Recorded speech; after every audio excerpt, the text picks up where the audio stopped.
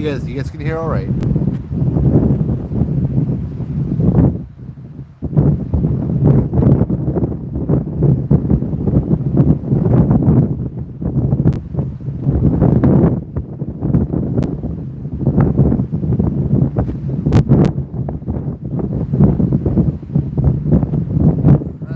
This one, I cannot see any chat. Maybe I didn't do anything with the chat.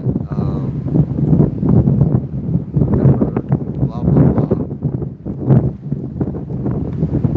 Can you guys type something in the chat so let me know you guys can see them?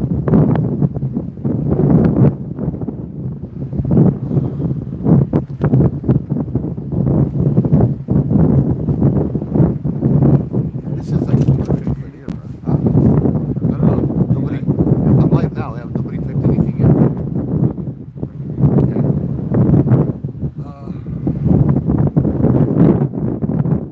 Yeah. Right. So, how's it? Sound test. Can you guys hear all right? Jeff, how's it? Hey, how's it, Aloha? We're at an old forgotten Japanese cemetery tonight. You guys can hear.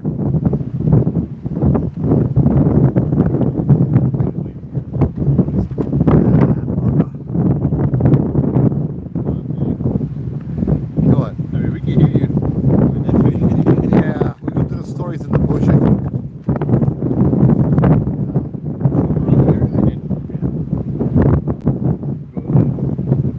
Yeah,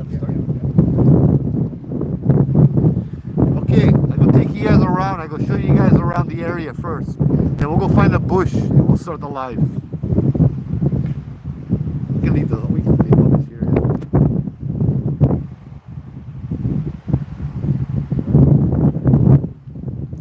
Alright. Yeah.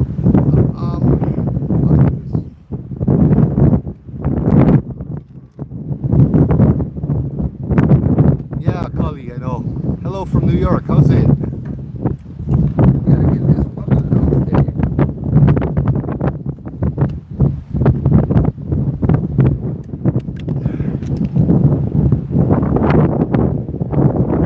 Let me show you guys.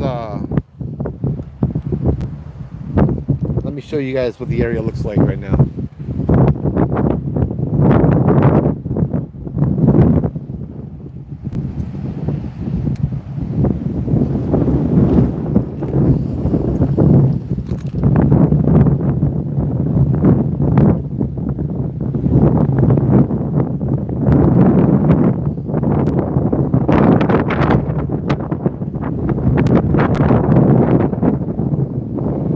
So I know it's really windy. You guys cannot really hear what I'm saying. I'm gonna take you guys for a little walk around. Then we're gonna find a place. We're gonna share some Japanese ghost stories and talk story a little bit. A little pagoda.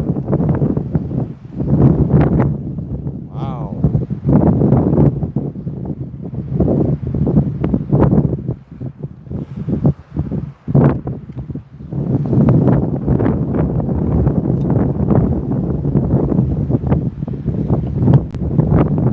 Konbanwa, minasan, sumimasen. Happy Obon. What is this?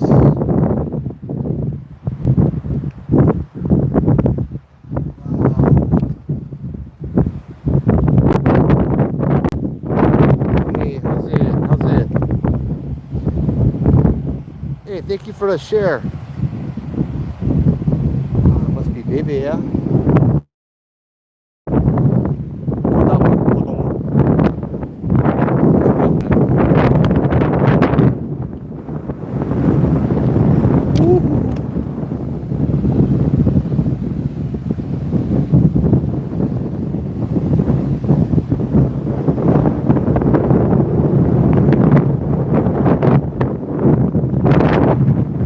Hey, Sean.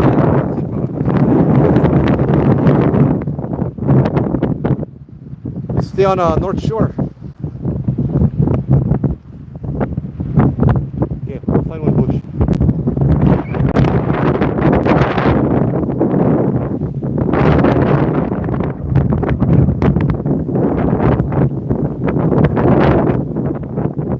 Oh, to the spots over here.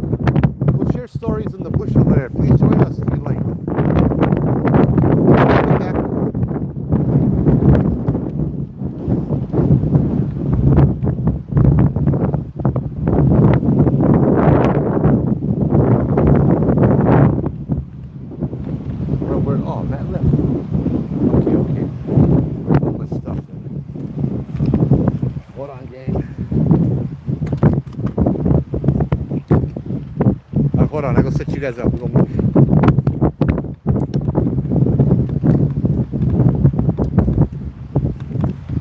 Hopefully you don't blow away.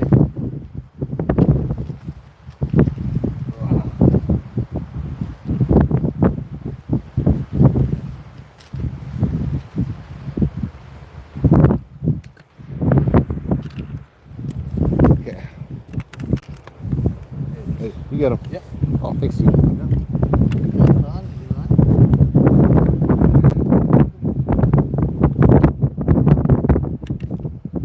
Hey, Sean, how's it? You know where we stay? Yeah, I saw this place as we were cruising for work. And this place is like, I don't know, half an hour to an hour of a walk off. So we decided, like, it would be good to come over here. And a lot of these guys, a lot of the spirits, I'm afraid that they might be forgotten. Yeah. You know, grab one side. Yeah. We'll set them up right over there in the bush. Yeah, right out of the wind. I think you can trim inside. Hopefully not. I get him. Huh? I get him. Yeah. Hey, Faye, I hope so. I love being cold. You know where we stay, eh, Faye? Oh, right on, Sean. You gonna be Waikiki. Yeah, you should be in Oahu today. He said he's still Molokai. He coming tomorrow. Oh. Whew.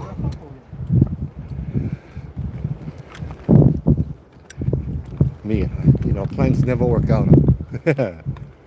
So where can we? We could set up right over here on the little path, out of the wind. Thank you, Renter Love. We're gonna share some Japanese ghost stories because this is the seasons of ghosts in Japan, the Obon season. So we're gonna share some Hawaii-based stories as well as the most popular, famous, scariest Japanese ghost story. Oh, look at that. Whoop. Oh, this one. There we go. We're at an old Japanese cemetery. One that looks to have been forgotten, yeah? If you don't know where we are, then I'll show you guys this. And if you still don't know where we are, too bad, so sad. Area kind of looks like it's been forgotten. Yep. There we go. Oh, that the stuff still weigh like 30 pounds. Whew, thanks, man. Set up facing the ocean. Either way, no matter. I wonder if I brought my flashlight. No, I'm not gonna whistle, but thank you. You can whistle. They can come to you. Whistling is disrespectful, so I'd rather not whistle, yeah. If you have plenty of ghosts here, they're more than welcome to come join us, but I just don't want to disrespect them, yeah?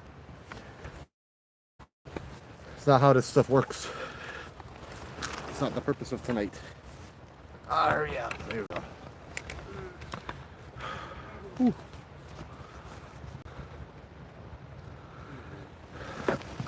I don't know if this is the place, but this is it's just called Old Japanese Graveyard on the map. I don't know if it even has a name. Everything I've been able to find out about it is just called the Old Japanese Graveyard. There we go. We'll do this. Whew. Sorry, it was a lot of walking. Huh? Trying to figure out how to. Are you go fish? No. Oh, cast them out you like that. Too bad we cannot. We're separating them so I can set them down. Oh. Yeah, no. Have the brake light on, so let's see too well. Yeah, let's drum on the ground together, bro. Do them when it's late. That should be enough shot. It's a weird name for the place. Yeah.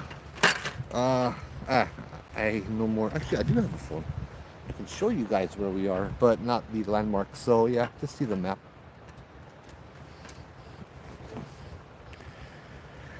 Whew. Let me catch my breath. We're out on the windward side.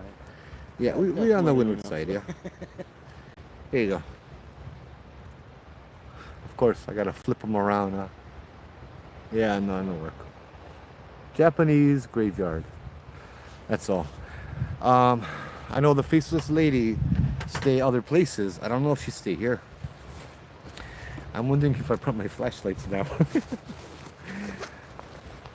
Would be stupid if I didn't. I brought my butane cooker so I can make saimin if I get hungry. Instant coffee so I can drink coffee out here because it tastes better when you're out here. We brought we go do this a little bit later, yeah. We brought shot glasses here. We'll go leave some sake for the ancestors, yeah. Because my main concern here when I saw this graveyard, when I saw it on the map anyway, this is my first time seeing it, like not too long ago. My first thought is that this place is forgotten, yeah. It doesn't look like many people come here. You gotta walk quite a ways to get here. Or go holo holo on the golf cart, right? Sherry, yeah, I'll go tell some stories about the while I drive in too, because tonight, yeah, we got sake for offering and we got senko. We got incense for offering too, yeah. I never come empty-handed. We get everything apparently but flashlights. Hold on.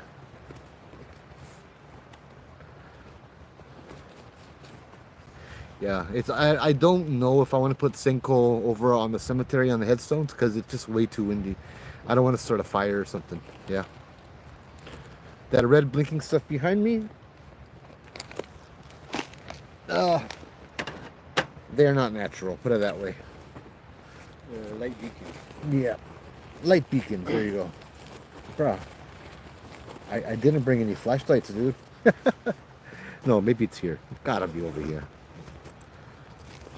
No, you know what? I left them charging at home. That's alright. We'll be fine. Ooh, that smells good. We get senko. And we get... Long's never had sake, so I had to buy rum. But then 7-Eleven had sake, yeah?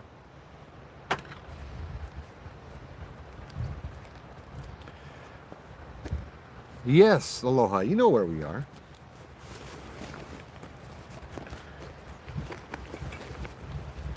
I'd rather not advertise where we are, though, if you don't, mind. I don't know anything about this place. I don't know if it's haunted. I don't know if there's, you know what I mean? But still, I'd like to come over and at least light some incense and leave some sake for these guys, yeah? Because I don't want them forgotten. This is Obon. This is the season of the spirits. And so it's always a good thing to bring offerings. And, this during the summertime. Here's sake. During the summertime is when you celebrate Obon, you're Japanese, right? You go, you dance, you play the drums, you eat. Once a year, you honor your ancestors. You invite them to come back. You have music, you have games, dancing, all of that stuff. And that's when your ancestors can come back and party and, not be forgotten, yeah? Chinese have something similar, Qingming, where they honor the ancestors in the month of April to May. Leaving food on the graves, burning paper money, that kind of stuff, yeah? And so over here, we have the same. The Japanese have the same one. I just want to make sure that, as I said, these guys are not forgotten, yeah? Oh man, I wish there was a place to put this. You know what we're going to do? We're going to do 3. 7, 7 is bonfire. 3 is good.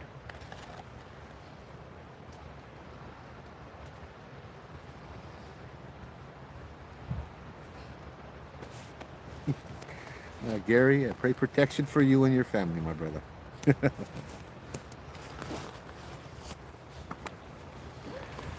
There's other cultures. Other cultures have a culture, you know, and history.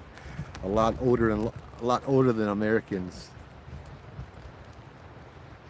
Kill him quick. Aloha. How's it? How's it? I didn't do Facebook tonight, but if you can get one of the tablets out, we can turn on the spirit box. Yeah. And yeah, I'll have to do that after. It's not even 8 o'clock yet, is it? No, it's not. So we'll begin at 8 o'clock, because that's the time I usually go live.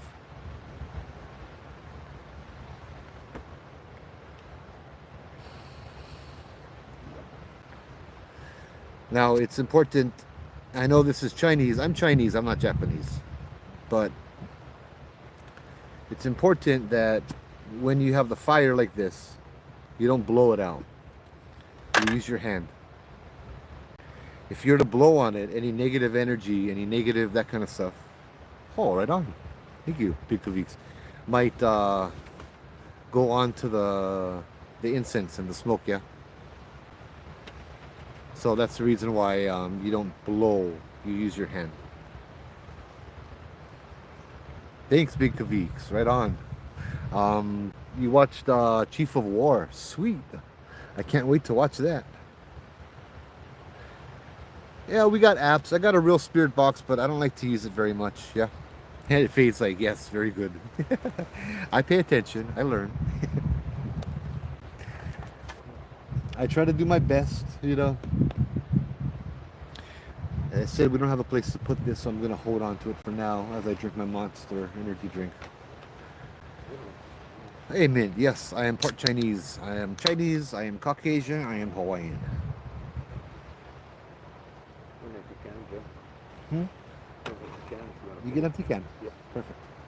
Thanks.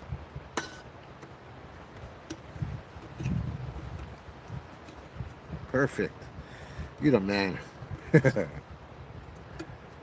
I get brought up Matt over here with me too, who endured the hike. As well as the homeless guy running around in the bush with the machete.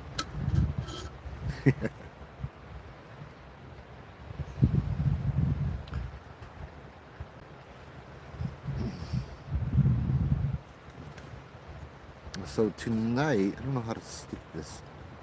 You know what? This is fine right here. We got the story of Oiwa,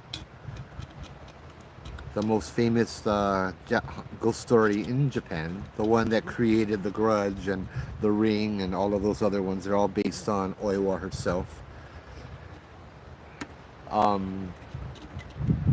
The one that you better tell correctly, otherwise, yeah, no good. Yeah, maybe.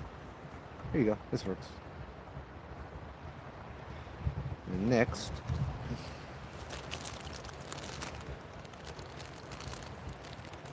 Wow. So after a story, I think, I don't know, you gotta kind of incorporate this too, yeah? Like walk around and stuff.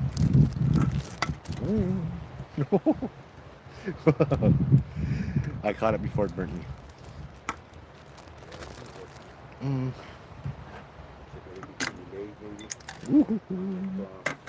Yeah, no, this is dry over here, so I'm just gonna hold it.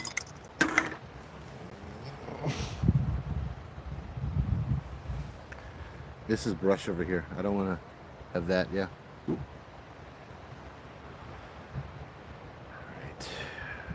Yeah, we'll try our rubbish over here for now.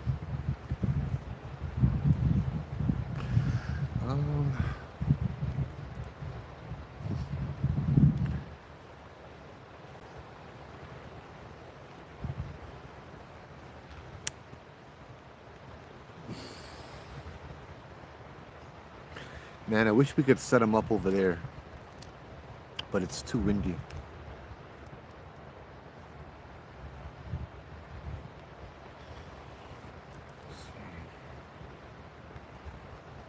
Hold on one second, guys. I'm gonna share this to the Facebook because I really want to only deal with 2 devices today.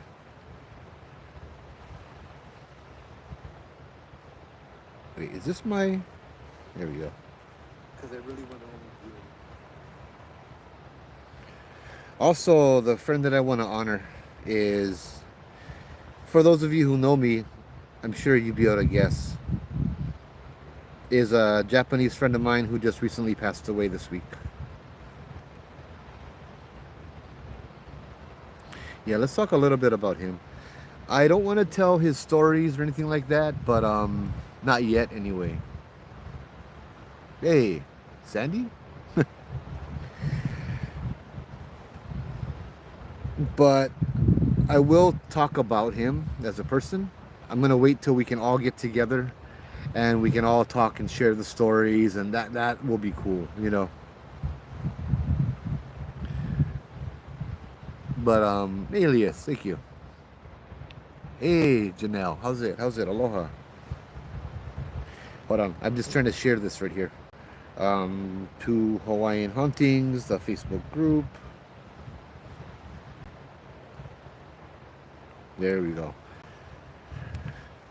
So my friend that passed away was Mace Minakawa. Mace Minakawa was a legend that many people in Hawaii knew. He served with the Honolulu Police Department for a while, for a long time, and this guy knew every officer. It was awesome. We would go out ghost hunting with him, and every officer we would come across respected him. You know what I mean? They would come across, he'd tell them hi, call them by name, and they'd say like, "Oh, hey, Officer Minakawa, how are you? What are you guys doing? Ghost hunting? Oh, okay, well, just be safe, yeah." You know, that kind of stuff. He commanded so much respect, and the guy had so much aloha. But not just that. The guy was a cook. He had so much just amazing stories to share, and you know, most of them weren't even paranormal. And we would sit down when we would do our lives with him in Mililani, and we'd sit down till what, 3, 4, 5 in the morning sometimes, man. Just talking story, listening to his stories, you know. Even if I had heard the story, it was just a pleasure to hear it all over again about the times he was on the force, the things he had faced. Wow, you saw that? That was one huge shooting star, yeah? Yesterday, I just looked up too. Wow. That was like huge. It went from all the way up here, all the way down there and vanished. As I'm talking about Mace, yeah. He will be missed by a lot of people down here. Hey Sandy, hey Brenda, how's it? Yeah, he inspired so many people. As I said, what he shared openly. He was a Buddhist faith, and he just one of the best guys I had the opportunity of meeting, you know. Jeremy, hey buddy, you fishing tonight? Yeah, we might fish after we're done. Hey Wilani, how's it? So yeah, my brother Mace will be missed, and I kind of wanted to do this live over here to honor him as well. And as I was talking about him, I wish I had the camera turned around. One of the largest, if not the largest shooting star I had seen ever moved across the sky, like from up here all the way down to the horizon, or right above the horizon. Wow, the timing was just perfect, yeah. Thank you, Troy. It didn't feel right for me to honor him right after his passing, and I'd rather wait for a lot of our other our group members to come across and stuff. Mace was close with a lot of us, you know, and we're planning a little bit of a memorial kind of thing where we sit down, talk story about him, that kind of stuff as well, yeah. And Mace, I could see him right now. Brother's laughing. He's hanging out. He's gonna mess with people, I know.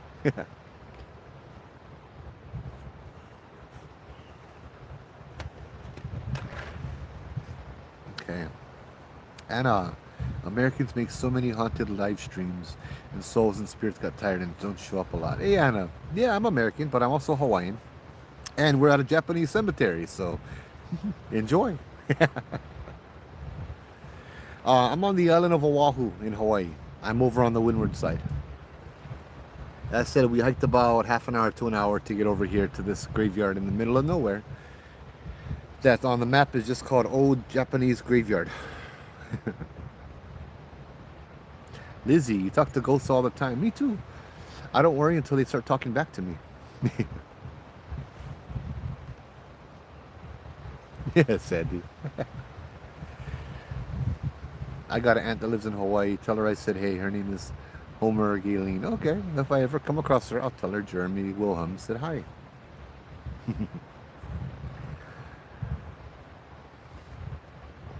You use a dice? Okay. Yeah. I always say be a little careful when you're going to use physical objects and acts of channeling because not so good spirits may latch on and attach to the object, and then you're bringing them everywhere you go, right? So I'm sure you know how to practice your caution and all of that as well, too, right? Ooh, I like to see these little hidden comments. Yeah, later. Hey, Cheryl, how's it? So yeah, we will begin. Um,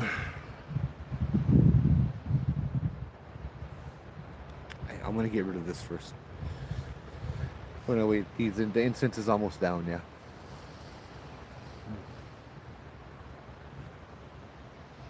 How you feeling over here, man? Good. Feeling all right, yeah. Yeah. So for those of you who just joined, the cemetery is up here. We're gonna go there a little bit later, but you won't be able to hear a word I say when we do. No worries, I bless the dice in holy water. Good. I cut you. Very good. Me, I like to tell stories for the purpose of for the entertainment of the spirits. You know what I mean? I enjoy sharing stories so that they can enjoy the story as well. Um, yeah, in Hawaiian, our ancestors are called kupuna, and that's kind of how we do it over here, or how I do it. I don't go looking for ghosts, but I go to places where ghosts are, and if they want to come and hang out, they can come and hang out. Um, so let me ask you guys a question on the live. Let's see if I can do this as a poll. Highlight. No, I don't want to highlight. I want to try to do a poll on my thing. Ah, bugs. Nope. There you go. Hold on, let me discard these.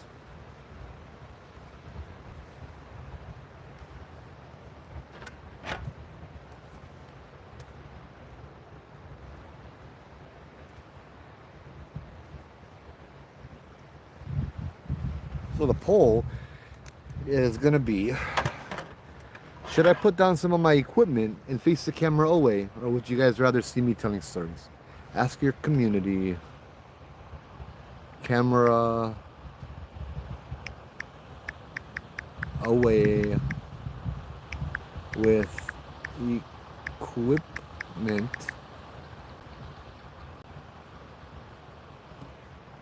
There you go.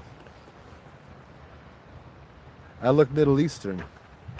My friend, I'm Hawaiian, but yes, we get stopped at the kind all the time, yeah. The airport, because we look like we're Middle Eastern. How do I do this on TikTok? I don't know, but we will find out. Quick poll. Clearly state your question and what the default options are. Yeah, I started a poll with absolutely nothing. No, end. End. Start. Oh no, I did it again. End. End this poll? Yes. Results are in. You can start another poll. I do, but I want to be able to type what I'm doing first. Sorry, guys. I don't know what I'm doing over here. Poll. There you go. Quick poll. I don't know how to enter words.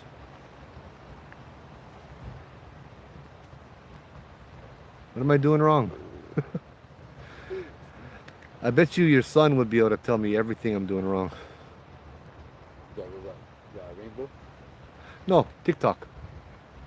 Okay, so on TikTok, red would be face away, blue would be face me. I face away, you're gonna have my equipment over there so we can see if they yeah, if they play with the equipment. All I have today is the kind the tripwire, yeah. I had the pack light. If I can even find, yeah, my tripwire. Hey, I'm trying to be fancy, okay, Faye? I'm trying to use everything that's me. I'm over prepared, and what did I forget? 5 flashlights at home.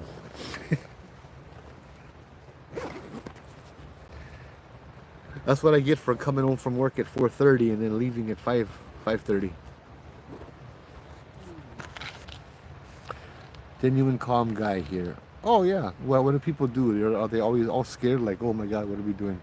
I don't know what the poll on TikTok did, so I see hearts, but I don't. Uh, I don't know what the hell's going on. We'll see what YouTube said. 50-50. You guys are amazing. Hey Keith, how's it?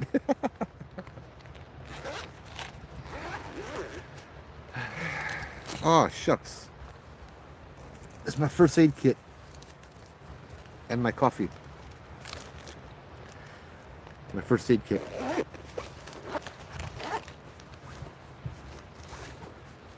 I hope I brought my equipment.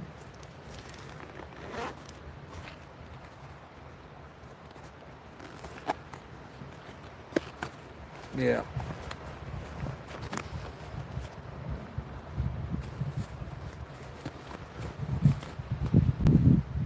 Oh, I do have my fan camera. Oh, here we go. Robin, how's it? Aloha. Okay, I see. No, it's okay.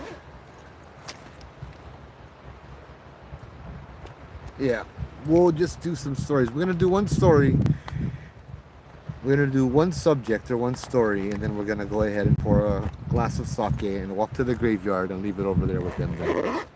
And we're back to 50-50. But ever since the 1989's Aloha Airlines crash in Halava, Molokai, flight 1712, I lost 4 cousins. Oh, I'm sorry about that, my brother.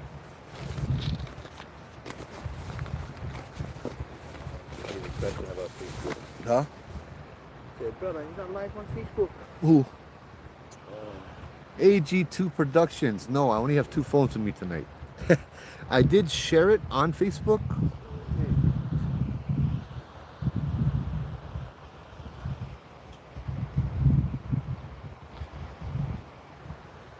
Okay. All right. So we'll start off with one of the more popular Glenn Grant-ish stories.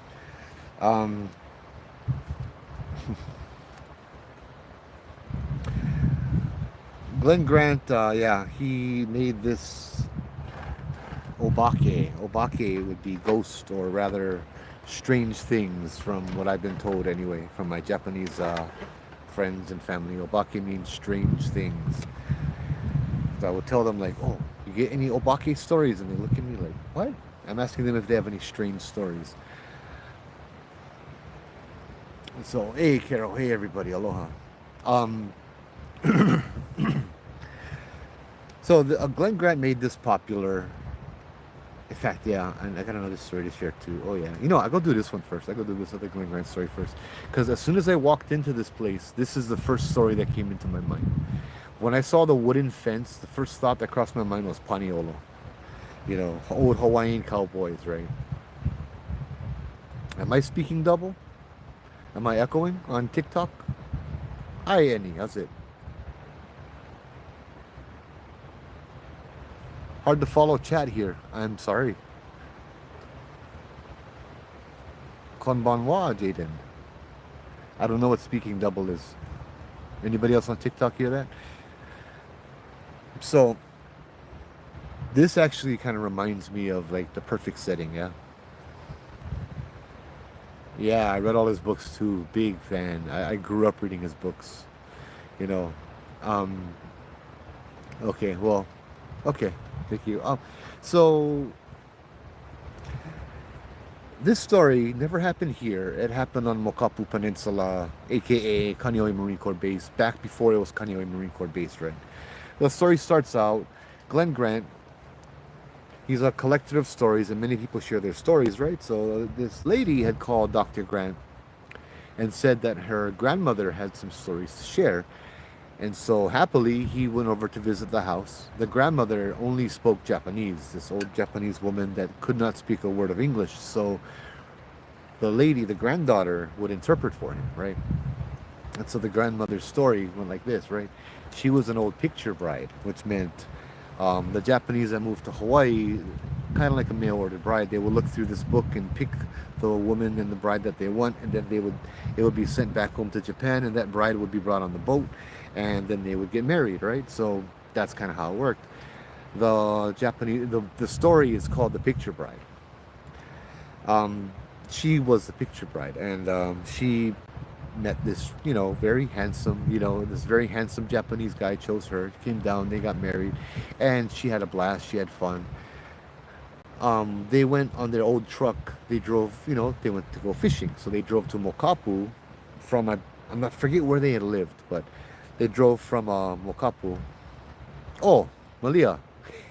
Sorry. So they drove to Mokapu Peninsula to go fishing, and they set up. It was the picture bride, the husband, and a couple of the friends, the husband's friends, right? And they just going out fishing. So they set up a little camp area, and then the men go off to fish. Some go throw nets, some other ones fish, with a fishing pole, and they're on their beach doing their thing. And it's the the wife's job.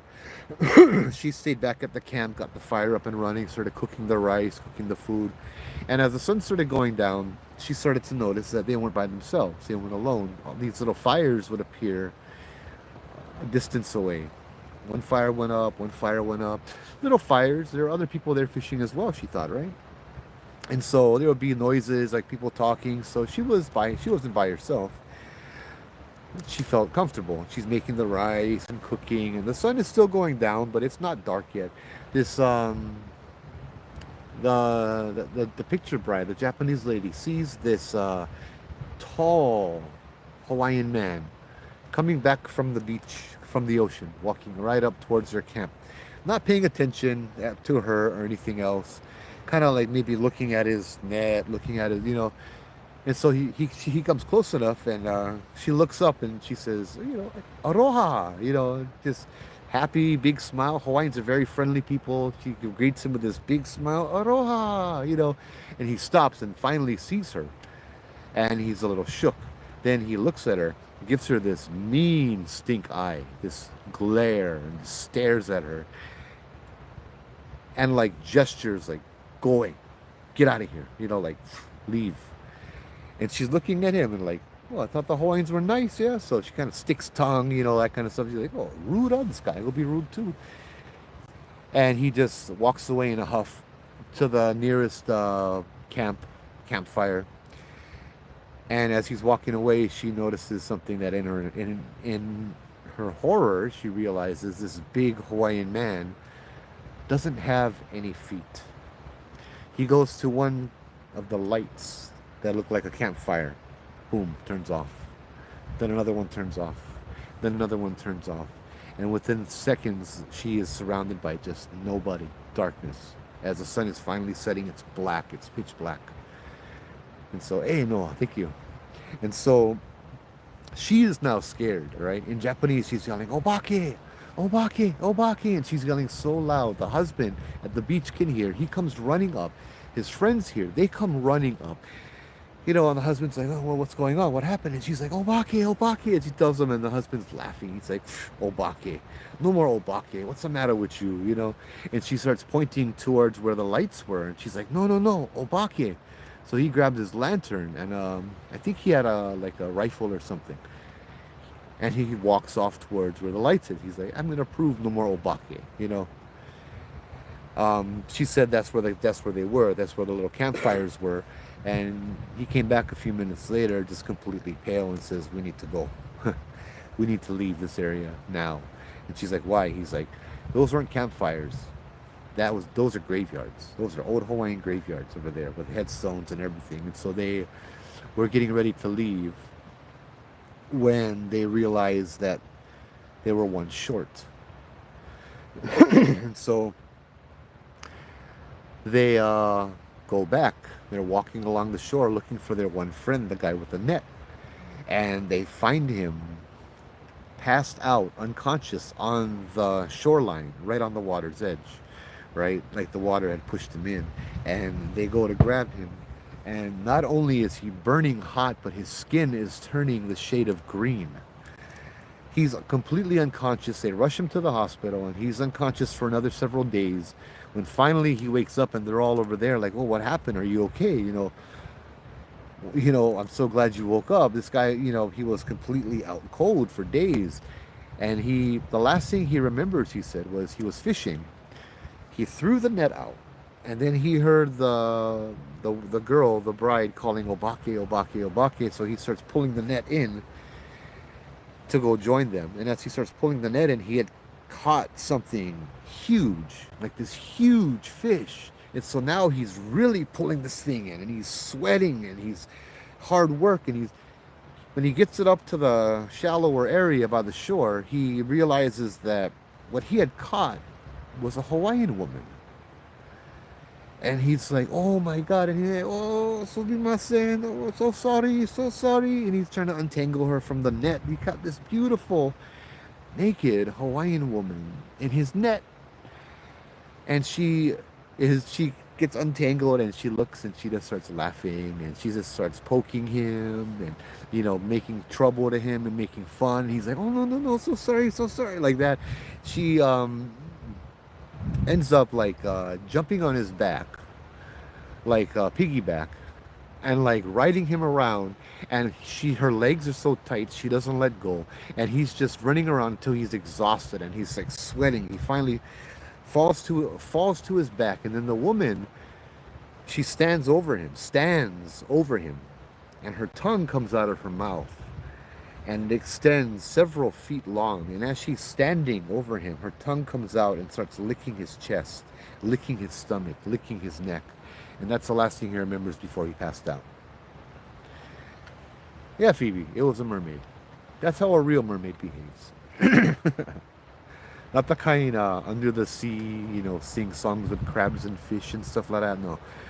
A lot of the more folklore has stories like that. Yeah, with the mo'o wahine, right?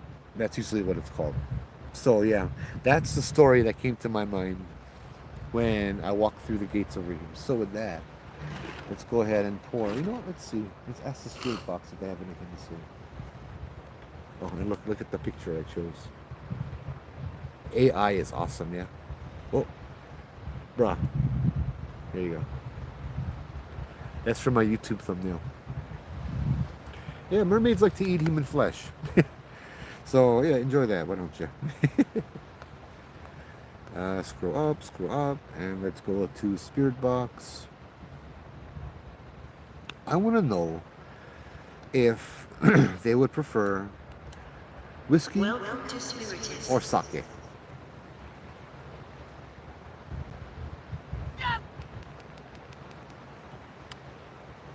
So let's do a little bit of protocol first. I'm Joe. Aloha, spirits, kupuna, ancestors. I don't know how to speak much Japanese. Elders in Japanese.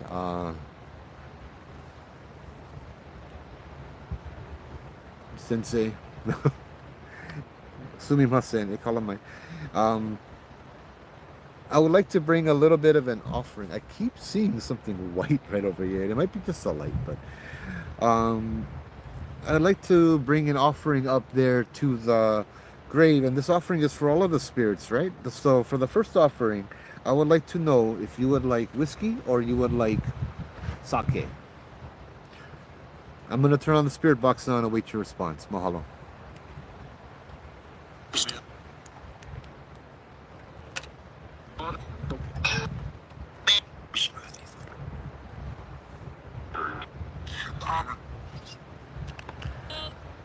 The tsunami never really came here. It wasn't really that bad. Omiyage. Thank you. Omiyage. Is that sake? I read that on one of the bottles. Huh? No, did it say sake? Oh, This is sake. so you're asking me about that guy, Omiyage. Yeah. Sake. No, omiyage is a gift Oh, offering. So would you guys like Sake or whiskey? Jack Daniels or I don't know. I can't read this one. Kubota.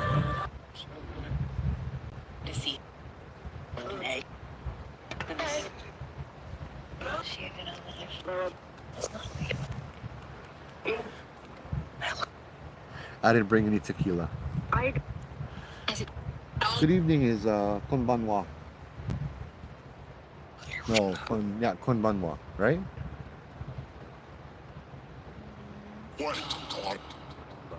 Konbanwa minasan. know Ohio gozaimasu. Good morning. Konnichiwa. Good Yeah. afternoon. That's what I was thinking. It was for the morning and the afternoon. Yeah. Yeah, Kubota. I don't know what you guys want. Kubota, sake, Jack Daniels, whiskey. What do you want for a bonsai? I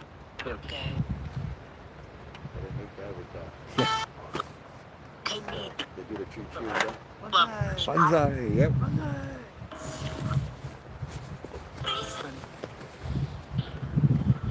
Where did my cups go? Hold on. And then we'll go walk up over there. You know what? It's something, it's just keep trying to say konbanwa. Or konnichiwa, or something like that, yeah? You hear that too? You know, we go do one of each, okay?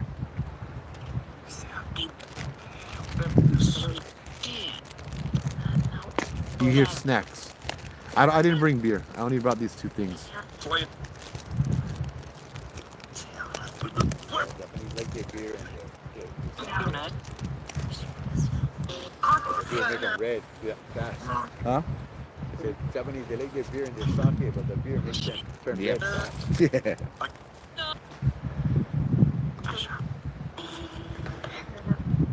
Would you like to, you know what? Choose one. Matt, whiskey or sake? For We're gonna have one with them. you know what, I'll stick with you what they're having. I'm gonna make one of each for them, and then one of each for us. Oh, yeah. So whatever one you want. I eat Japanese, I'll take the sake. Okay. We're gonna leave the stuff here. We're gonna take a walk.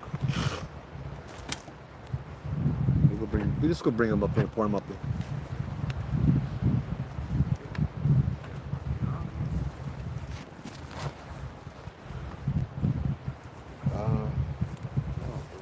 Okay, we'll turn you guys around.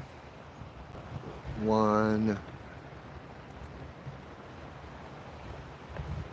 2. Buckle my shoe. Oh, I didn't turn you guys around. What kind sake? I have, hold on. Whoop. I don't know what the YouTube, the kind of TikTok rules are. I don't know if I can show this on TikTok or not.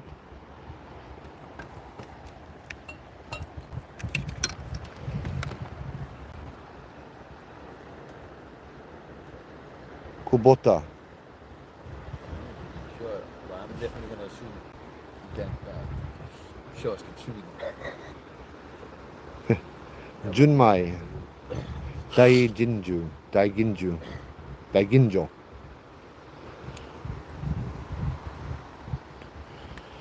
So, Faye, is it more of a traditional thing to not drink with them? Like we just give it to them and leave it and then that's that? Or is it like, is it okay to have a drink with them? We supposed to drink with them, but we pour theirs for ours. Yeah, I think we pour theirs before ours, yeah? Yeah. You Japanese, yeah? Yeah. Yeah, I'm not Japanese, I'm Chinese. Okay. Thank you, okay.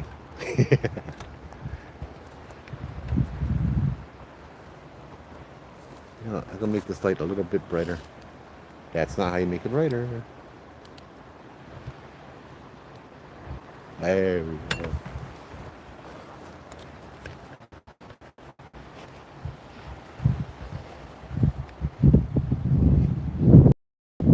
Aloha. Enjoy with them, but offer one first. Yep, thank you. Aloha. would just say kupuna because that's my culture. Yeah, okay.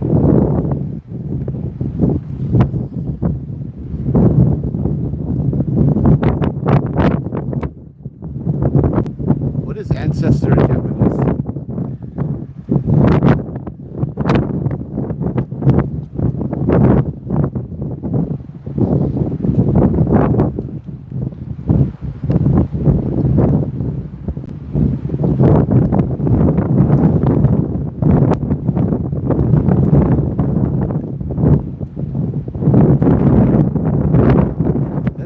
That's the ocean right over there, yeah.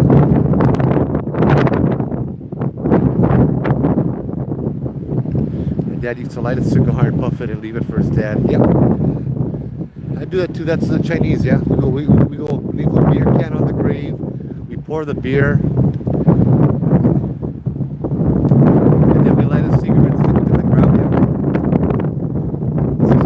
yeah. This is called Japanese cemetery. I don't know the name of it.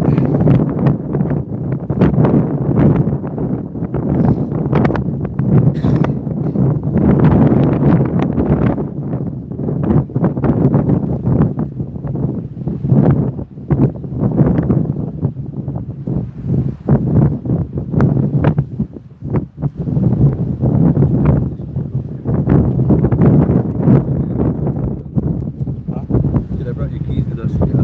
Oh, okay. You know, I should get beat. Oh, no, that won't. You know what?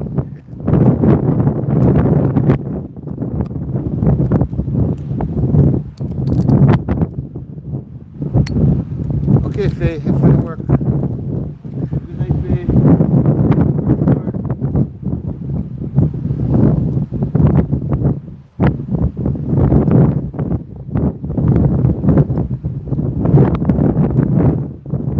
That's where they are.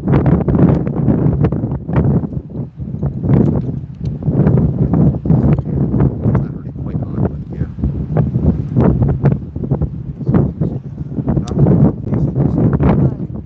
Kampai, yeah. Kampai. I figure I never met a Japanese that don't like whiskey.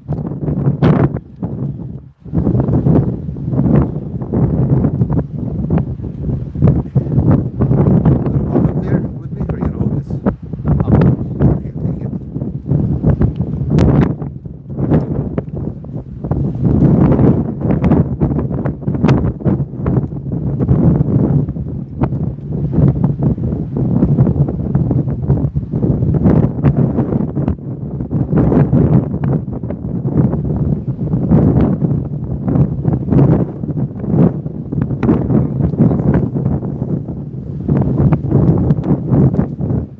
Alright. Salud, kampai, ole maluna. Do this one first.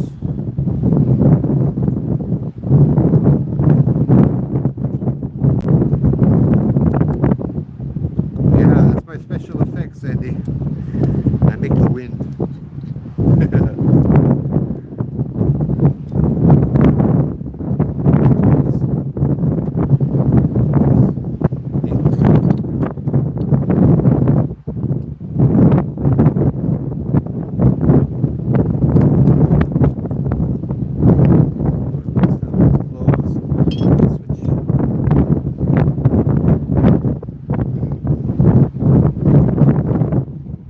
Alright, kampai.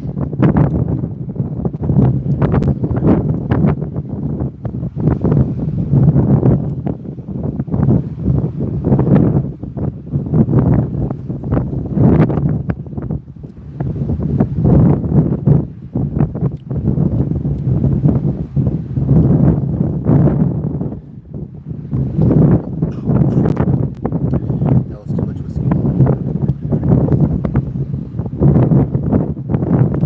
Okay. Now we'll go back.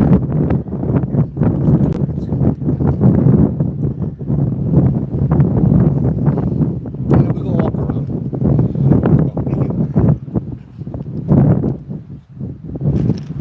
I'll take the walk around. Alright guys, we're gonna walk around the graveyard over here as well.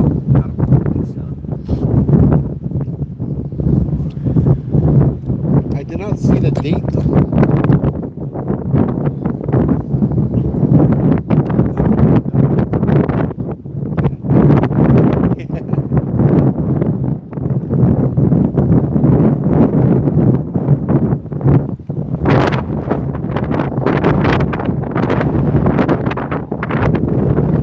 I do know some Japanese, I do know some kanji.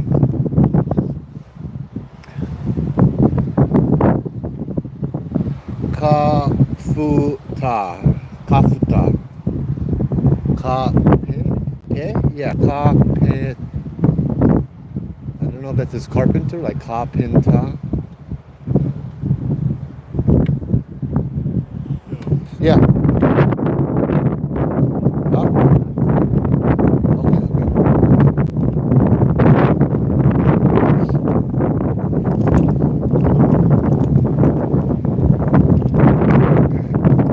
Let's go to fish up.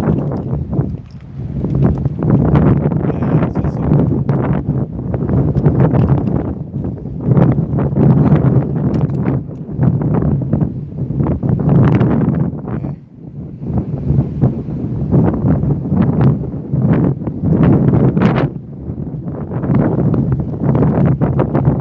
No, I don't think so. If anything, it's one of the guys that live here. You good?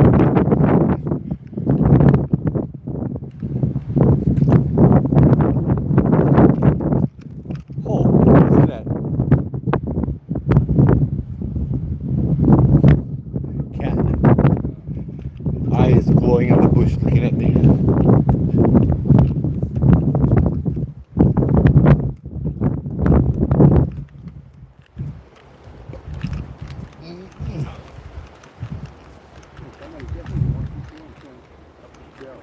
Huh? Should I swear somebody definitely walked this way? Yeah. The opening. Right at the end of this trail? Yeah, yeah, yeah. I want to see the Okay.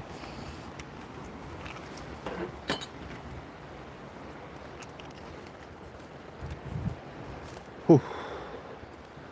Aloha from Arizona. Hey, Dan. How's it? How's it? Aole. Nobody.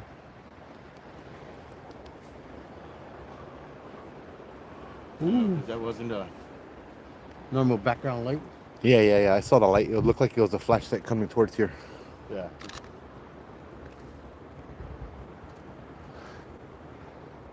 As we was coming down the trail, I thought I saw it turn off. Which I think we'll be alright. Yeah.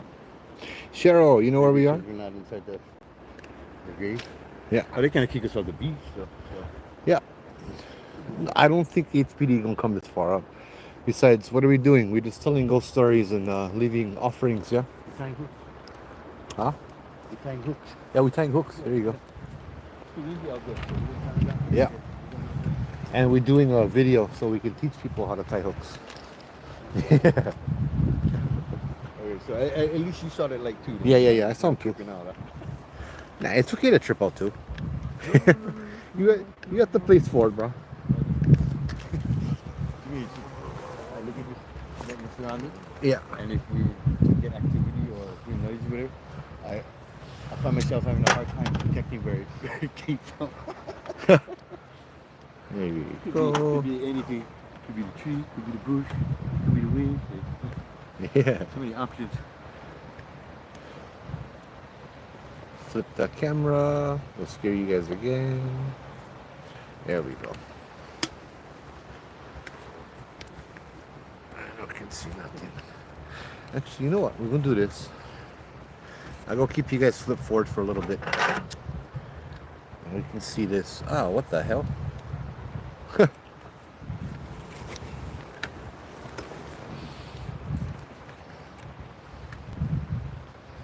Ooh.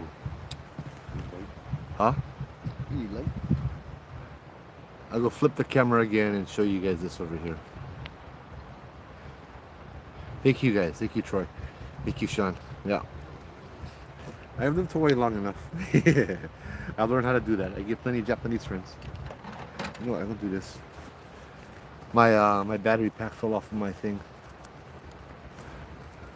So I do have a light here. Let's see if I can find it.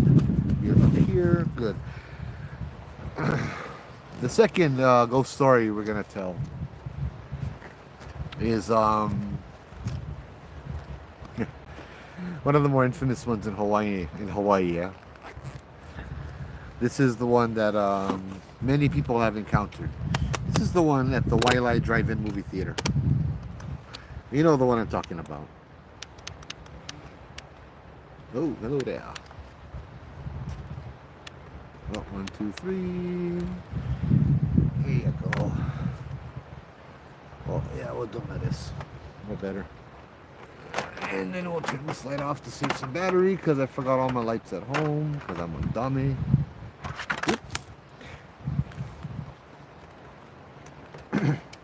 Alright guys, hold on. Technical difficulties.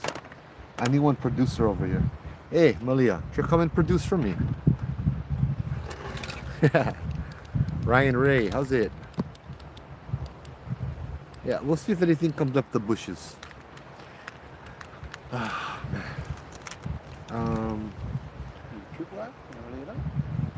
Nah, I really don't want to lay anything out over here. I get the feeling like I don't want to lay anything out over here.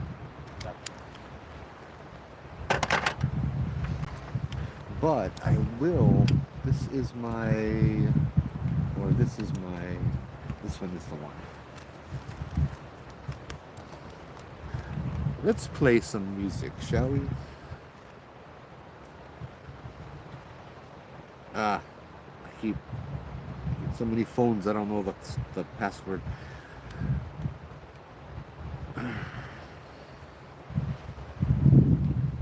Obon.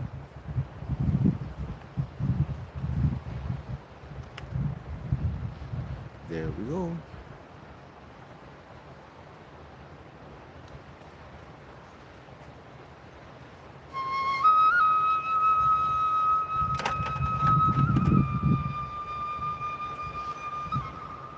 I have equipment, Ryan, but I don't think I really want to use it. This is a graveyard with a lot of ancestors, or a lot of people, you know. It doesn't seem right to look for ghosts over here. I'm more here to tell stories for the ghosts, to honor the ancestors. That's my purpose tonight, and hopefully to honor my friend as well.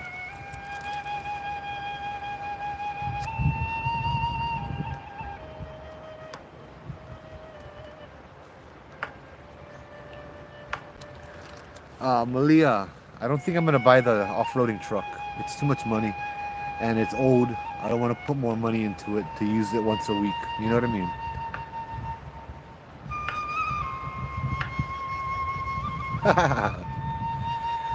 mean? This is an old Japanese graveyard. I'd like to say it dates back to the mid to late 1800s, but I'm not sure because there's no real dates that I could see on the grave, even when I was walking around. Yeah. If I had to guess, I'd say maybe in the plantation era. Yeah, plantation days.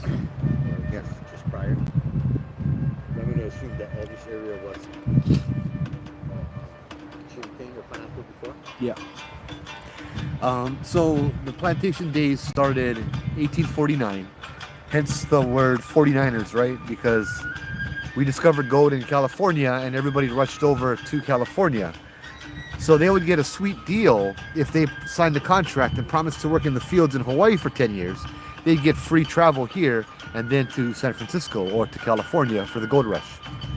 That's why it's called the 49ers, and that's the time where a lot of the immigrants came over here and started working in the fields, sugarcane and all of that stuff too, yeah.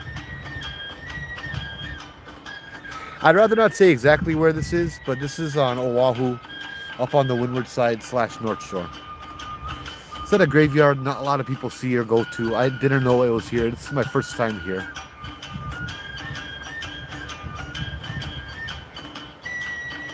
I figured it'll be a nice thing to come over here, leave them some omiyage, tell stories for them. Unfortunately, I cannot tell stories in the graveyard because of the wind, yeah, for you guys. Yeah, it's Obon season too, so I'll go play some Obon music for them. Maybe they'll dance and party with sake and whiskey. I did not bring food. I couldn't find any Japanese food. I got off at 4:30 p.m. and I headed over here as fast as I could. We left at what, 5:30? Yeah, right about there. So yeah, I was looking for the little ball, the food that they offer at the Obon festival. My daughter reminded me that she went to one the other day. But throughout this summer, yeah, ending this month actually, I think, or early next month is when we honor the dead in Japan. Yeah, I was in the one in Los Angeles. It was beautiful, fantastic. Oh, I would love to see that.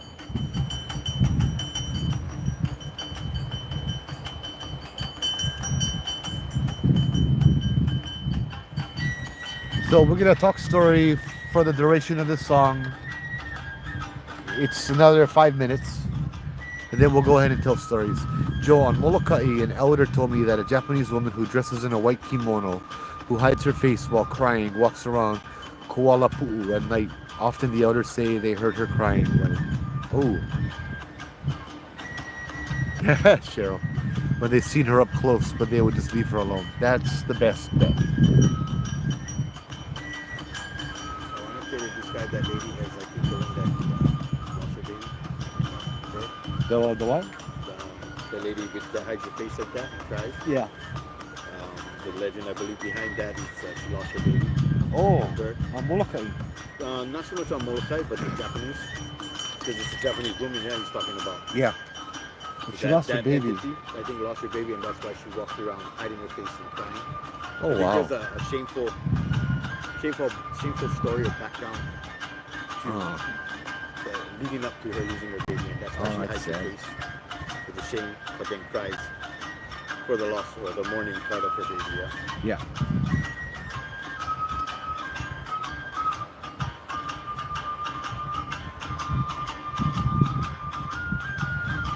No, not La Llorona. I do not dance. I've been to many Obon. I have no idea what the steps are. I've been to a few actually. I wouldn't say many, but yeah, I wouldn't know where to begin. Kuala Pu'u. Oh, that scared me, bro. Oh, that scared me.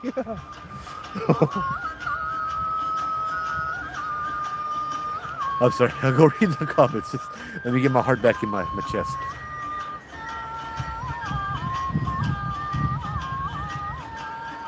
Kuala Pu'u used to be a plantation camp for pineapple workers, so guaranteed they had Obon. I love how the Obon festival honors ancestors. It reflects values about family and remembrance that are meaningful to me too. Yep. Plantation houses. Yeah, exactly. Question, I'm from Arizona, so I was wondering, why is it not allowed to touch Hawaiian rocks? Because there's life in the rocks and there's death in the rocks. The rocks are spirits, they are ancestors, they are kupuna.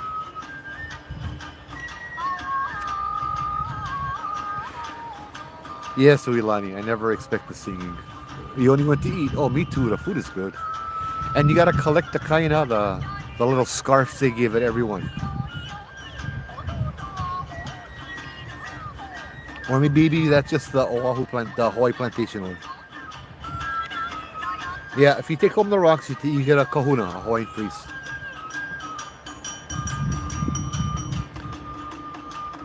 So what would happen if the piles of rocks fell? Well, first of all, the Hawaiians don't do the pile of rocks. That's not a Hawaiian creation by stacking one rock on top of another. And it drives me crazy when people do that. We just saw that last Sunday, Matt. Yep. We went over there, we went hiking with Jello and the kids. We went hiking to a little waterfall and someone stacked rocks. They're offering the rocks as a gift. But the problem is they're walking into someone's home and offering the rocks that do not belong to them, the mana, the power, the spirits that do not belong to them as a gift. So imagine somebody comes into your house, grabs a whole bunch of your CDs and says, oh, I brought this for you, here. You need to be thankful now. You know, that's not pono. No, there are altars there. What if they fall over?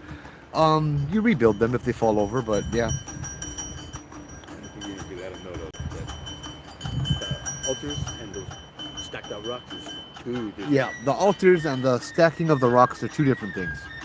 The altars are called ahu. Kahuna, because legend is Pele will kahuna you. Yeah, the rocks is for children, especially the black rocks, the lava rocks. Yeah. I would go a little bit further back and say Hawaiian lore, Hawaiian legend, Hawaiian stories go back to Papa and Wakea, the creators who gave birth to the island. Papa was the mother that gave birth to the islands. And in the genealogy, the Kumulipo, we can trace our genealogy back to Papa. And so the land, the islands themselves are our ancestors. So when you dig into the land, you are drilling and disrespecting and desecrating our elders, our kupuna, right? If that makes any sense.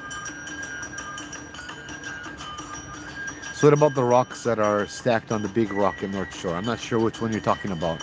If you're talking about the Heiau, it's like one of those big rocks in the middle of the ocean. I forgot where it is, but it's in the North Shore. You might be talking about Laie Point then, maybe. That's just a formation, I think. Menehune are the ones who stack rocks on each other. Yeah, they can do that. I would never. I would never. It's not very pono. It's not very righteous or respectful. What were we talking about now?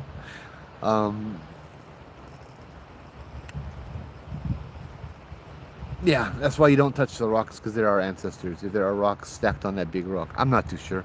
A lot of people do that kind of stuff. Hey, Sean, thank you, my brother. I did not. I did not know that. Shark's Cove? Could be. It sounds like big rock in the middle of the ocean. Yeah.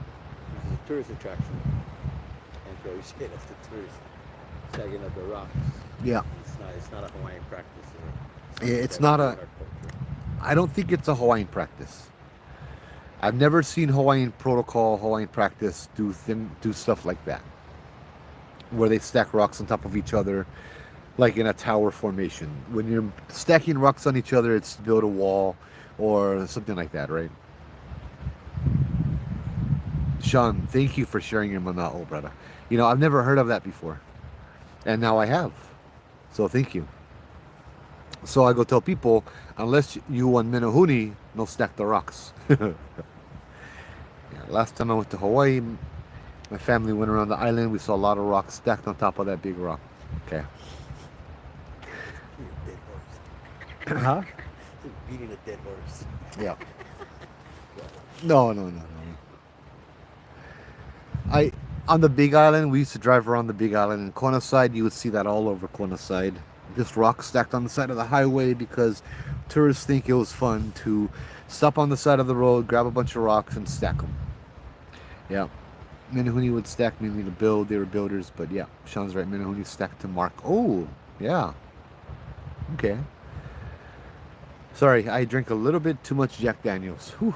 That was a big shot. That was like a double shot. I'm trying to counter it with this energy drink, but not yet. I don't want to slur my story. Mine was all rice, bro. All rice. All rice. All rice, baby. We switch next time. So when we were doing the ghost tour, on our way, the longer drive that we would have from the windward side to Manoa, actually to Judd Trail, Nu'uanu, I would talk about haunted bathrooms. And I noticed, I mean, for me living in Hawaii, haunted bathrooms are a thing. I mean, you can name any movie theater in the bathroom haunted. You know what I mean? I have stories and encounters of haunted bathrooms, and you read stories, but I guess in the mainland there's not really there's not really much of haunted bathrooms. I mean, I say haunted bathroom, and they're like, "Oh, you mean like Harry Potter?" You know? Was it Moaning Myrtle? Yeah. Hi, Miss Lady. You stack the rocks when you visit the volcano. Thanking Pele for safe passage. Sorry, I want to address this. First, I would choose to not touch the rocks on the volcano. As a native Hawaiian, I would thank Pele for safe passage with my words and with my actions.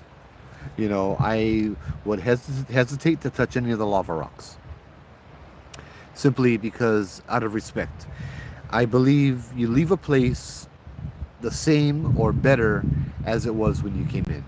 And I do not like to alter things if I don't have to. You know what I mean? So yeah. So now I'm gonna read. I'm not gonna read the comments. I'm gonna go into storytelling mode over here.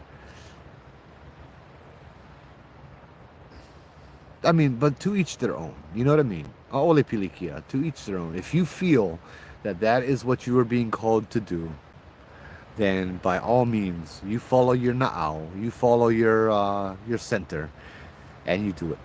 You know what I mean? So don't. This is just me. If I felt, oh, hold on, real, going off on the rocks a little bit more. I was gifted a rock. Actually, not really gifted a rock, but I had obtained a rock at a house I went to bless. A rock that was taken from the beach over by Alan Davis on Hawaii Kai side. A house that was very haunted, and the lady gave me this rock, and it was my entire intention to return this rock to the temple nearby, the Heiau, right? Entirely my intention on my way home to stop by the Heiau. In fact, I even stopped by the Heiau, and I had brought the rock, the likeke, it was a smaller rock, out, and I was going to leave it at the Heiau with all of its family and all of its, um, I instead had this overwhelming urge that it wanted to stay with me. And so I talked to it, I asked it, and I got all the signs, and that this rock right now is at my home, and it is a guardian stone. It is a guardian rock. And it has joined me at Bobby Mackey's, it had joined me in Rolling Hills Asylum. This rock wanted to get out and see the world. So by all means, you do what your na'au tells you. You do what your conscience tells you to, yeah? Damon, how's it? Markers from mountain passes or grave sites sacred. Yep. That's a good way to do it too, you know. But on the side of the road, you're not really marking anything. When you drive a mile and see 15 of them, you know. Yeah. So on with the stories. Haunted bathrooms. In the 1950s, there are documentations, right? There are newspaper articles, there are police files and cases of this sighting. And it all centered at this time around the old Waialae Drive-In movie theater. Waialae is on the other side of Diamond Head. It's more towards the mountain over in the Kahala side. If you know Kahala Zippies, it's right behind Zippies. This all happened right over there. That big storage unit, that's where the old Waialae theater used to be. Now they'd go to the drive-in movie theater, and no big deal. They're watching the movie, and then the female, the wahine, would go in intermission. Yes, because we used to have intermission with movies, believe it or not. Would go to the bathroom, and in the bathroom she would encounter something that would leave her hospitalized. Now, the first story that I can recall went a little something like this. This woman and this girl and her boyfriend, they went out on a date, to the drive-in movie theater. And intermission came, so the girl went to go readjust her makeup, and make all pretty inside the bathroom. So she goes into the bathroom. And she opens, she walks in, she notices she's the only person in the bathroom. No big deal. She goes to the mirror. She starts adjusting her makeup, putting on her lipstick, and make all pretty. And as she's doing this, she looks in the mirror and she notices that she was wrong.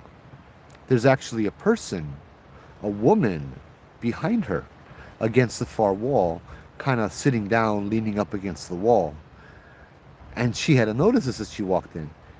This is a woman that has long black hair hanging down, completely covering her face.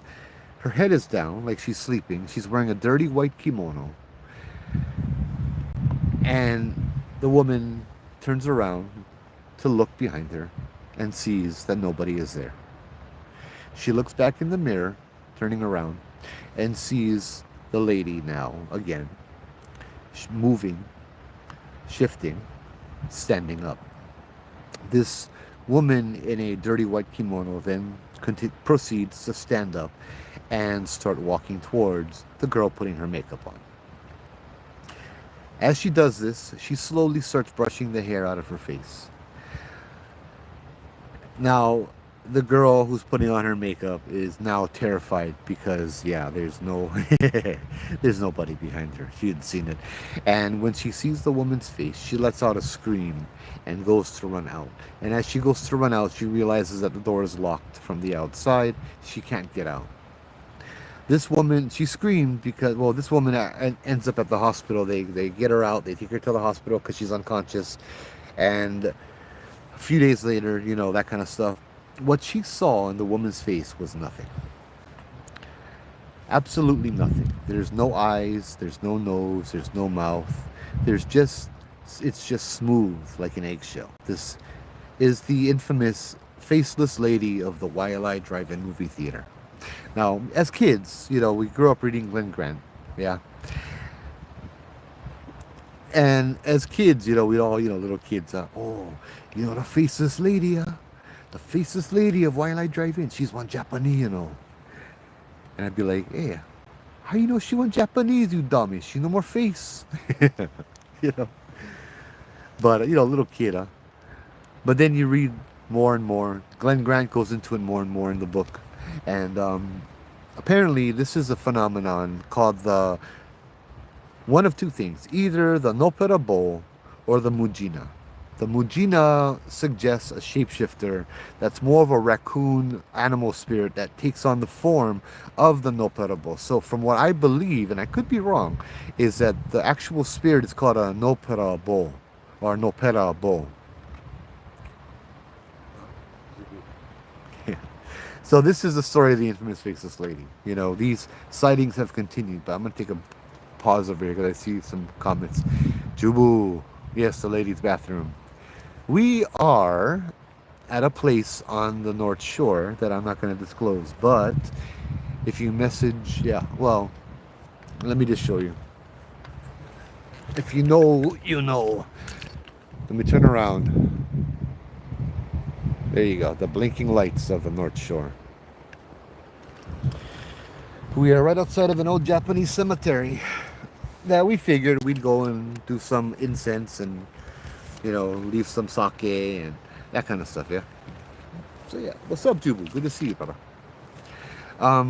The next story at that same drive-in was a woman that went to use the restroom. She goes into the stall, she does her business, and as she's doing her business, somebody comes up to the stall door and starts pounding on it, and the lady's like, "How rude,"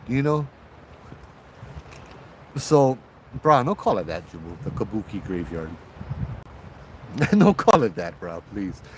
The last story that I go tell tonight has kabuki, so and it's kind of a scary one to tell. Anyways, she finishes her business, opens the door, and there's a lady without a face standing right there, blocking her only exit, and she passes out, and she's in the hospital for a little while longer.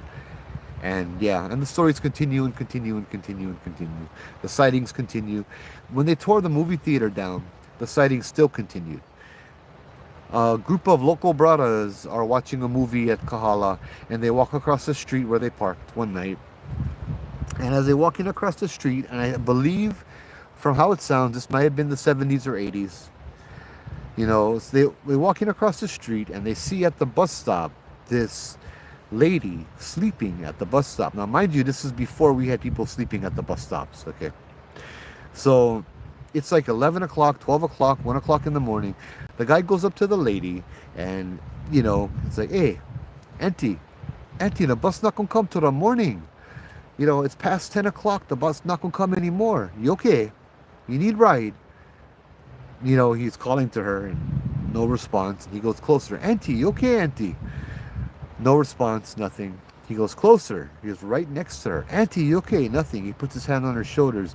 She looks up. She turns her head, looks up, revealing that she doesn't have a face. And all the guys go running away, screaming. Yeah. Yeah. Jubu, yes, no one goes there. It's out of the way for normal people. Only nutso people like me go, yeah, I mean, me and Matt, we have that. Huh? Been here overnight plenty time. You been here overnight playing? Yeah. Well, you fish. We're not here to catch fish. See. We just never started eating. We're waiting for the time. Yeah, yeah. Yeah. We get the poles though. We get the poles up. Yeah. All right, we blend in, brother. I know. I'm like, yeah, we should have threw the pole out, but I forgot my bell in the car. um. So the faceless lady is I don't have any personal stories, Kalahiks, about the. Yeah, I know what you're talking about. Uh, the house in Kaimuki. How come I can't remember? You know, it's a whiskey, bro. Oh, did you hear? Did you guys hear her yet? Jubu, what do you know about this place? Because I know nothing about this place. I saw them on the map, and I'm like, bro, we go check them out. I just got bitch from tonight. Huh? I just got bitch from. Oh, Be on the share. can I show this? Yeah, I think so. Aloha, faceless lady. Look. It look like a kabuki mask. Yep. Faceless lady here, kabuki mask. That's the lady. Hey, wee lottie. Look, you can see yourself in the life. Wave. Get one crying, calling spirit. Hey, Eunice. That's all right, my friend. You can come outside. Thank you, Troy. Kasha House. That's the one. If you come outside here and you do this kind of stuff with us, then I listen. A lot of people call this stuff fake, but you know what? It is fake as long as you stay in your nice, safe house. You know what I mean? But you come out here and you tend to experience a little bit more things that make you question a lot of stuff. Okay. These are stories I've never encountered, but these are stories that have been documented and written and in the paper and all of that. So in Japan, we have the reason with the lady, the Noparabo, the lady without a face. Well, I'm sorry, before I get there, let me tell you one more story. How do you know she's Japanese? Besides, of course, the obvious kimono, because you cannot see her face. Japan has stories about her. Lafkarian, I forget his name. He wrote a book called, brah, this whiskey is kicking my okole, bruh. He wrote a book called Ghost Stories, but in Japanese, Kwaidan or Kaidan, Lafcadio O'Hearn. And when one of the stories he writes, it's an old tale, it's an old legend, an old story. It involves maybe more towards the feudal days where there's a traveler traveling outside the village, and I absolutely love it because it shows a lot, right? It shows a lot of where their mindset is and how they deal with things and all of that stuff. So this guy is traveling from village to village, and he's on the outskirts of a village when he sees a woman on the side of the road crying, right? Just abandoned on the side of the road. So he stops by her, and she's just crying, and her hands are in her face, and she's just sobbing nonstop. And he, as a gentleman and as being polite, he stops off on the side. He's like, "Hey, can I help you with something? Are you okay? Are you hurt? What can I do?" And she keeps crying, and she keeps crying, and she keeps crying.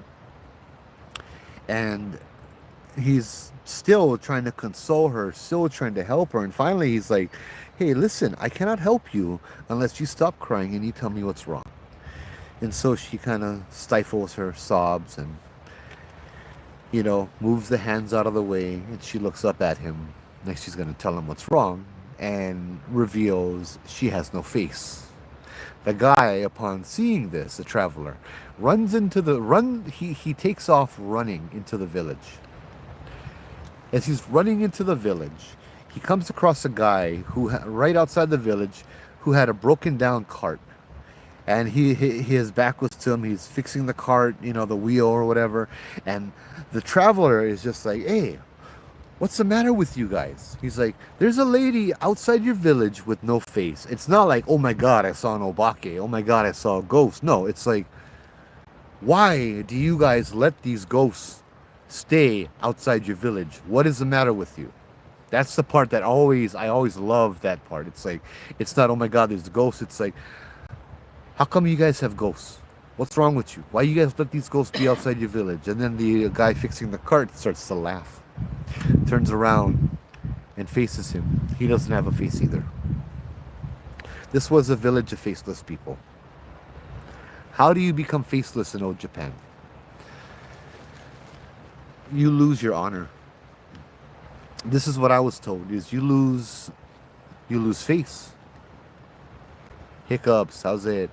You lose face in Japan, right? You have done something. Japan is a very honorable society, right? You hear this in movies and all this. You dishonor me. You know, you bring honor to us. You bring dishonor to us. This is karma. This is Buddhism. This is a whole bunch of different things. So let's say your sister did something bad. She was unfaithful to her husband. Dishonor, right? But because she is your sister, her karma rubs off on you because you know her. And so, by her existing, your karma is now brought down lower. And she keeps doing bad things, your karma gets brought down even lower and lower and lower. You keep getting more pilau, more dirty because you are around this person. And so it reaches a point where, let's say you're a teenager who has done these bad things. You come home from school, your door's locked. The house door, the keys are changed. You knock on the door, your dad answers the door. Like, Dad, my key doesn't work. Your dad looks down at you and says, who are you? Like, Dad, it's me. Quit messing around. I'm sorry, I don't have a child. I've never had a child. But have a good day. Goodbye. Closes the door in your face. Everybody that knows you will swear that you were never born. Because if you were born, that means it brings them down. It brings their honor, their dishonor. It gives them dishonor that you were born. And so it brings you down. So this is called losing face.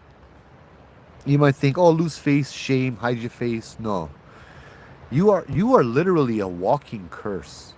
Imagine everybody you know will not acknowledge you.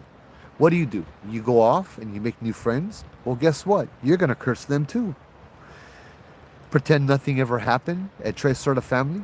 Every single person you come into contact with is now cursed because of you. This is what it's like to lose face. You stay by yourself until you die. Unalive, because we have social media, right?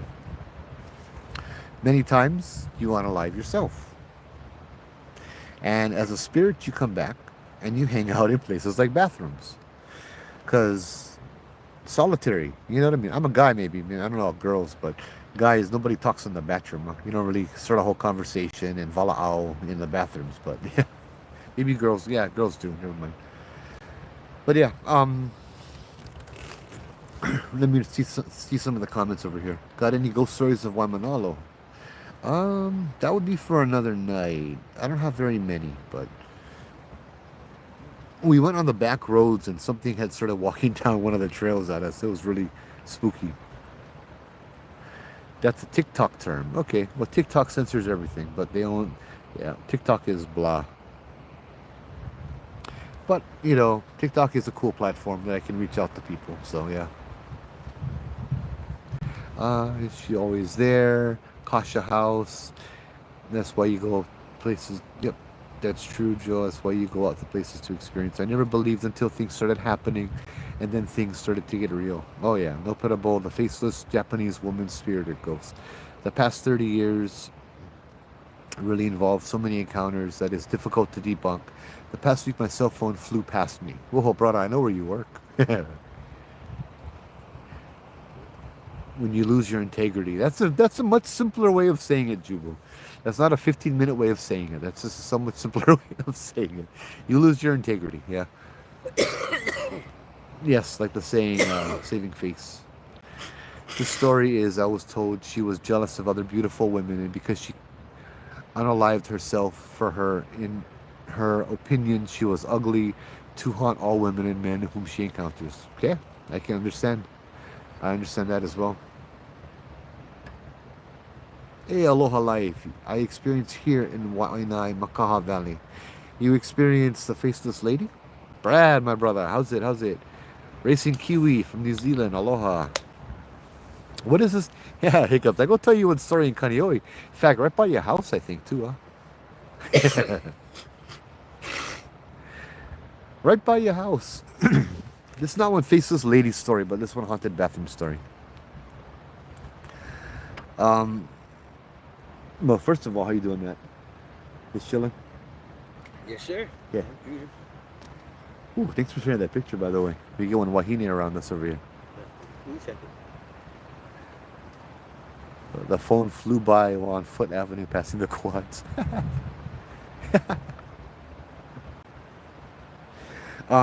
So I live Kaneohe. I used to work Safeway. Kaneohe. That place is haunted enough already, but I told this story a few times already this year, but this kind of fits into it. So I was a courtesy clerk, which means you get paid the least, but you do the most, So I had to clean the bathroom, I had to stock, push carts, bag groceries, all that kind of stuff, right? So in the nighttime, I was working till 10 o'clock, I think it was. I had to clean the bathrooms, sweep, mop, all of that good stuff, right? So I'm always scared to go into the girls' bathroom. Otherwise, there might be a girl, right? Inside there. So I do the boys' bathroom, all done. I go to the girls' bathroom, I knock on the door, wait, knock on the door, wait, crack the door open a little bit. Hello, is anyone there? Is anybody in here? I gotta clean the bathroom. No response, right? So I'm right about to walk in when this lady comes rushing past me, going into the bathroom. This lady with a red blazer, red jacket, just runs right past me, kind of pushing me to the side, and I'm like, oh, auntie, you gotta go, you know what I mean? Right on. Like, okay, so there's a lady using the bathroom. Kind of rude, but hey, I understand. Sometimes you gotta go.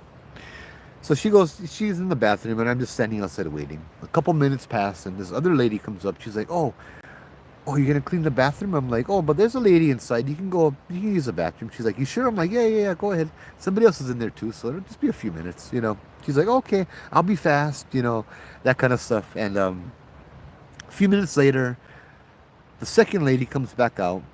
She's like, okay, I'm done. By the way, there's nobody in there. You can go ahead and clean the bathroom. You can go in there and clean the bathroom. There's nobody in the bathroom now. And I'm like, there's no way out of that bathroom except for the door I was standing in front of.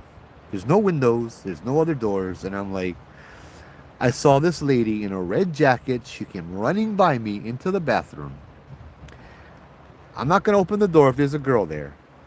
And so I'm standing over there wondering what the hell I'm supposed to do. And then this guy one of my coworkers come walking by. He's like, you okay, Joe? You look a little confused.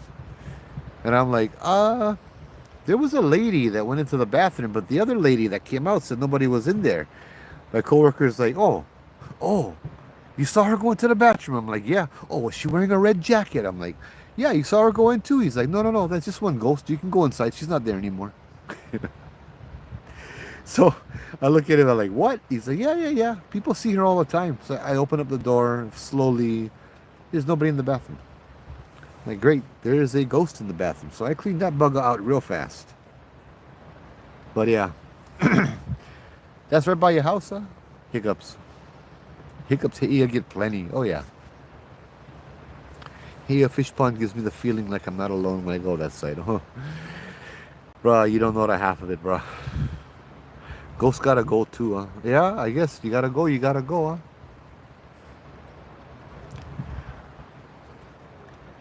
Hey, thank you guys for all the gifts on TikTok. Aloha Life. I'd love to hear your experience in Makaha. That'll be amazing, So we are done with No Parabo, the Faceless Lady segment. And I really feel like we should do another offering. But on the other hand, I don't want to have another drink. Let me drink for two, bro. Did you have this experience before you knew you were Hawaiian Hauntings? I love how you worded that. Yes, this was back when my son was real little. He's 22 almost now. So this is when he was just born. Yeah. Maybe 2005, 2006.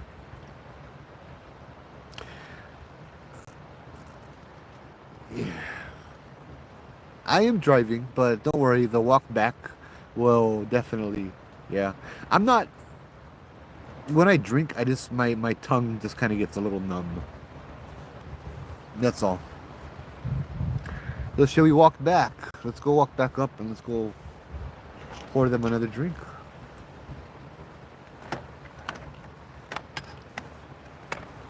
I will, you know what? You do the whiskey, I do the sake. Yeah. I think sake get less.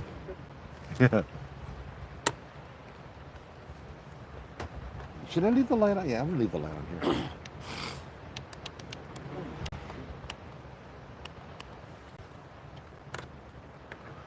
Because we have a lady that's walking around here apparently.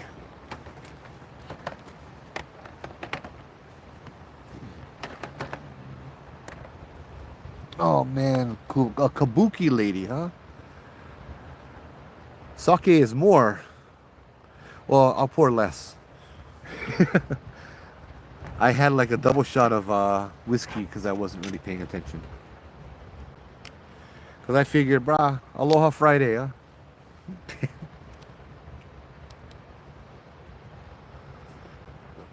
You get the cups down here. Yep, I got it right at the bottom here. Oh, okay, these two, huh? Yeah. Let's rock and roll. Lahaina Luna, when I was bored of there, David Mahalo still walks. Oh, that's awesome. I am driving. It's about 45 minutes home.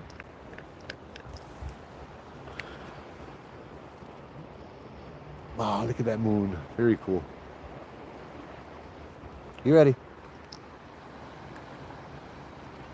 Okay.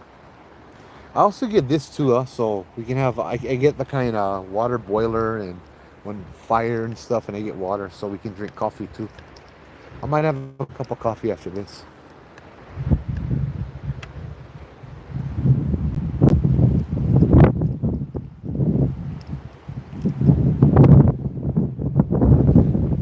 I don't know what this thing is doing, but it's shaking, so.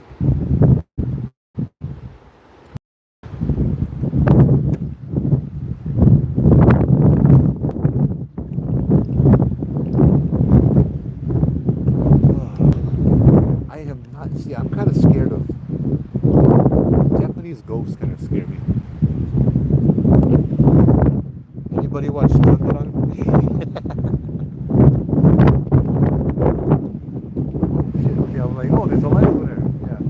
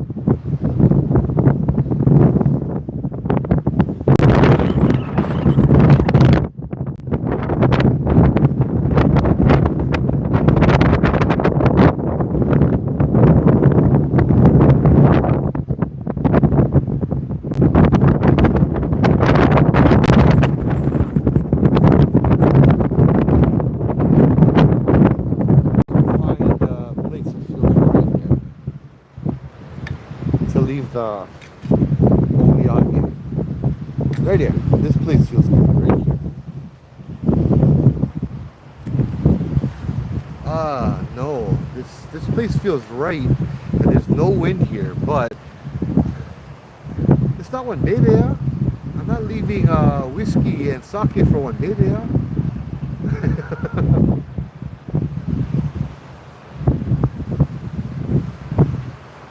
I don't think this is the baby.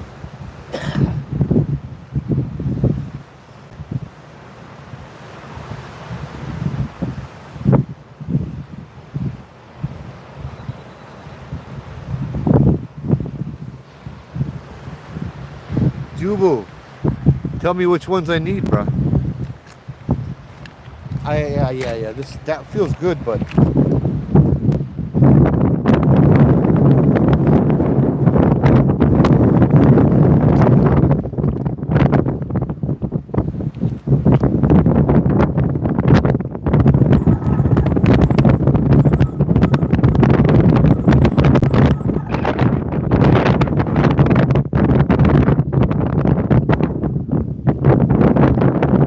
you know what? We'll go do one on a hole. I got the first place. Matt, I'm gonna go back to the first place.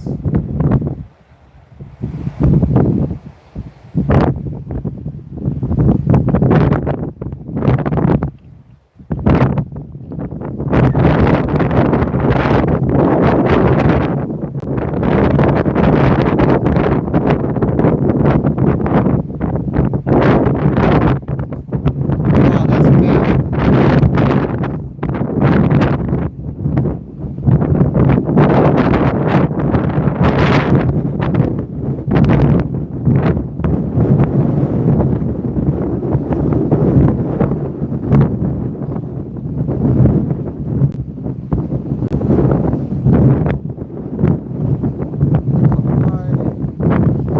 This side.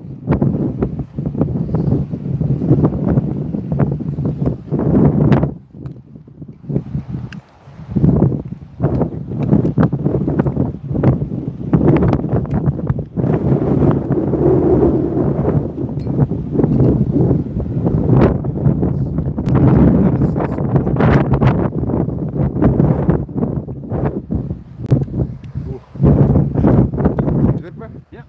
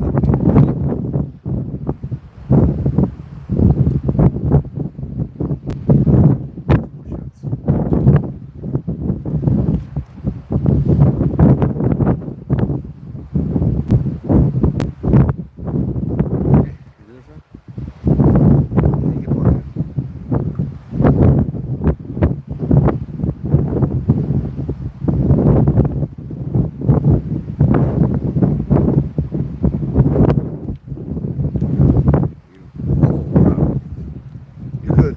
Yeah. All right. 1, 2, 3. Kampai.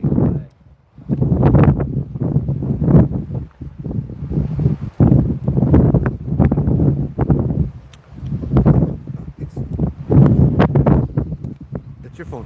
Yeah. Hey, yeah. Thanks, dude. Get him.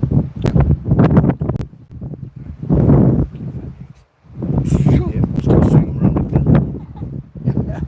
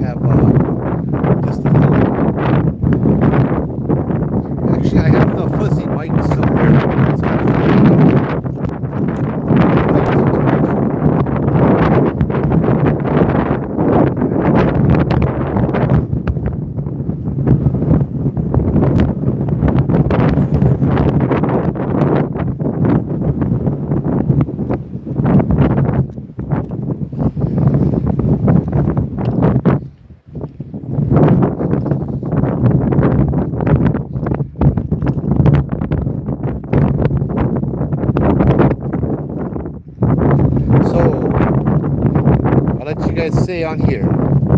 Should I play another Obon song, or should I try and find a kabuki song?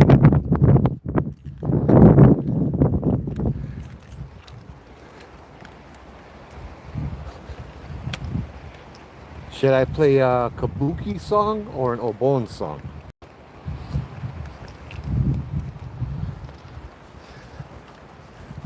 I'll let you guys type it out in the chat. I'm not gonna do the survey again because I don't know how to do them. Put these in your bag for now. Huh? Put these in your Okay, bag for thanks. now. You can get about it comes back. Okay, Obon. I like the Obon. Kabuki's a little scary. I hear Obon, Obon, Obon, Obon. Here's Phoebe. Let's don't play Yoko Ono.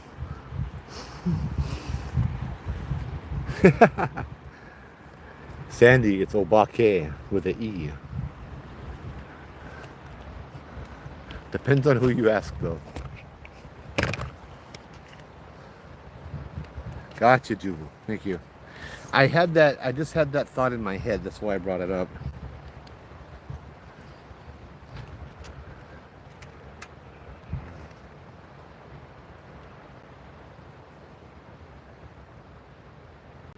Oh, I wonder if we can make one Spiritus Obon remix.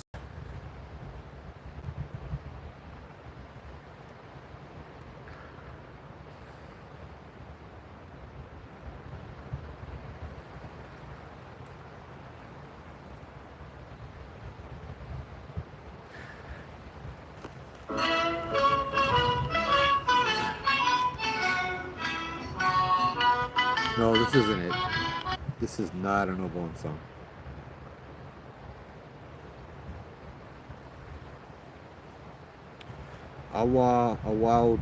Awaodori Dance Festival. 3 minutes.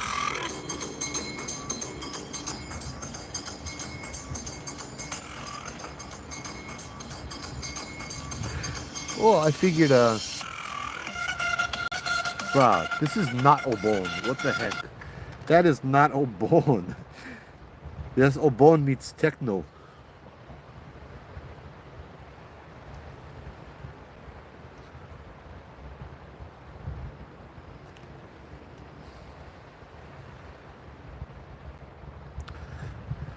We could do the Karate Kid 2 Obon song.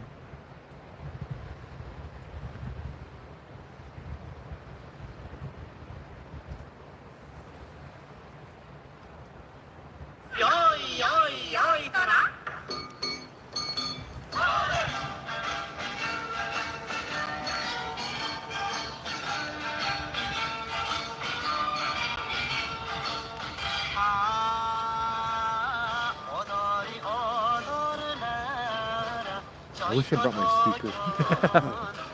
Or my flashlight with the speaker.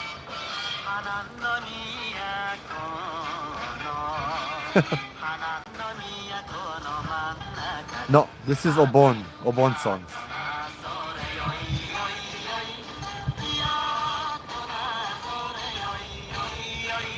I like the Japanese flute too. Why? What's wrong with DJ Hawaiian Huntings?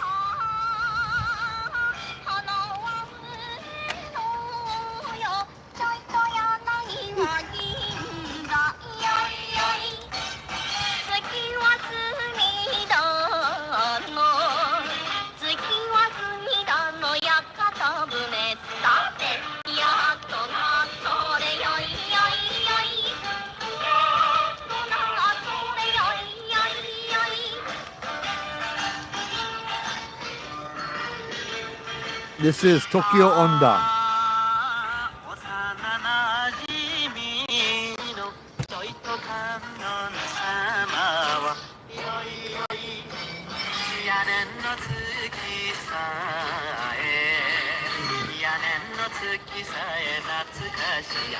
The one before was one techno remix, bro. There you go.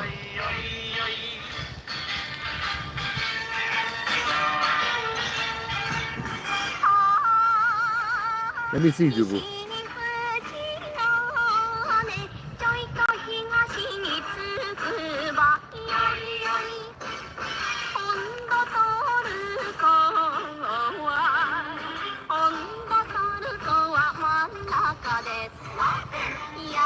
I don't know. I cannot read the comments.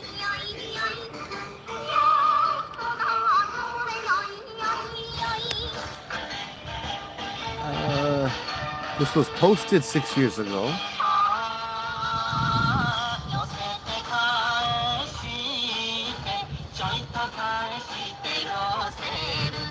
This was at the 2021 Olympics closing.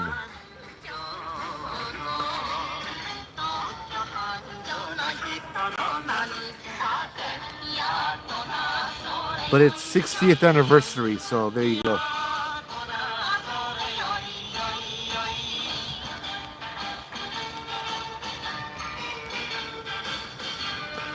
I don't know the dance, Jubu. Sorry, bro.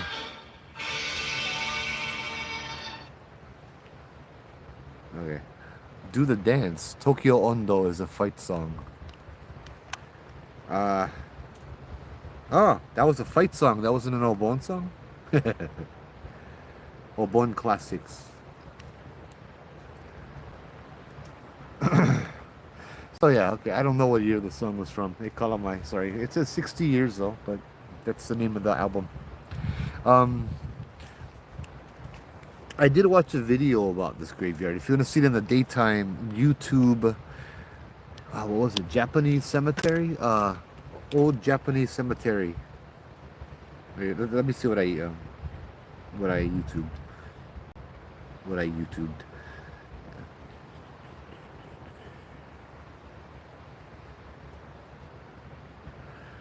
It was, oh no, I think I read about it. I didn't YouTube it. I read it. It was Nanette Napoleon, who's a famous historian here in Hawaii. And it's on my phone right now, so I won't be able to see it. Yeah, she wrote about this.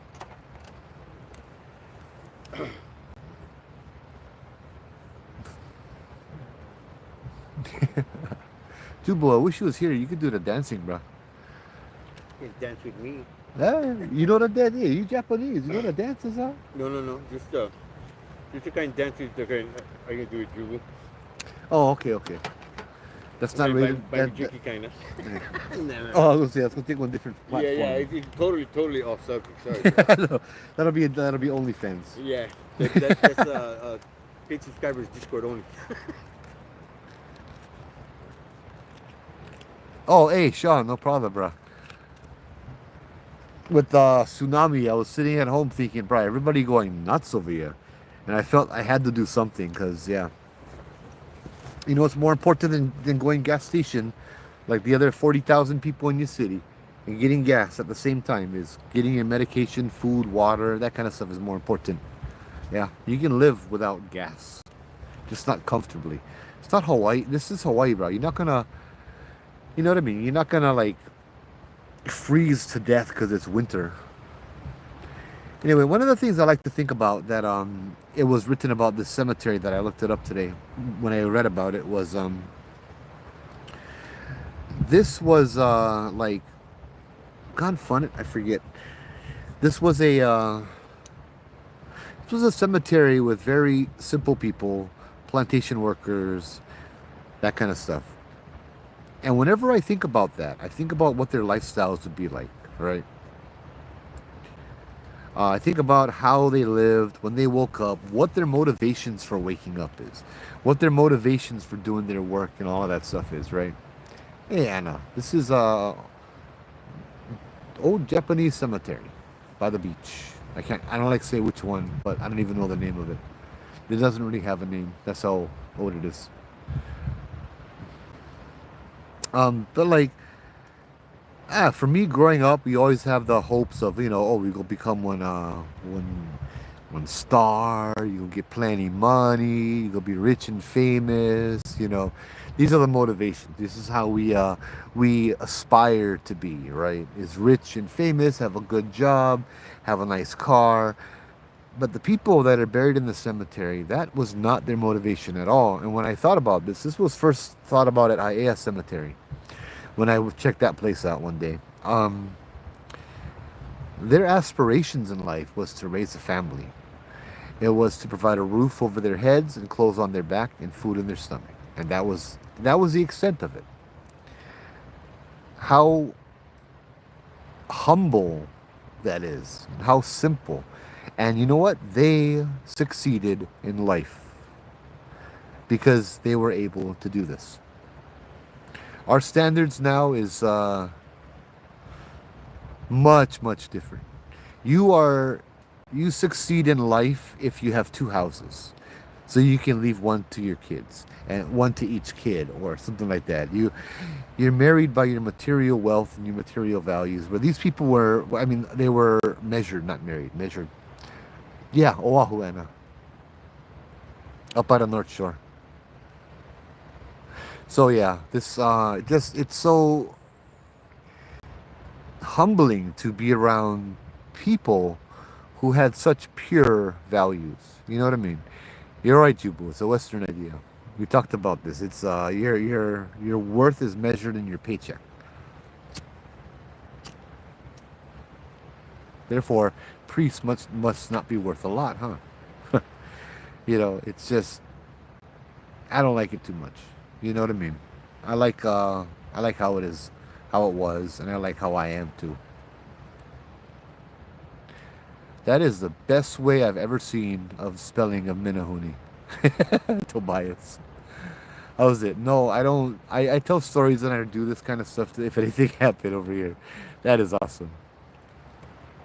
No, I don't record. I haven't had many experiences with the Minahuni myself, but yeah. Give me a couple more minutes and then I will go ahead and tell, I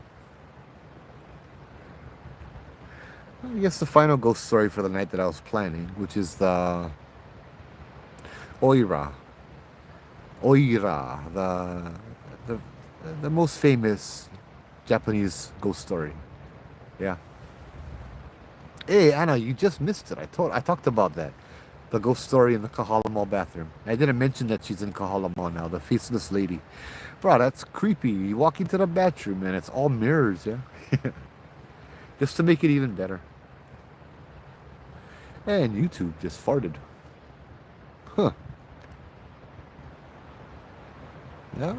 I like the reception out here in the middle of nowhere. You work there. Wow. Do you have any story, Anna?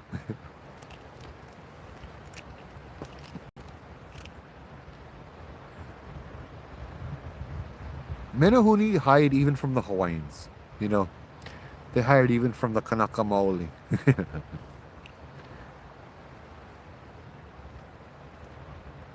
Probably, especially from the Kanaka Maoli.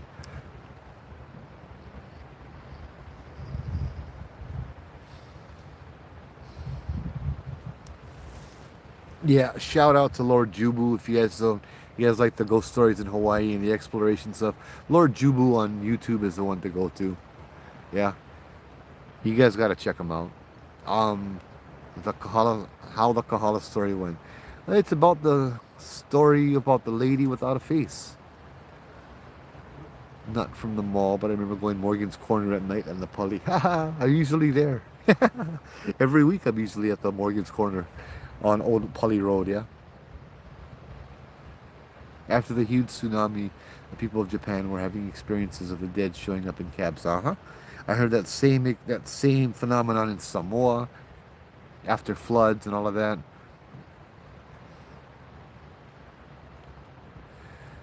Yes, it is, Tobias. Isn't it a little bit much of a coincidence that all cultures around the world have little people myths? I also find it interesting that all cultures around the world, or most of them, have mermaids or something equivalent.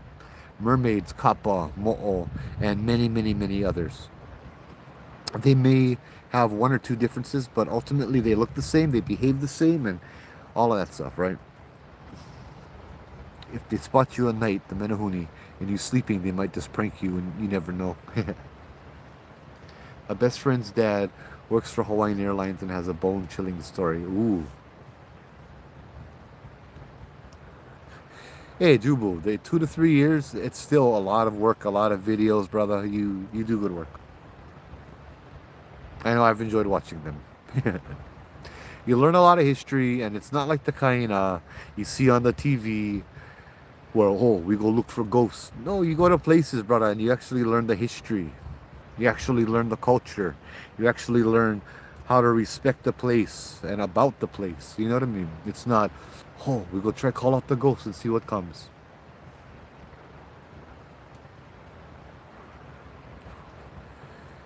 Don't worry, Jubo.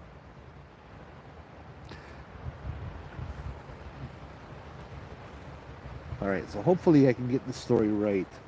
There's many renditions of the story. This was the first story adapted into kabuki in old Japan. It was the first kwaidan, or Japanese for ghost story, right? And it's said that this may or may not have been a real event that had happened a very long time ago, and that people who tell the story need to visit the grave of the deceased and ask her permission, or if you tell the story wrong, she will come and let you know. Think of The Grudge, yeah? Hey, 808K Oshiro. How's it? How's it?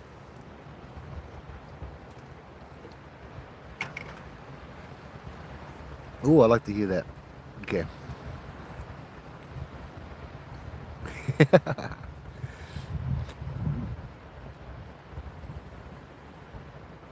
And natives in this part of the continental U.S. have skinwalker myths, which they take very seriously to the point of that talking about it is taboo. Yep.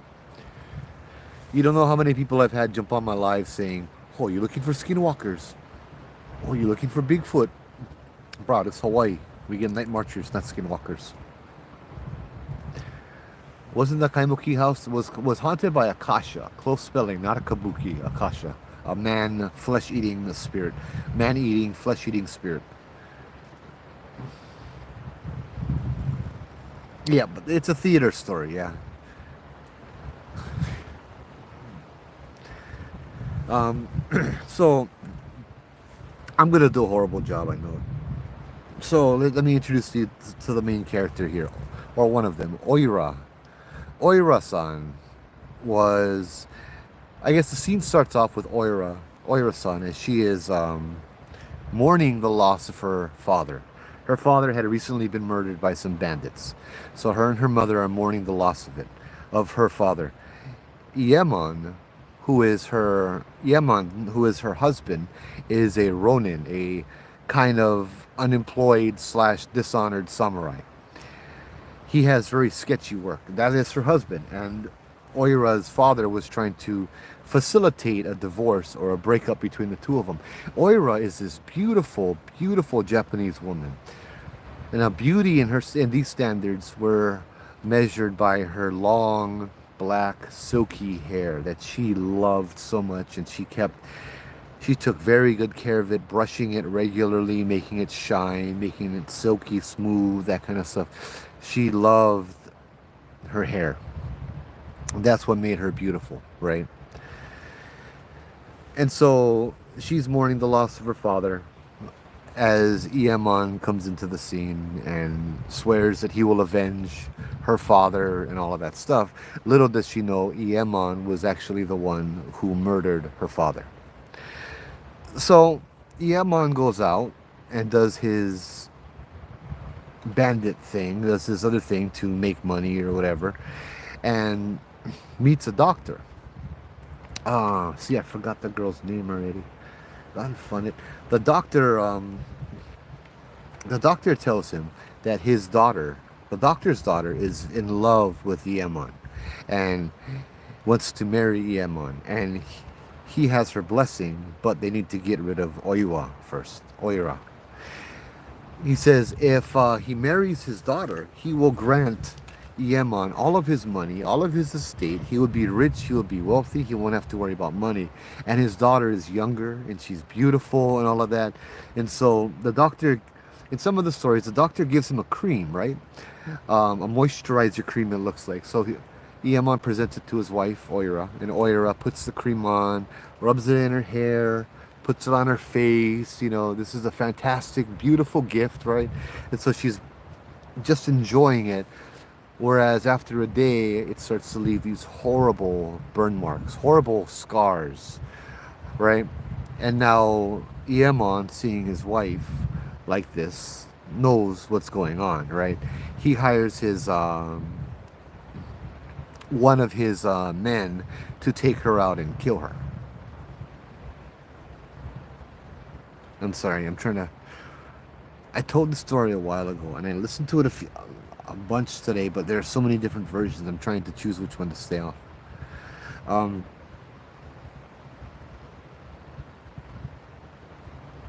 you know what? Hold on. You right, bro?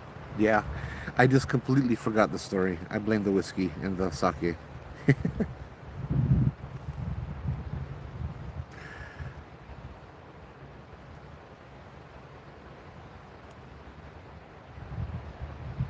I can't even remember how she dies.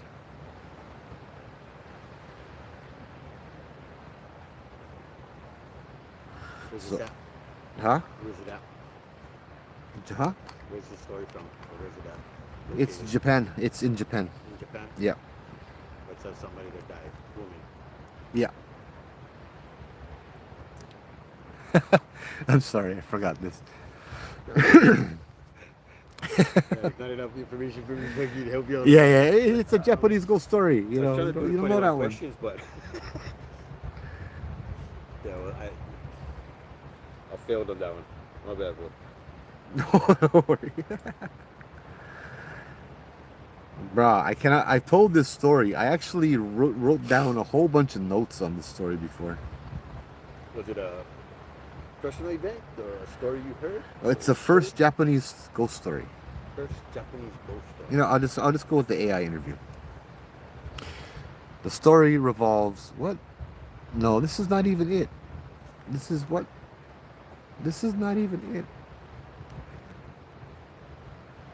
Sorry, big fail. OIRA most likely refers to the Office of Information and Regulatory Affairs. No. Oh man.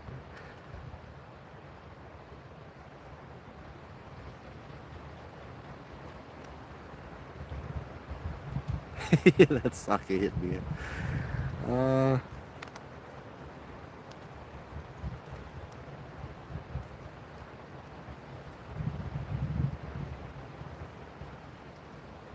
Yotsuya Kaidan. There we go.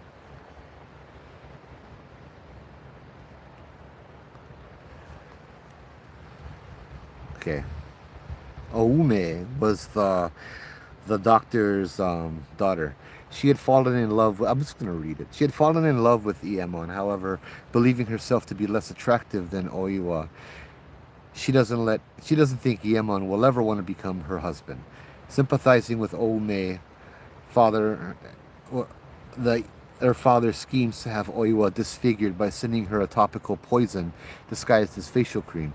Oiwa, unbeknownst to her at this time, is instantly scarred by the cream when she applies it. Upon seeing his wife's ghastly new countenance, Iemon decides he can no longer remain married to her. He then asks his friend Takuetsa to I can't say this word, to take advantage of Oiwa so he will have a basis for divorce. Takuetsu cannot bring himself to do this, so instead he simply shows Oiwa her reflection in the mirror. Realizing now that she had been deceived, she becomes hysterical and picking up the sword, she runs towards the door. Takuetsu moves to grab her, but Oiwa, attempting to evade him, accidentally punctures her own throat with the sword. As she lies bleeding to death before a stunned Takuetsu, she curses Iemon's name. Not long after, Iemon becomes engaged to Oume. The act closes with Iemon being tricked by Oiwa's ghost into slaying both. Oh yeah, that's right. Okay, so the story goes where he hires his friend Takuetsu to take advantage of her so he has an honorable way to divorce her and to marry Oume, who will make him rich and all of that stuff, but he won't do it. Instead, he shows her her face, and as she sees her disfigured face, she's out of habit. She grabs her brush and starts combing her hair, trying to cover that scar on her face. And as she starts combing her beautiful hair, her most precious possession, her hair starts falling out in clumps with the brush. And as she starts doing this, she goes completely crazy, grabs a sword of Takuetsu and ends up falling upon it, and she ends up dying in a pool of her own blood. Iemon comes in, slays Takuetsu, and one of the maids that witnesses. So there were no witnesses to this crime. And very soon after, he marries Ome, and he is hoping to live happily ever after. You know, with his wife murdered, with his wife dead, with his friend murdered, with his, any witnesses. He has a complete, total, clear conscience. Ironically, right?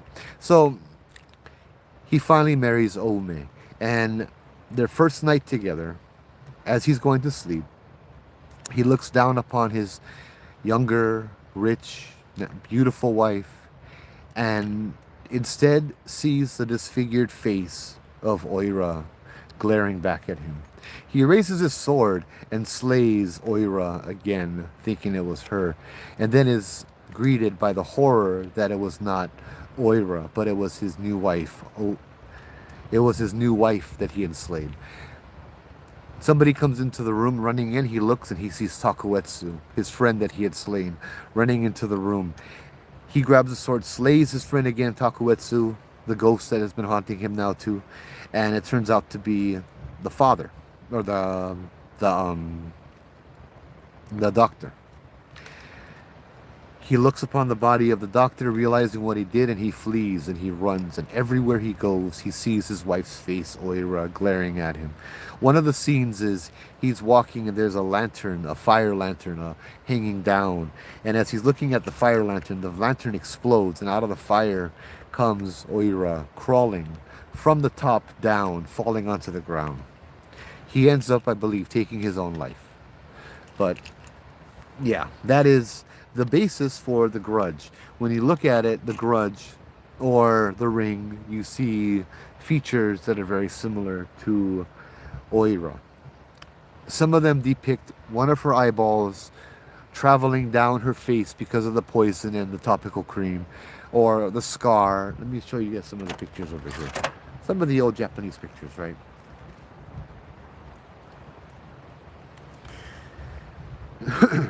And I realized the problem is, I was spelling it completely wrong.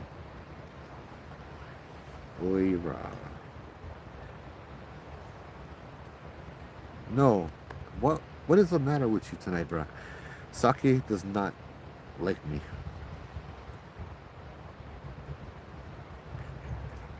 Oiwa. Takuetsu. Oiwa, not Oira.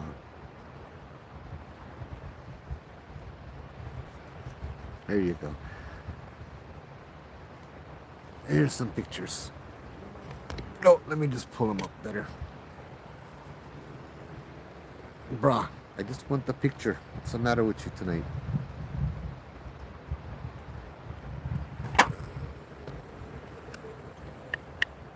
And there's a lantern that she came crawling out of.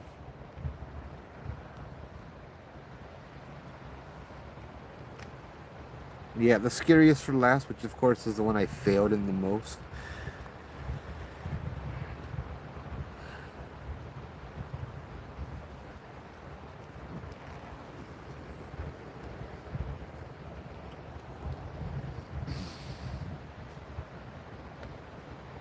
There we go.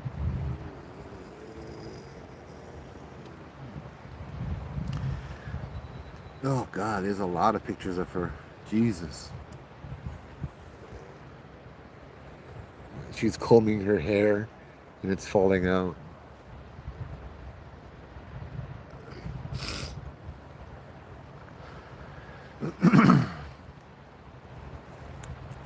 So yeah. Tobias, all of the sand in Hawaii is supposed to be made up of honored ancestors of the Hawaiian people, right? Nope, all of the sand in Hawaii, the white one anyway, are probably from California or Florida. Yeah. Sorry I completely flopped that story, but I would recommend looking it up and reading, because a lot of YouTube videos do so much better adaptation with music and all of that stuff. Yeah. Before the imported sand, yeah, a lot of swamps is where the Hawaiians laid their ancestors to rest. caves, that kind of stuff as well. But yeah.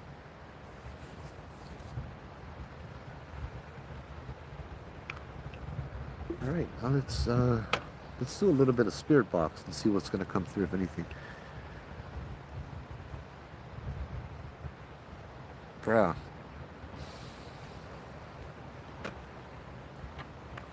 The real Hawaiian sand is very grainy and very large. The really soft, puffy sand, I do not believe is Hawaiian sand. Um, that's the stuff that's imported. And you watch it in like the city next to me, Kailua, they import it. They bring it. And you see these big mounds of the sand that they bring in, and it gets swept down the beach and all of that. My uncle said their pack donkeys refuse to go into the heiau. Well, they're very intelligent pack donkeys. Reason being is because it's been explained to me that remains completely break down on the island. It's been explained to me that remains completely break down on the island. You could be right there. That remains completely break down on the island. A lot of the Hawaiians, I know at Ulupo Heiau, at least they'll bury their ancestors in the heiau, the rock temple, and the rocks would grind the bones into dust and fragments. Yeah. Canada as well, the sand. Yeah.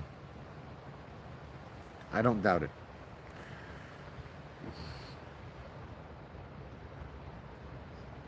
Yeah, let's do the ghost tube seer. And the other tablet. Where's the other tablet? Right there.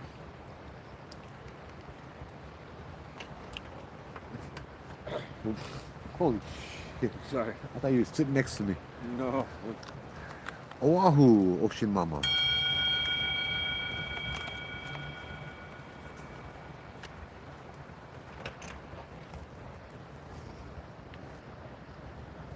Random pictures, randomly generated. Oh, it looks so sad.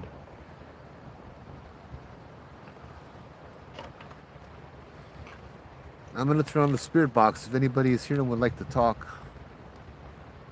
And hell am I?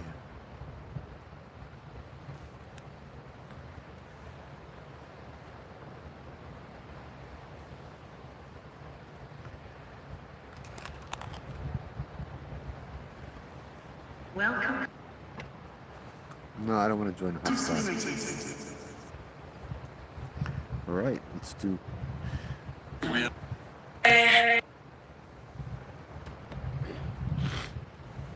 Oh, you Big Island, right on. Aloha, Meg, and Ocean Mama, Big Island. Both you guys. So for everyone who's just coming in, we're at an old Japanese cemetery over here, telling some stories and all of that.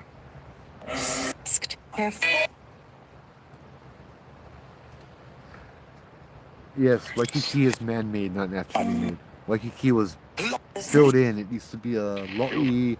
Waikiki means water spring because it was a swamp, basically.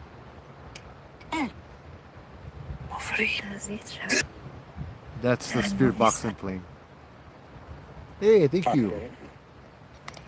Hey, Aisha, how's it? How's it? A free tour. So we're at an old Japanese cemetery around here that doesn't look like people have gone to very often. We'll go back up there, but it's very, very windy. Sharing Glenn who? Sharing old Japanese stories and stuff and leaving offerings, kind of to honor the ancestors buried over here. Yay, I can celebrate something. Woohoo.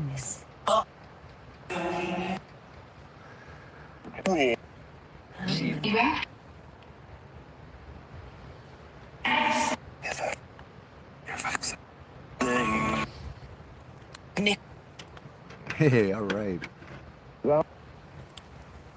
So, Spirit Box, is there anybody here with us tonight?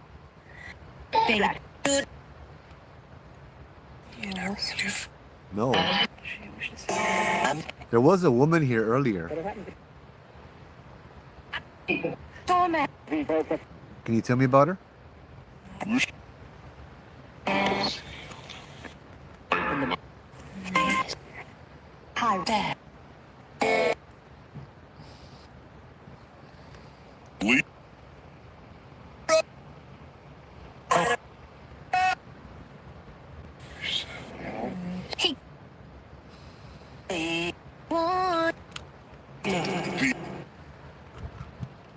Did you- I heard Glenn again. Glenn who?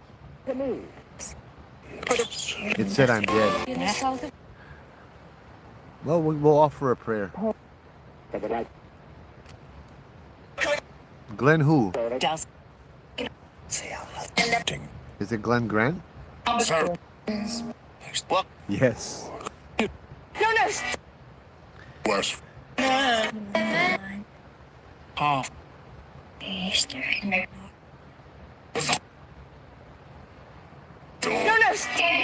Ooh. Can you tell us something in Japanese?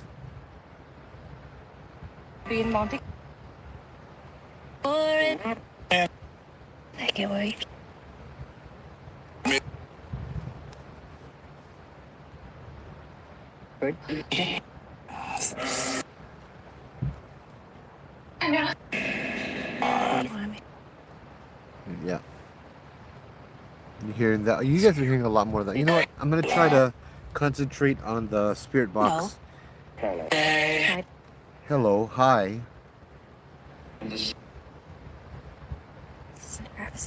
12. Can you tell me your name?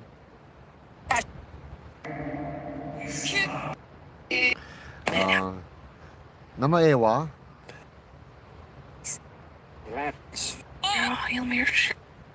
Namae wa?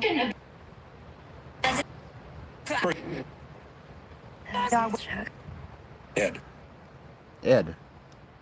Nihongo? Ed-san. Nihongo desu ka? Nihongo desu ka?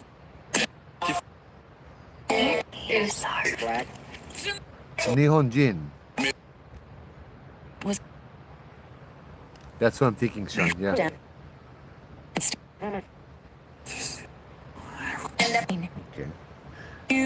How old are you? How old are you? Nansai desu ka?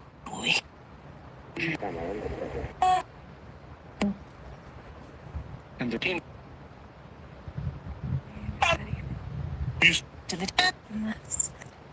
to Hien back. Ooh, I'm hearing Japanese now. Doko ni sunde imasu ka? Where are you from?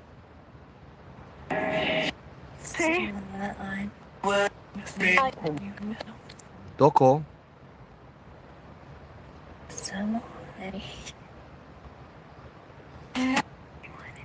How I have been the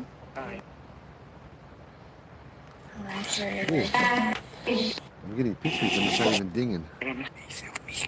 Good night, Tobias. Oyasumi nasai?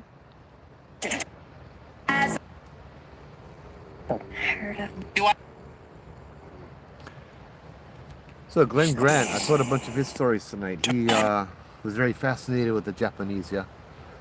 You heard Bloodline. Can you answer if this was an old Huh? fishing village? Can you answer if this was an old fishing village? In Japanese? I don't know. The point.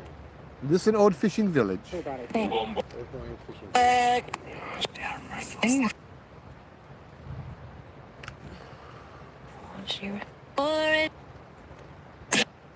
Is this an old Hawaiian fishing village here? Ed again, yeah? Ed, are you English? Gaijin? Eigo? Nihongo? to the next To a hey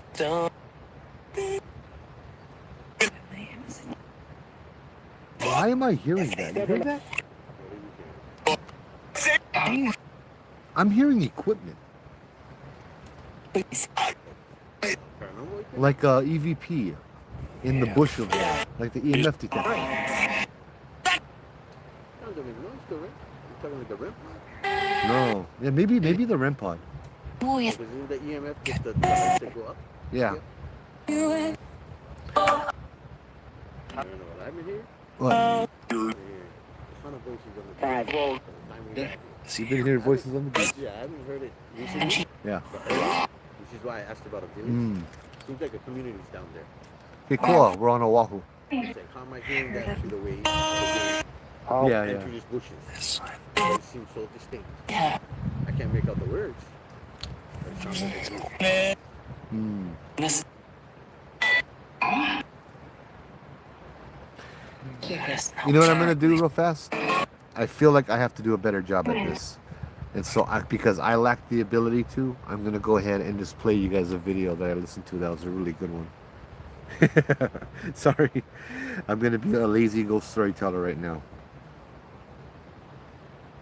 But this was a good one, and I want you guys to hear a good one, and I want to at least try to do it some justice.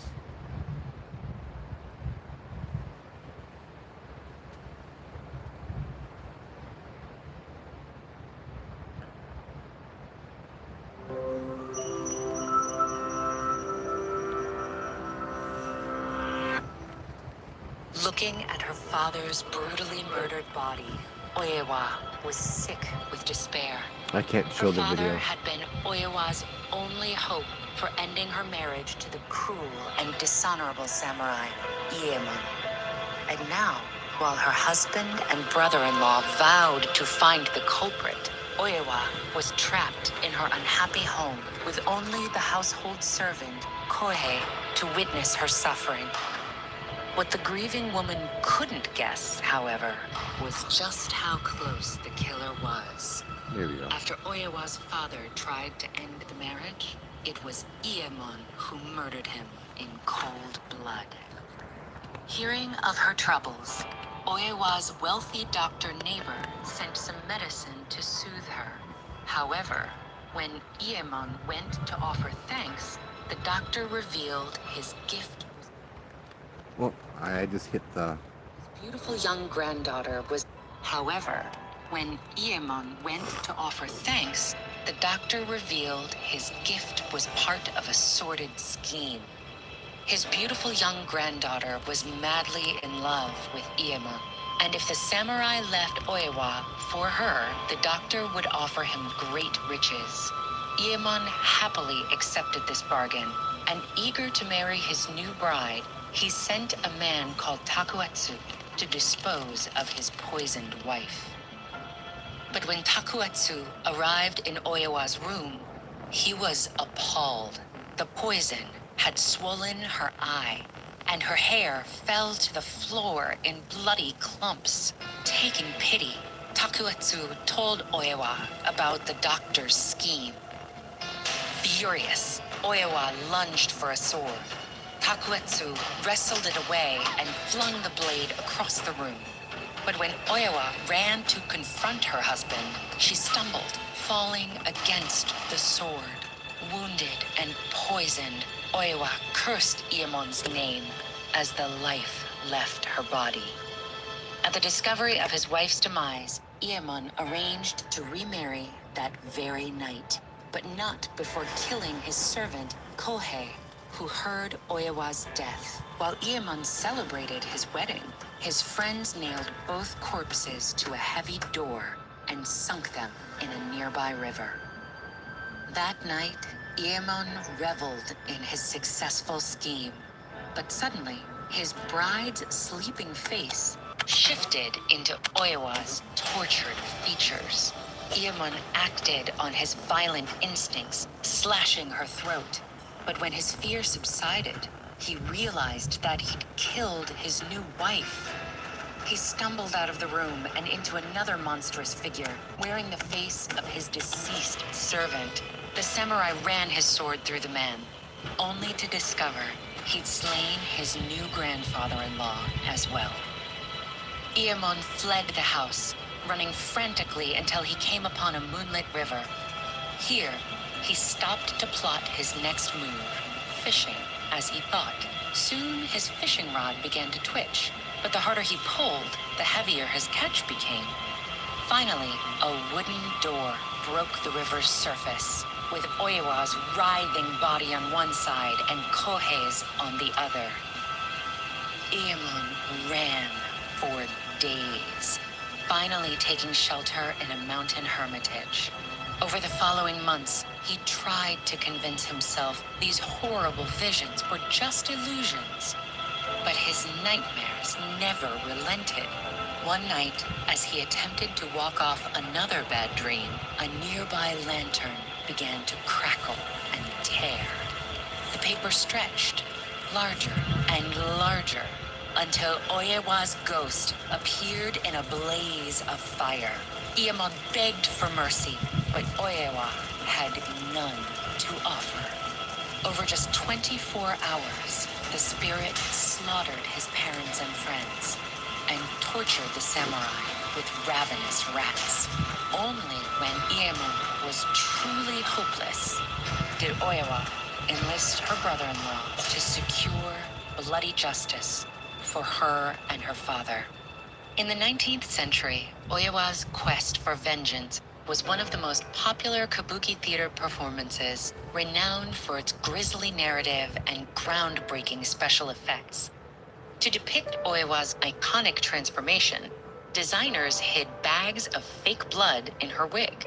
And for her grand, ghostly entrance, Oyewa's actor really would emerge from a flaming lantern, doing an assisted handstand to look as though she's descending from above.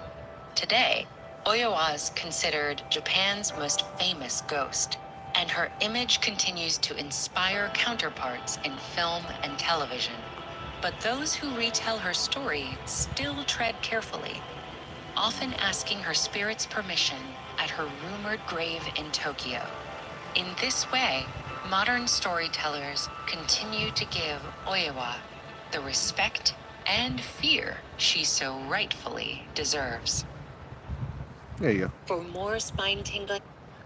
That's a much better version of the story that I could do. We'll do the Ghost Tube Theater again. Are you still here? Yes, I'm still here. I saw your comment, Sean. I'll read them. Bishop Museum is haunted. Of course it's haunted. They have a lot of cool stuff in there.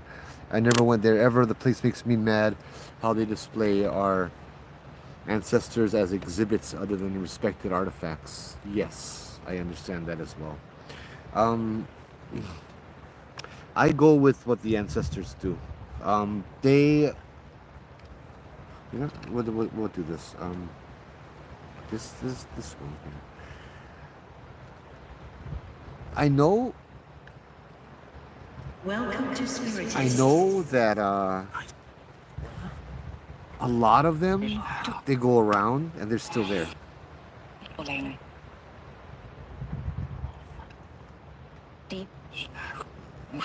Randomly generated picture. No idea what the hell this is. Oh geez, I missed this one apparently. Oh god. Oh god. This is while I was telling the story, a horrible job telling the story. That is something else. 808 Changer. How did you get into telling ghost stories? I've done it for a long time. I started as a job in 2008 with Oahu Ghosters. And I realized that the kupuna, the ancestors, love to hear ghost stories as much as we do. That is something. You see the face and then the stuff coming off the face and the burn. That is something. Oh wow.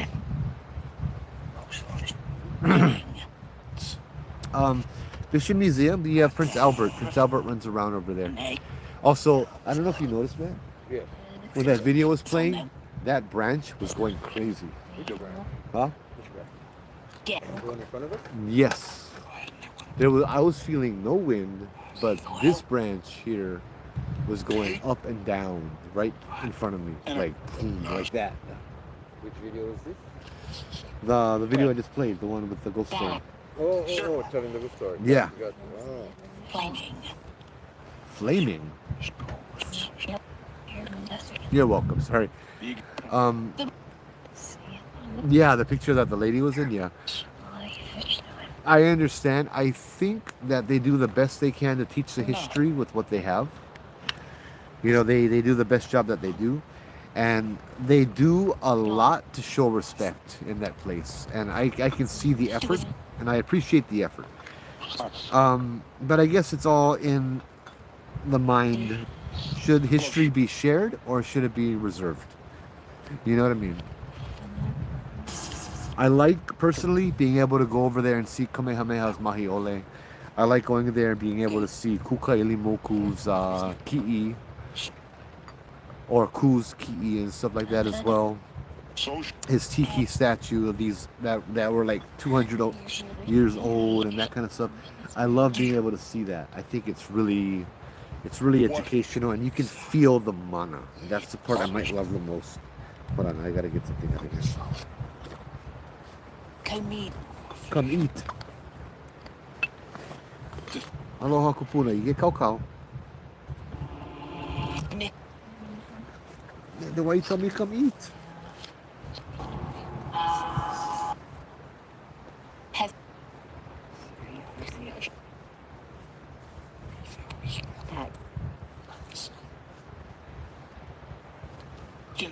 I did some ghost hunting with a team in Utah. Very interesting.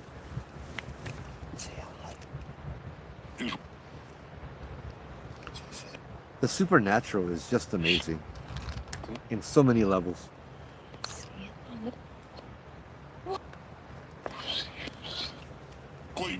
Hey, Spirit Box, can you say Oiwa? But Brah, that wasn't cool. small. What is it? But, Yeah. What? but. That's not Japanese. Oh, it's the swear word of that. No, it said but. Oh,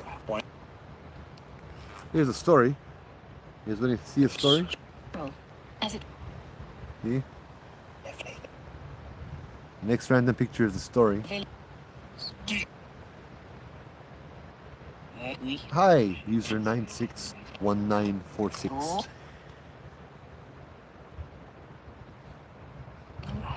Small. Oh, I should turn the light back on, yeah? Or I should stop blocking my face because it's on down here. That place get choked. What is this? That one lady was in? What? Oh, in the buildings? Sorry, I have to turn it read through the comment. Going to bed? Good night. 10:30, huh? Wow, Grandma.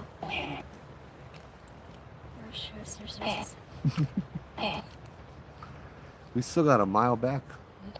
Yeah, maybe half a mile.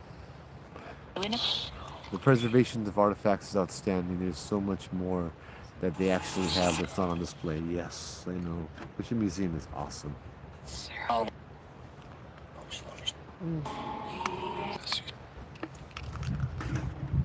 You guys want to hear some Hawaiian ghost stories? I'm wondering if I have any more Japanese ghost stories. I guess this is a Japanese ghost story. We have the Green Lady of Wahiawa, right? Bro, that's cool. On TikTok you can see him, but you can't really see him on YouTube. Why? It's so weird. You can see the moon in the background on TikTok, which is right there, but you can't see it on YouTube. Gesundheit. Heavy D, aloha. Sean, I think you should talk to. Yes, Melody. She used to work there. That's for sure. She worked at Bishop Museum. She has a lot of stories. Yeah, the Green Lady of Wahiawa. Apparently, it was more of an occurrence than a story. What happened was behind the an elementary. Tell us. Behind an elementary school in Wahiawa Elementary School, there was a like behind the cafeteria or the gym. There's a little ravine that goes down to a river, and a bunch of kids claimed that they saw a green lady coming out of the river trying to call them and lure them to go to the water and stuff like that. That's the Green Lady of Wahiawa. They said she was covered in seaweed, and how they described her sounds a lot like the mo'o of Hawaii, or even sometimes the kappa of Japan. Yeah. There was someone else in Hawaiian Hauntings that worked there. I remember, yeah. I don't remember who it was, but yeah. Meg, yes, very many level. Our ancestors were interactive, the subtle, beautiful ways. Yeah, it's great. I love it. This is the location the first time I've been here, so I don't Failure. feel the Hawaiians as much. Let me try to get a feeling of this place. Oh, here. We have a new picture to look at. One. I don't get distracted easy. There you go. Bad. Bird. Bingo. Okay.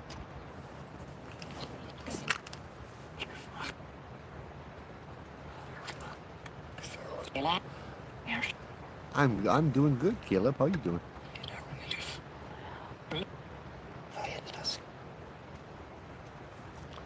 Stop.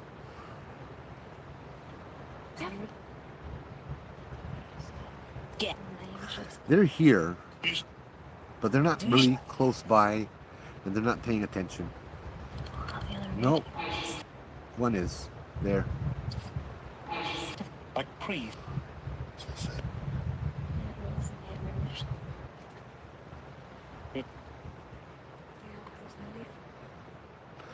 Don't think that's a good one.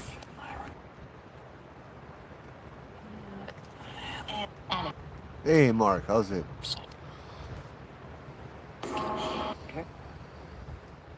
Slow. Good.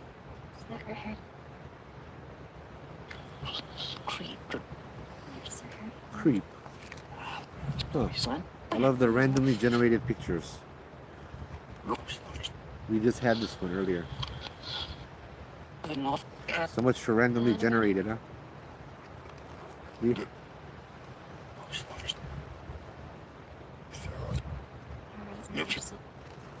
Are you not on? You are on.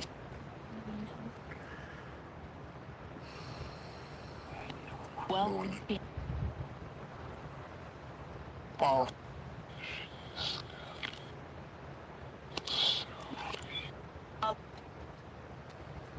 no, but second. Let you turn the light off. Four. Go.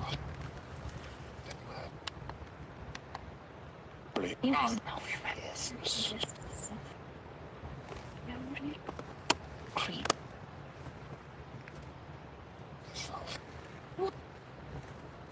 That's so funny. I'm like, oh, there you go. Dad. Yes. Small. Mahalo.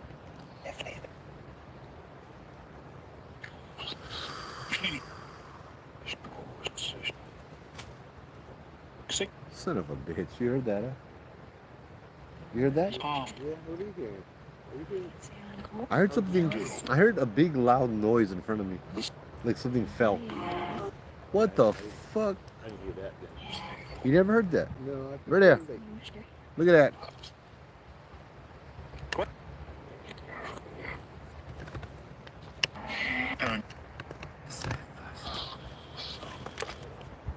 It's a freaking bird. She's hot. Trucks. One. yeah, That's what I heard. Earlier. Huh? Yeah, I think it was flying around back there earlier. Was it right there? Did it go? No, it flew right at me. Okay. Yeah, I turn off the light. They're like, hey, turn on the light again, you fricka. Man. Okay. I'm glad the noise I heard actually made sense. It did say bird. No, we're not trying to channel or contact spirits here. Yeah, bird. Yeah, every so often I feel like Huh? galloping or like the horse trotting or For, walking. you hear a horse? Horse? Yes. Sweet. Not the horse, but the The gallop. footsteps. Yeah. The galloping. Yeah, but he's not running. It's just like he takes a couple steps and Yeah. stops. Every so often in the back here to the left. Yeah.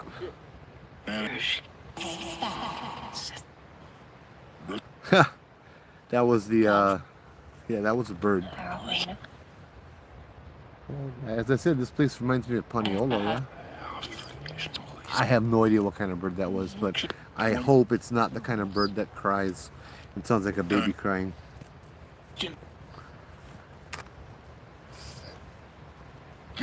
I mean, that'll be kind of cool, but like, yeah.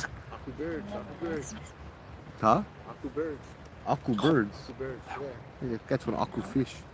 Joy, how's it? Yeah, it's the one that thing, the circle of street. Oh, okay. We're at a Japanese cemetery up on the North Shore. I can't remember the Hawaiian name for that bird, but it's one of those that Kolea? circle the shorelines for the small bait Yeah, yeah, yeah. fishes. Yeah. 5, Hey, we had a handsome picture. This handsome bug right here. 8. Boys. We decided to visit an old Japanese cemetery tonight. If the wind dies down, what do you think? Do you think the wind died down? We'll give it a few minutes. If the wind died down, we can do incense.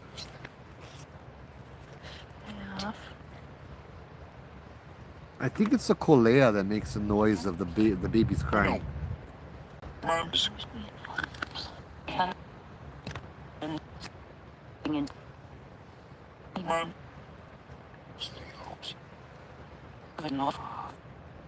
Yeah, Shearwater. That's another good one. Yeah.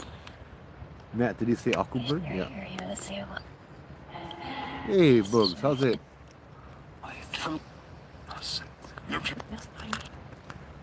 Chucky 808, right on. Snow. Snow. But yeah, I'm glad that I did hear that. I heard something go tunk.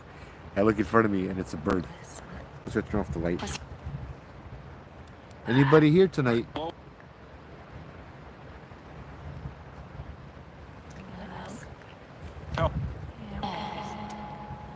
Did this thing turn off?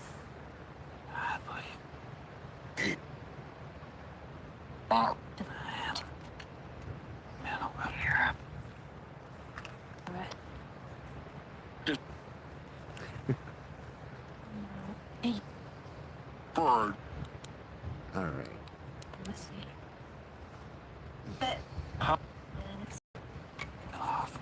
Come get it. Yeah.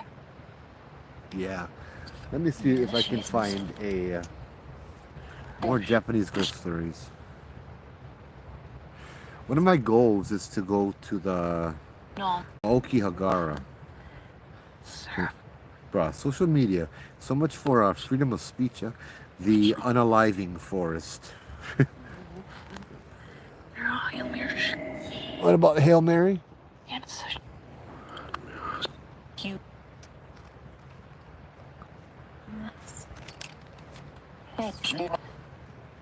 Hey, right on, Meg. Cool. Thank you for the follows, guys.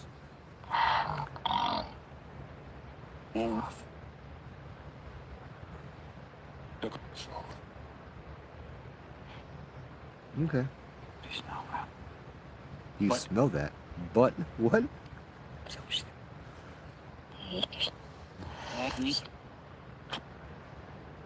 What is that, Jaden? Bad place, don't recommend. Feud. Feud. Oh, you know, I do have Japanese stories. How did I forget about them? I was sharing one over at Kualoa the other night when it started pouring rain. Yeah. Wait, one. I'll reshare that story.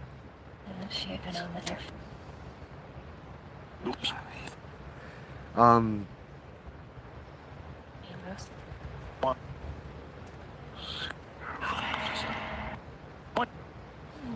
hold on. There's something moving around now.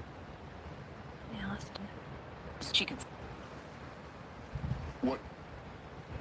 To our right, there's something moving around. Child. We're just walking in the bushes. You heard that? Yeah, Matt.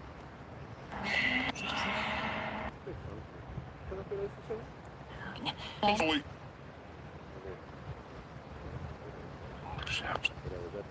Huh? Go. No.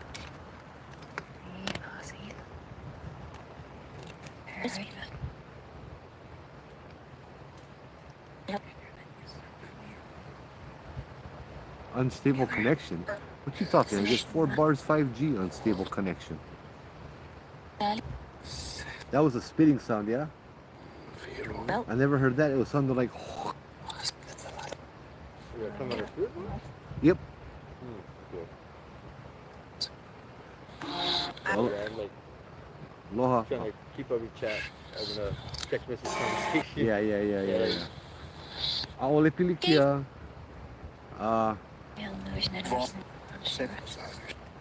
Kalamai? Look at that tree. I don't feel wind over here. See what it looks like above these trees. Yeah. Kind of a landing, some walkways, little dips here and there. Mm.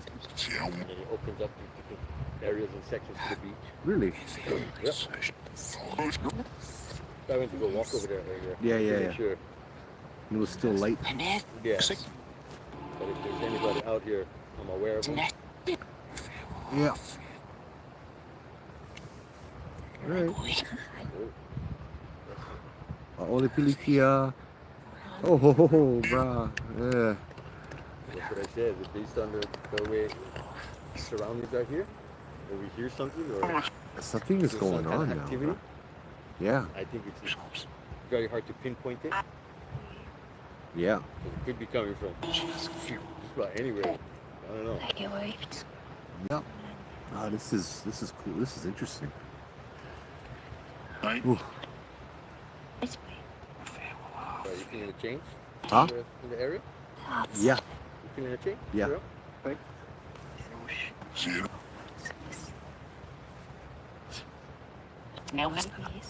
Good, bad, heavy, Heavy. light, heavy. Not quite heavy, but has the potential to be very heavy. Phil.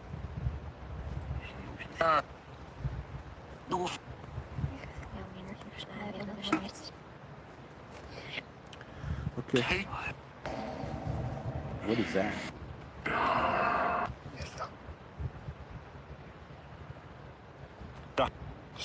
I don't know what that is. Every now and then I'm hearing sounds around us. Yeah. Like that. Here's a I'd picture I say just don't got. belong here. Huh?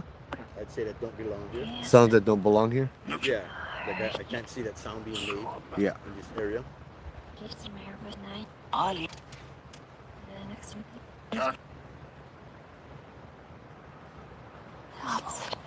All right. Ooh. I'm feeling a heaviness now. Maybe it's my monster wearing off. All right, we'll get to the story.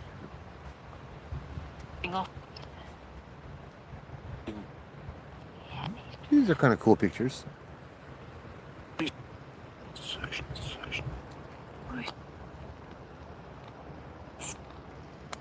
Random picture generators. All right. I'm going to turn the spirit box off now. If you want me to keep it on, I'll give you 10 more seconds to say stay or yes. Rock.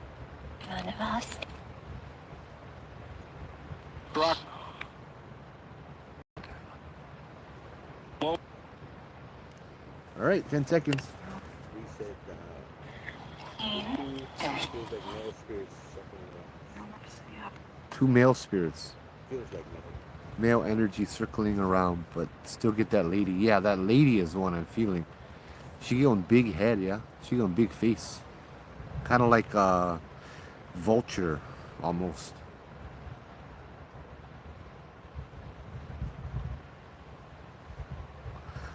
Oh, I just got chicken skin. I'm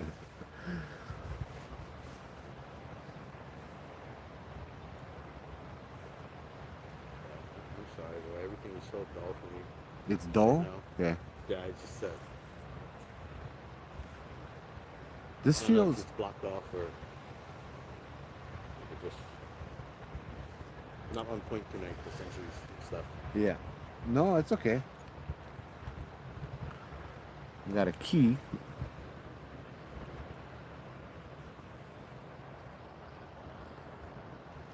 What is that? I've never really felt this before.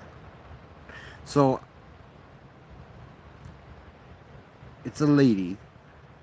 She has a big head and a small body, almost cartoonish, and her face is drawn out like a beak, almost like a plague doctor's mask.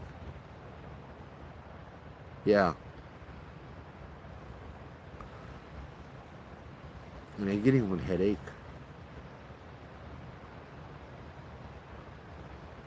Yes, I'm still here, bro. Why you gotta ask me that? Okay, story time.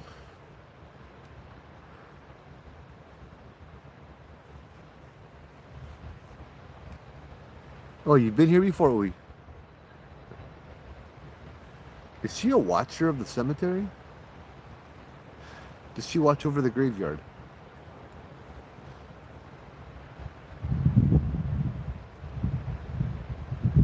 Okay. The story I'm going to share is one of my friend Guy. My friend Guy shared this story as well. He shared it on the live. Oh, wow. Sorry, it's kind of distracting over here. Oh, thank you, Ju. She's a resident. Okay. So it's just a person.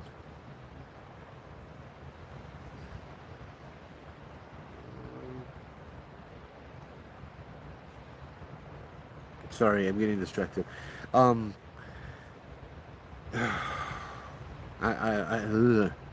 Yeah, I'm having a hard time sharing this story, I tell you. Oh, man. You gonna go for a walk? Okay. I'm not gonna have any more drink. What about you? You want some more? Doesn't matter. Which one? Doesn't matter. Anyone. Maybe I'll take another one to help my headache. Tylenol Motrin if you want. Okay, cool. Yeah, Maybe I don't know, later. So if you want to take it for later or whatever. We'll see how the headache turns out. Yeah. Yeah, we'll go right on point, Sean. Is there something real going on here? Well, if it's not, then I'm going crazy.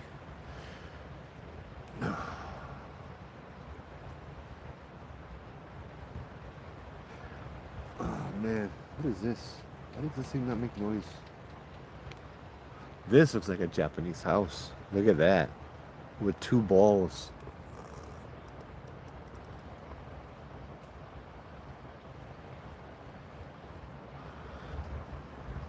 I don't know about that, Jubu. I think you're onto something. Say, you make an excellent point, I think. My defenses though are not from me. A lot of them.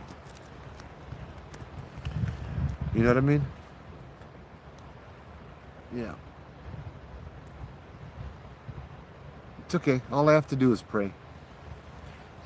So I'm just holding that down. I don't know if it's bad, but she looks scary.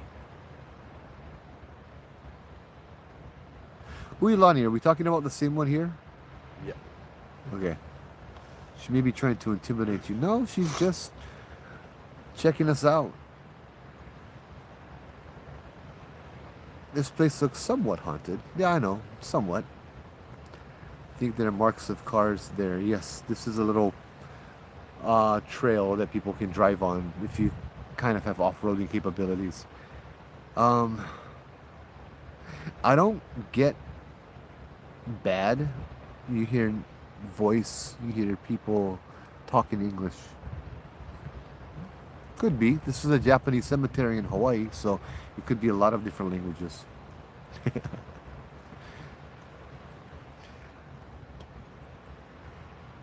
I'll tell you what. Do you want spirits around here? I'm addressing you directly. Could you give me a noise or a sign if you want? We have another offering up here of more sake and whiskey. If you would like that, could you let us know by giving us a sign? By wind picking up or something falling or just a sign. I'll give you 10 seconds.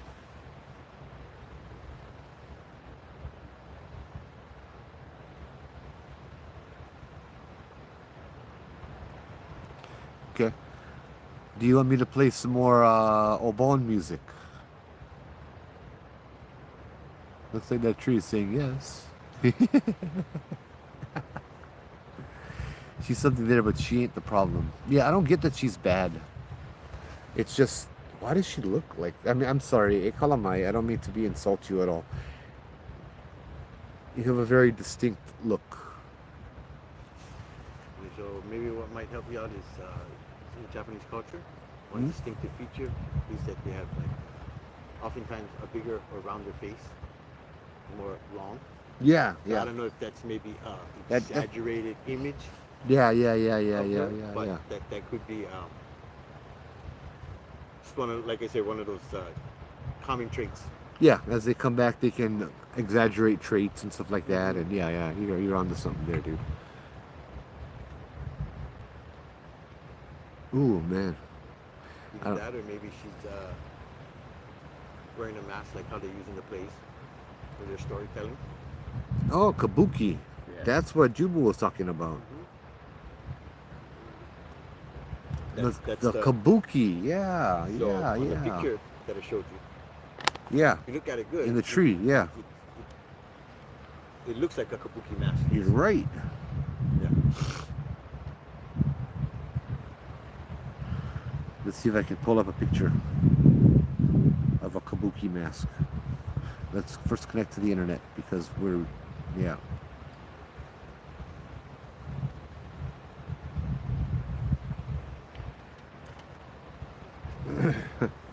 Yeah, right on point.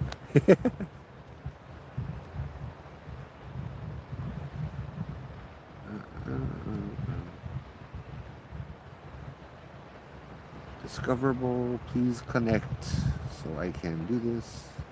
Okay. Wow. I mean, we're getting Japanese stuff on here. Kabuki. Let's see if I can find the picture, the face that I'm seeing. Kabuki mask.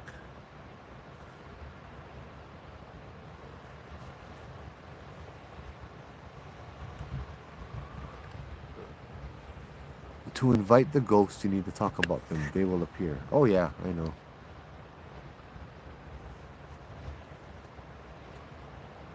No, I don't see any of that. That's Tengu.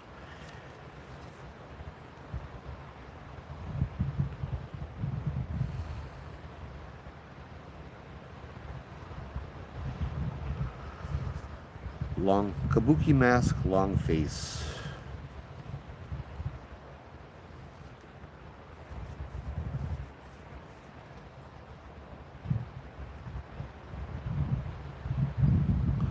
I'm not seeing what I'm seeing in my head.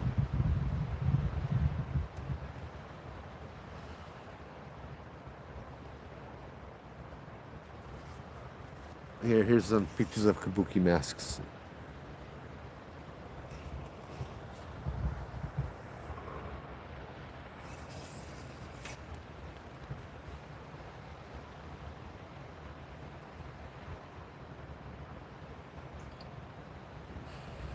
Why is this internet so slow now? Just stay there long enough and it'll become clear. Okay. Oh, it's pretty clear already. Yes. I saw Pearl Harbor mentioned. We are far away from Pearl Harbor. Where do you get all this ghost knowledge from? Ah, Hassan, you go into the field, my brother. And yeah, a lot. I've been doing this for a long time.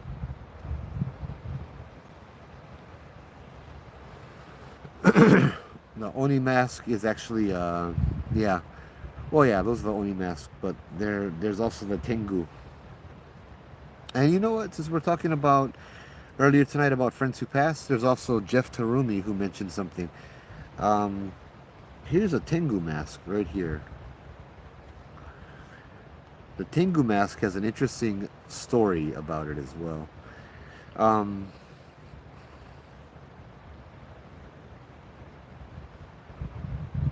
Yeah, here's a Tengu mask. So there's a village where supposedly Tengu came from that my friend Jeff Tarumi, who had passed away about a year or two ago, mentioned that in this village they also claim to be where Jesus is buried in Japan. They have a child song, like a folk song, that is absolute gibberish to them that they sing and dance to, but it's not gibberish if you translate it to Hebrew. It's actually in Japan, they sing a Hebrew song. And this guy, Tengu, is a deity with a red face and a big nose with big eyebrows that flies by flapping his fan behind him. So this depiction of the big nose, the red skin, and the big eyebrows is most likely a Jewish person, a Hebrew, that had happened to be in that area in Japan, and they turned it into this kind of stuff, right? On the top of the mountain, you would get sunburn and all of that stuff. You know what I mean? That was the article. It was really kind of interesting.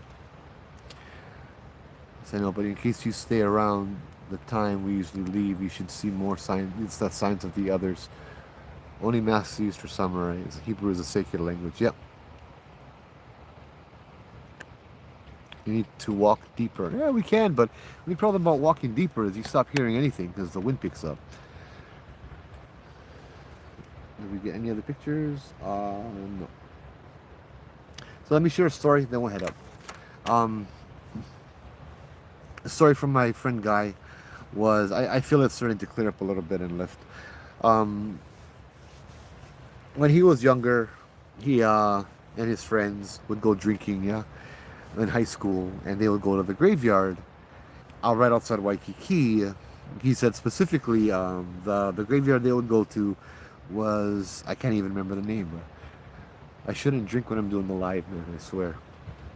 The one right outside of Waikiki. And because I brought him to that graveyard, and I was going to show him a story of a famous story of unaliving, because we have to say those words, in Hawaii in the 1930s, where a young boy was unalived by a Japanese guy, and the Japanese guy, Miles Fukunaga, was buried there.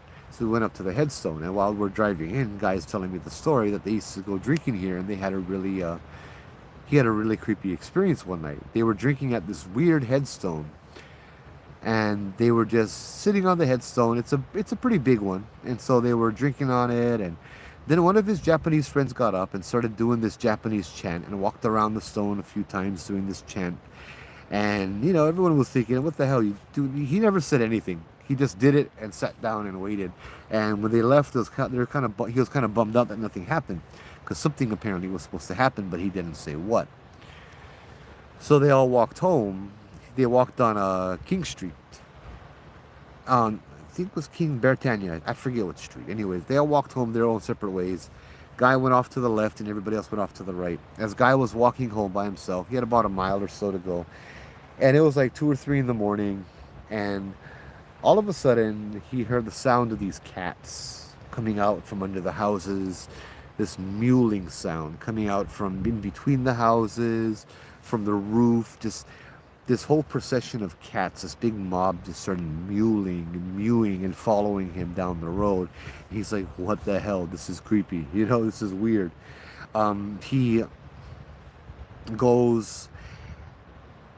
He starts walking a little faster, and on the left side of the road that he's by, there's a fence and a hedge inside the fence. He sees and hears what sounds like a big dog walking on the side of the fence. And then he says, I think it peeked out from between the fence and between the hedge, and I looked at him, and he saw it was a cat. The cat was bigger than a Doberman, and the cat had a face of a woman, and it jumped the fence in one clear jump, and that's when he started running full speed.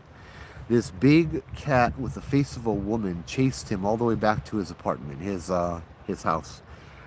And he could hear the mewling of all the cats chasing him behind him. He got to the bottom of the stairs. He lived on the 2nd floor, and he pulled himself up the stairs because he felt something latch onto his back, and he had to grab the railing and pull himself up to the top. When he got into the house and closed the door, the weight left. Yeah. The next day, he told his friend what had happened, and his friend was all of a sudden very interested, and he was looking, he was smiling, and he was very excited. He said what the chant that he did was to summon a spirit called the Obake Neko, or in Japanese, or in English, the ghost cat. And apparently it had worked, even though he didn't think it did. So yeah, that was the story I was trying to share when it started raining like crazy. Yeah. I was reading some of the comments over here. Yeah. I think I should stay in Japan. I feel safe here. Japan is great.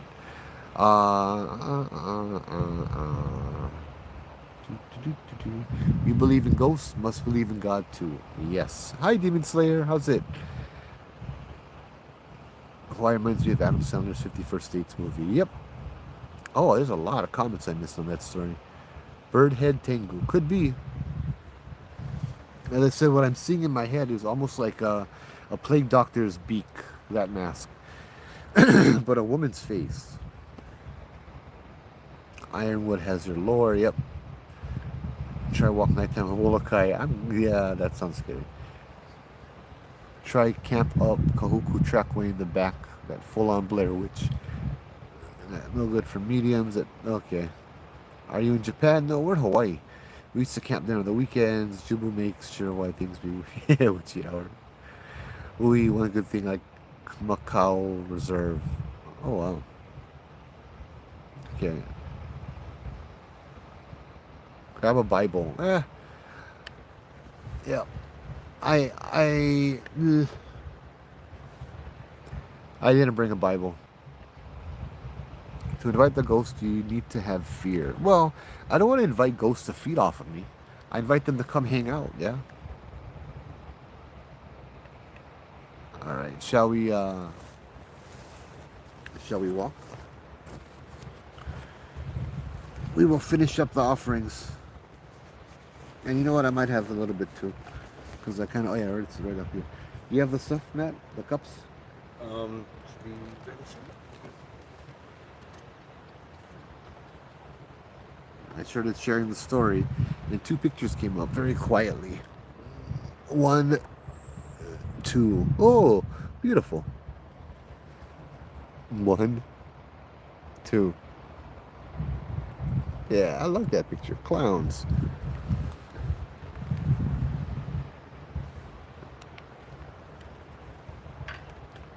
You're gonna do this kind of stuff, you cannot have fear. I don't have fear, but like, I know I got protection, I know I got guardians, and you know, all of that stuff. I'm good.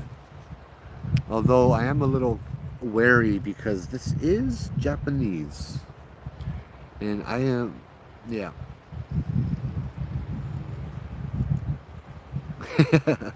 Chubu.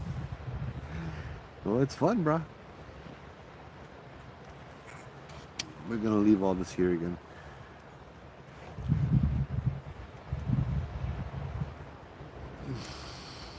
I haven't seen any chat on TikTok for a while. I wonder if you guys are still there or the chat stopped working. Kuchi Sake Ona. Yeah, you definitely would have, Jubu. Oh, okay. You ready, Matt? No. Don't worry, bro. I don't like just walk away and leave you.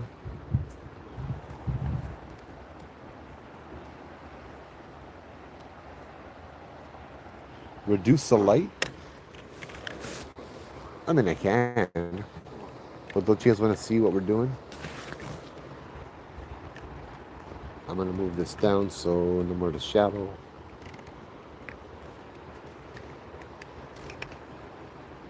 Hey, Ben.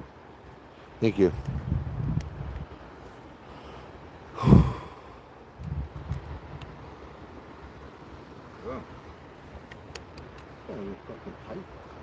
Huh? I can't even type, bro. Yeah, well, Can I put things to words? no, we're not mixing. We only mixing whiskey and sake.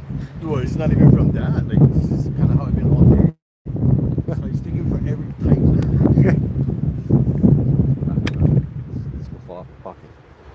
Hey, you know what? After this, I'm gonna make some coffee. Coffee sounds good. Huh? Instant coffee at the beach. Yep.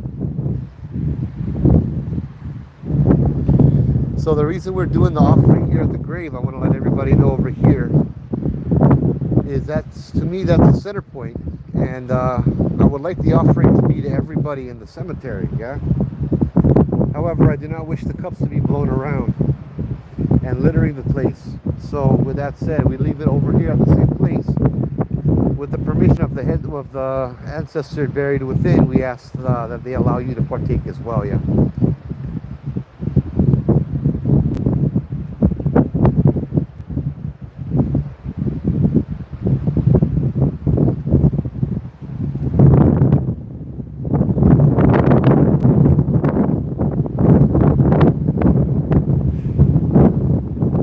I think you're right. I usually hear that entities are always close to water. Well, right on the other side here is the Pacific Ocean. So, yeah.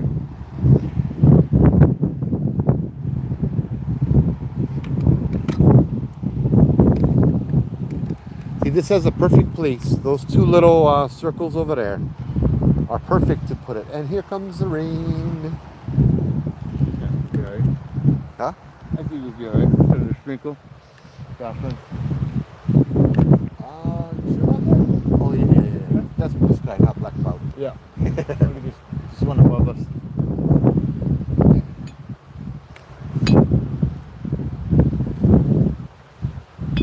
Alright.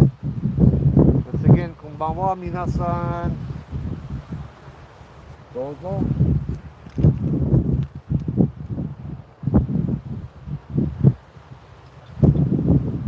And this time as well. This is my relatives.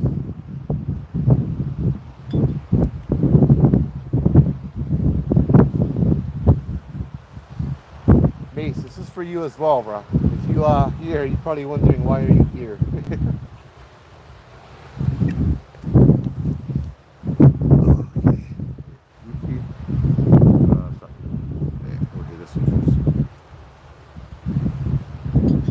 I do have incense, but I'm not going to light it over here. It's dry and windy.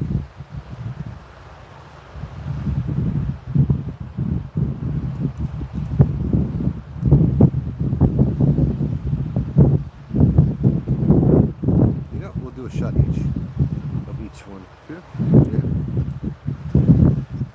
I think there's a. We'll finish up the bottles. Well, There's a specific reason behind burning of the incense. yeah. I believe it needs to be for a family member, or you're asking for. A blessing. Yeah. Yeah. So I'm not sure that it's proper to just burn incense anywhere, just because they're I part usually- of their stuff. As a Chinese, Yeah. at the Chinese cemetery, we'll do it. I see. But yeah, this is not Chinese, so Yeah, I was just kind of reading the Wahina's top. So I. I was kind of thinking about that. What's the word? Kampai. Kampai. Kampai. Mace, this is to you too, my friend Mace. Kampai.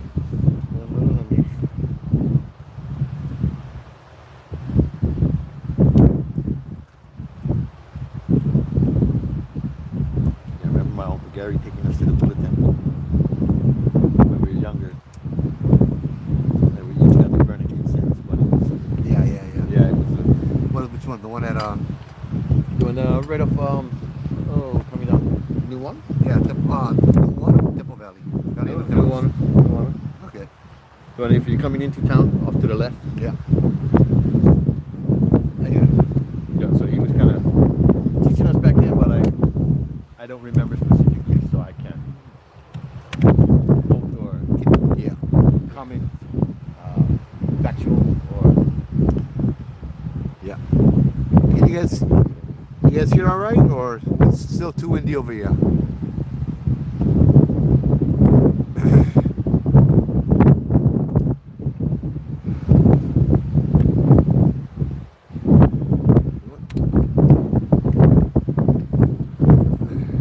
All good.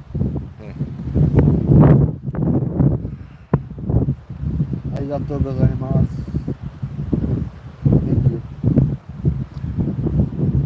You are not forgotten. You are not forgotten.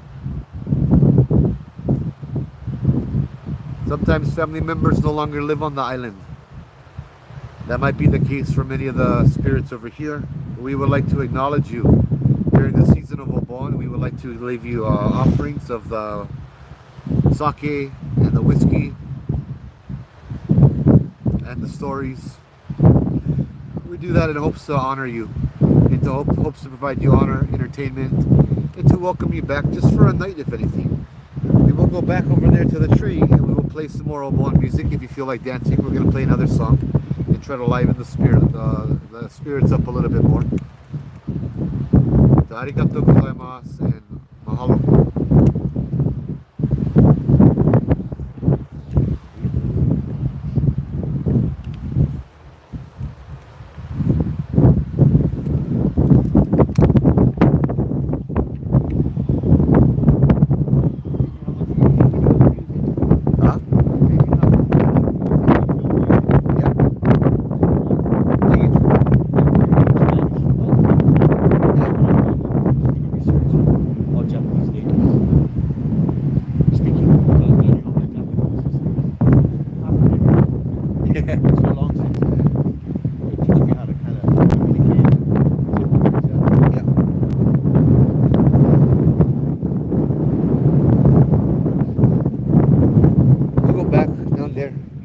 Have the rest. I don't know about the rest.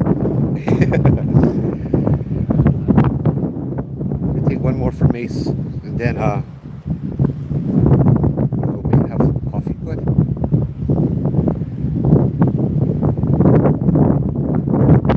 Huh? I did not leave my light on. No. You know what? Let's try go left. Since we're here, let's try to see what's left. So this one goes around to us, yeah? No, so That one when it comes goes around. left goes to the beach, and just after you get to that opening, there's a right turn that goes up the hill. Okay. Circles around back down.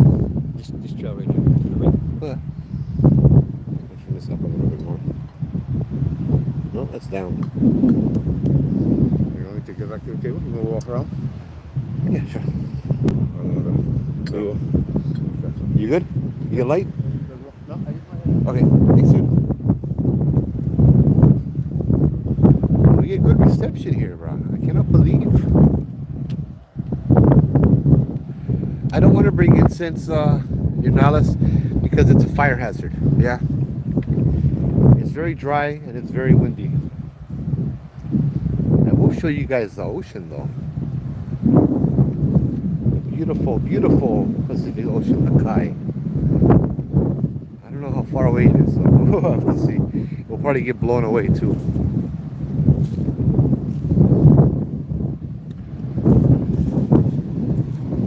I feel that if you walk with pono, with respect, then you're okay.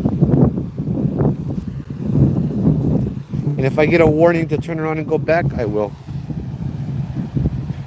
If I'm not meant to be here, then I will. I will go back.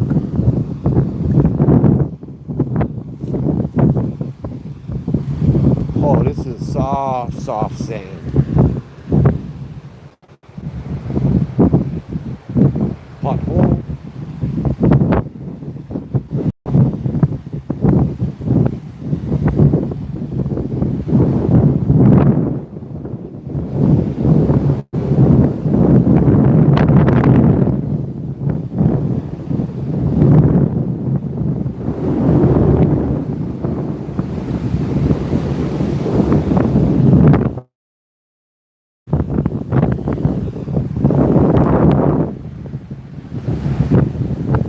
Look. Anyone take a guess into what that is?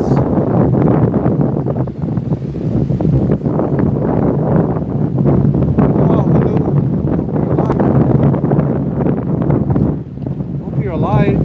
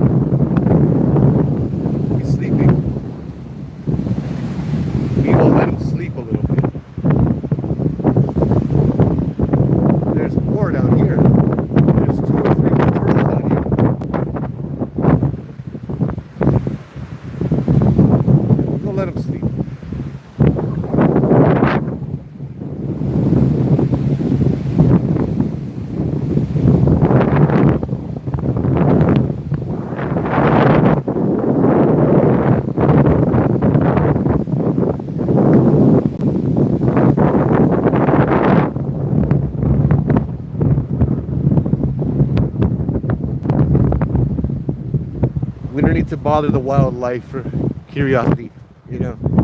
Brother's trying to sleep, we let him sleep.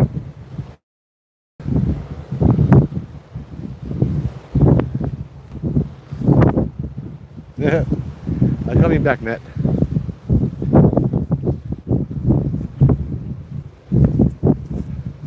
Oh, get action.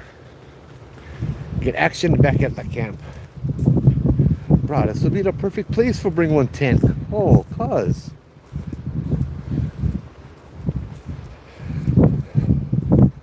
I may have to camp out here overnight and do some s'mores. But too windy.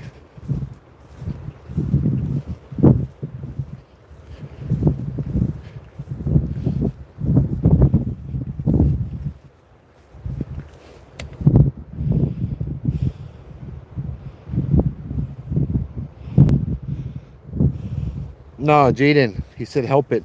It's sleeping. And I saw that it's not dead because it just crawled up to the beach. I could see the lines behind it. With this tide, it came up into the beach. And there's like 3 more down the beach sleeping. So, what's up, bro? Stay with you. Yeah. You get all the action, bro. Bro. You get the turtles, you get the ghosts. What happened? I would have traded you for that one. What happened? I went for we used the lure. Yeah. The bush behind me. Sounded like somebody started walking out. And so I came back from there. I was standing by the table, talking with the chap. And just before you came down this way, I hear footsteps coming up the trail. I'm like, rah! Like right up here. Huh. And you know how many times I went over there for the lure? Yeah. Nothing. All of a sudden, you're not here by me. Yep. You are right in the tree line. Right in the tree line had something. Huh? Like right over here.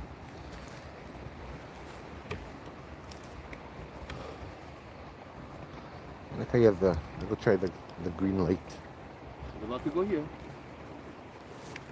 Directly in this, Right back here yet, so they're moving around. like, literally like right there. So I had turned my spotlight on, nothing. Like, wow. And it wasn't like a branch broke or anything, like a crashing sound. Was Yeah. Something was approaching through the bush. Oh, what the hell? Turned around. And like I said, I was standing by the table, talking to the chap, telling him what just happened. And then all of a sudden I hear like coming up this way right here. And I turned around, I looked, I said, oh, okay. So I'm looking at this. Young feather on the ground.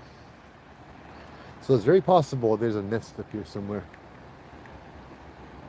I don't know. I'm trying to make sense of this. I'm assuming there's one in the next one because that's where I saw the bird flying originally. Yeah. And there hasn't been much noise that come out of here. So I would assume that if there was a nest, you would have heard more activity. Yeah. Woo. Otherwise, I'd definitely chalk it up to those birds. Hey, the birds don't walk down the trail. I'm gonna play another song, actually with this one here. And then I'm gonna turn off the light and go use the lure too.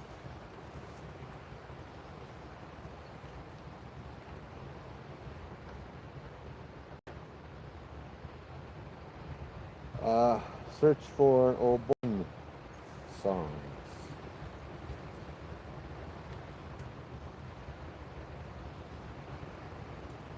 Here's Las Vegas Ondo. That's not even Obon.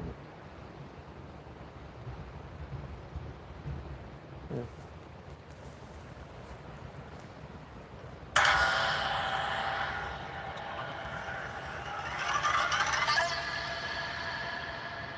Usually you will find things weird if you're alone in one spot. Yep. There's only candlelight and incense. You know what? I'm gonna leave my light here. I'm gonna turn them like this.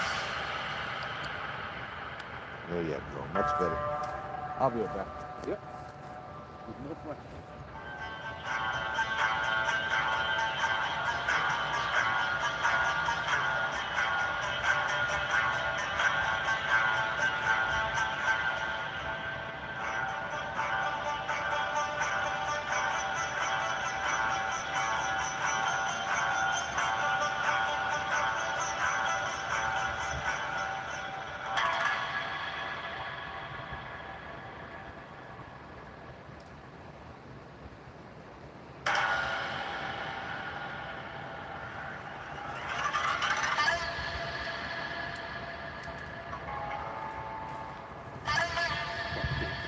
What? Oh, sorry, that was me. Oh, yeah, you're still right there. I just had to turn around with the light right here. I hear something like a foot and I see you walk right past it. Oh, shit.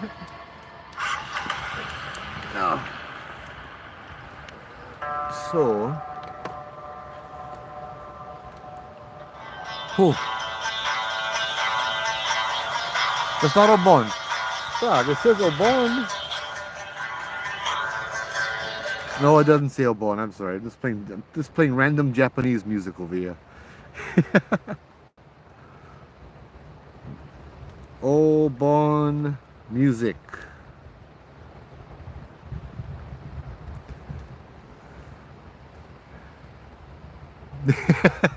Sorry, dude. I mean, I guess it's better than it's better than that techno remix of Obon music. Here you go. Here's some Obon music that everybody knows.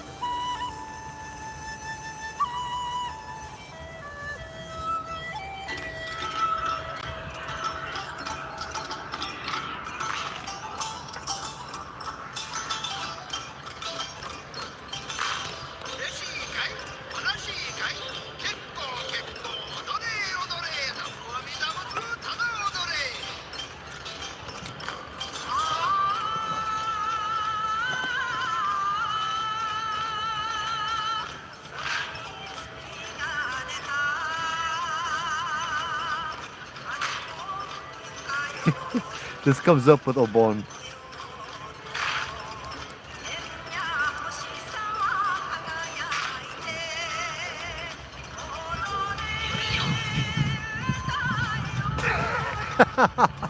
Joe play the Kikaira theme already. Huh? You know what? They might enjoy that, huh?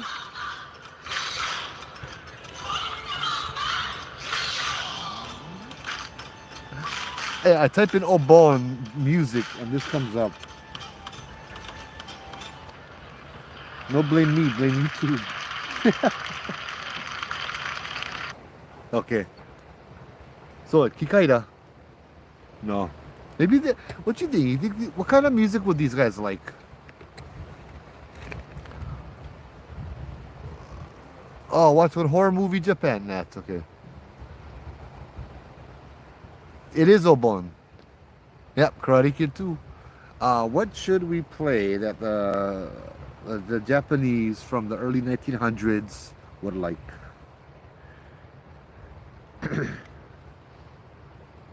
Japan Obon Festival. Obon music. Okay, I played this. I played that. I played this one. Las Vegas Obon. Sakura Ondo. This sounds like Obon. I'm gonna get the coffee ready, alright? So enjoy the Obon over there.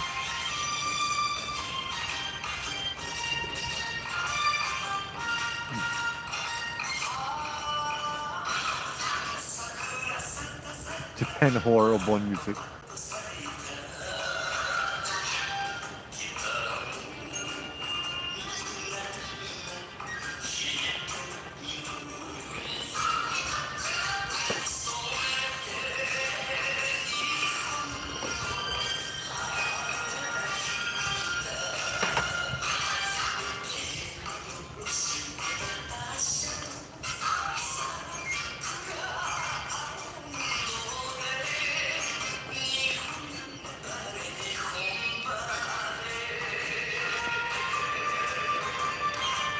Ooh, good ants.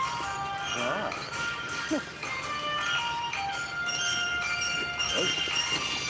That's crazy creepy. What? What just happened? You know me, normally I don't scare. Yeah. Easily, you know? Yeah. I'm like, oh, what's the freaking... Well, this changes up the vibe a bit. Yeah. I guess... But YouTube not too good. Oh wait.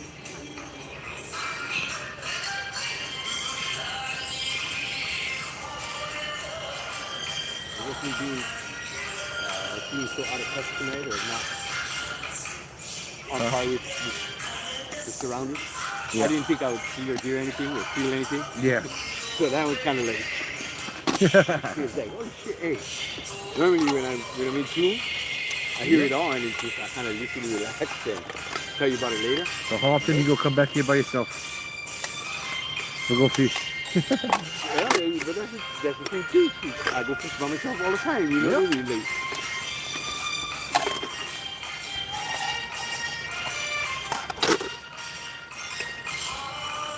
Yeah, sure. most of the time it's at night, overnight. Yeah. Yeah, everything to be bothered too much, you know.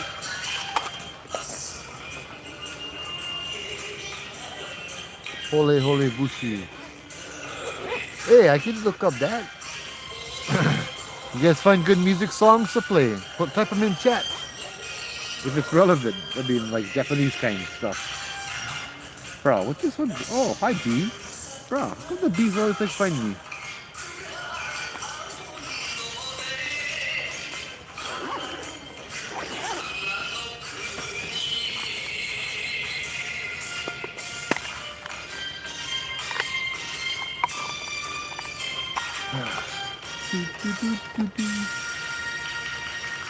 Alright. So what are we doing next? Apparently I'm taking requests now. Put Pokemon Obon. I'm really wondering if they have that now. Please don't. Oh no. It auto-suggests it.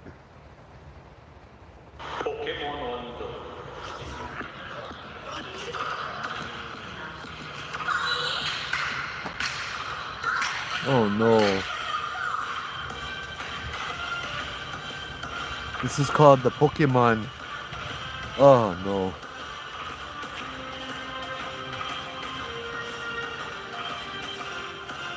Oh, brah. You heard that beat? Boy, fucker. Sorry. Even that is not too like it. Normally, I got that sensitive hearing now. Like, Bruh, get off me, you fricker. that's sensitive.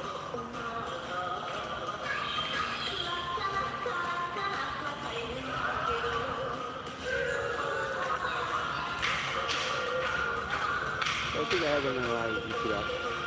I will explain that to you later. Huh? I think I may have an analogy to what's going on. Oh, After that. yeah.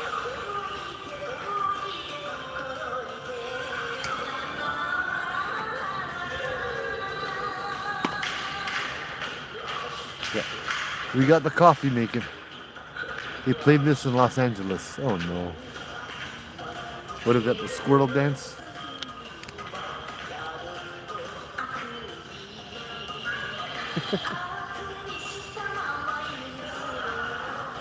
We got this.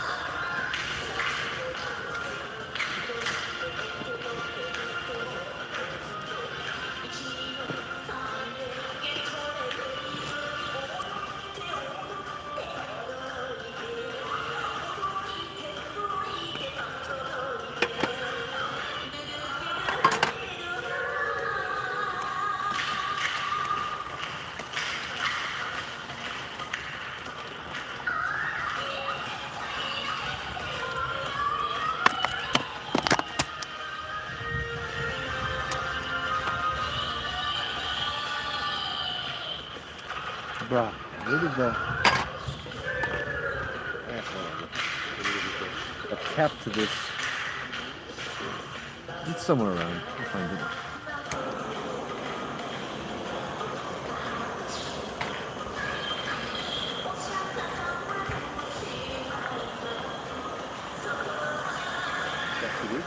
Yep.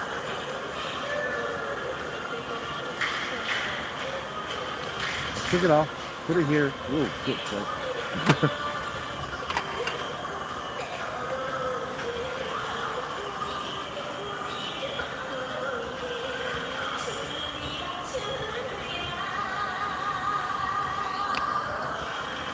I seen that dance at the Obon a year ago. There you go, Jaden. Thank you, brother.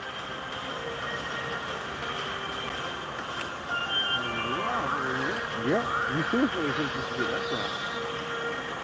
And this should actually never open them over there. No, I want to open them up and I want to put them right up there.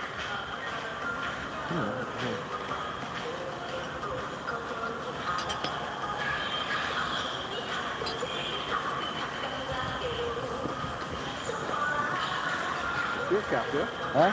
Beer cap, yeah? Yeah. Wow.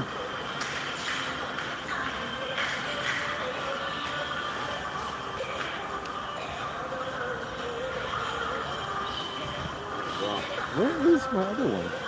I had another. What's he do? You like a drum Huh? Scouring the Yeah, ground. no worry, no worry. You find them after, bro. I get ramen over here, but I cannot find my other one. All right, Hanaho. So I have another. Yeah, we're making hot water, bruh. We're making coffee.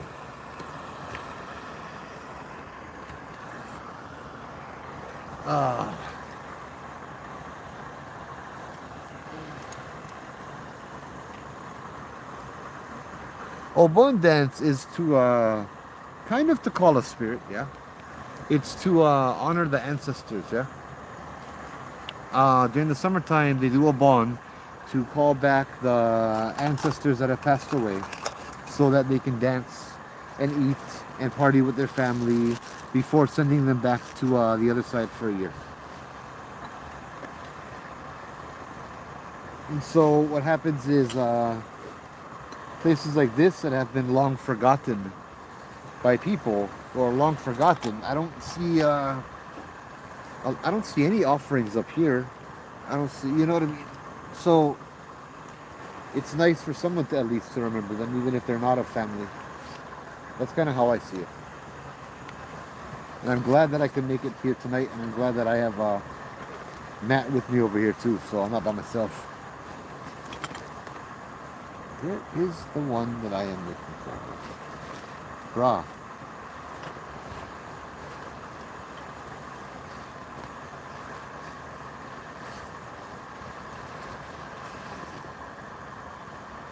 I'm going nuts here.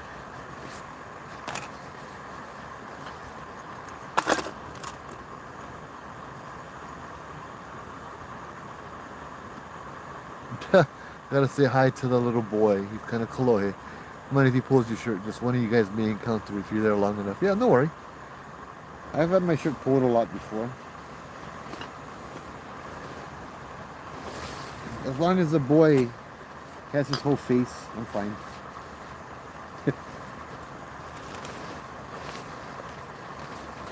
This side here is all together. That side there is all together. This side here. This side here.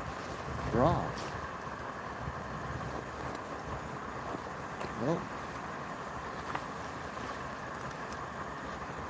I have one cup, Matt. I thought I brought 3. Is there? Oh, there it is.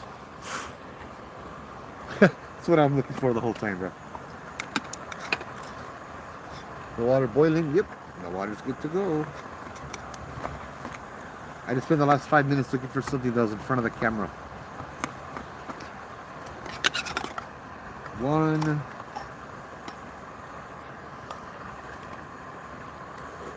2.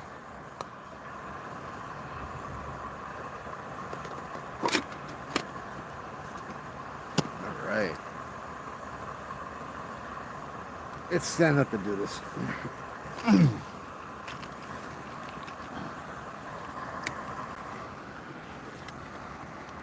Without all the wires everywhere.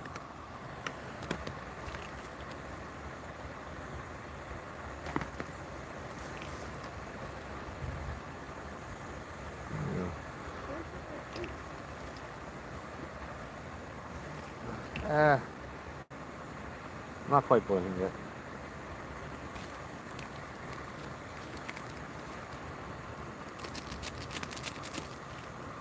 You like coffee too on that? Sure. Yeah.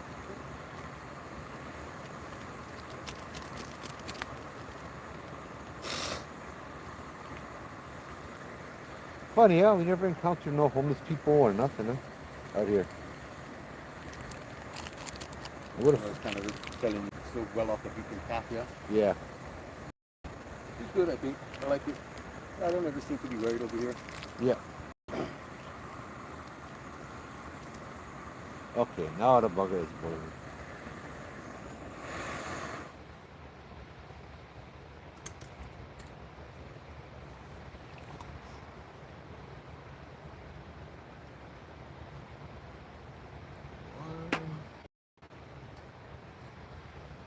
I'd let them cool down for a little bit.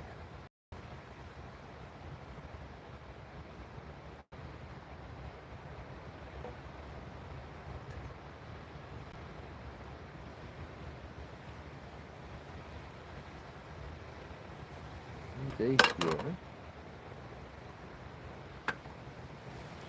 And then let me grab this one.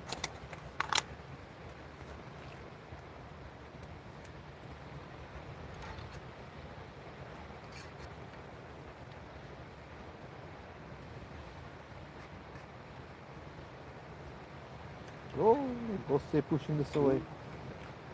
Gravity, gravity. Or ghosts. The tooth on the table.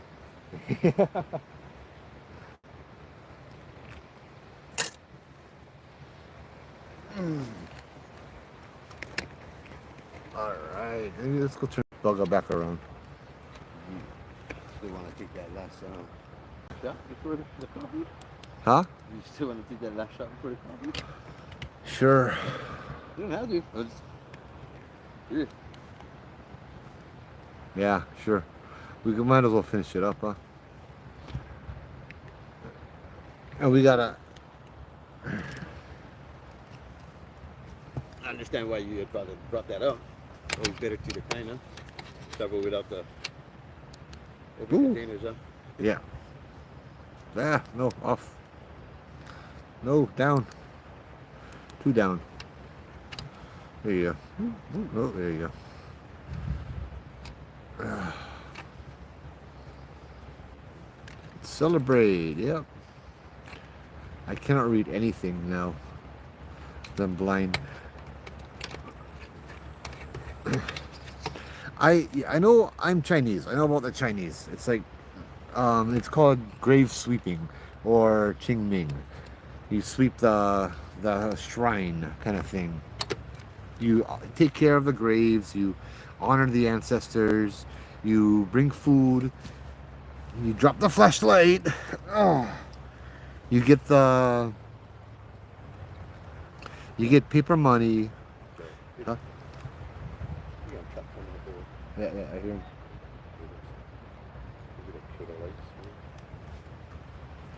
You get paper money, you burn the paper money.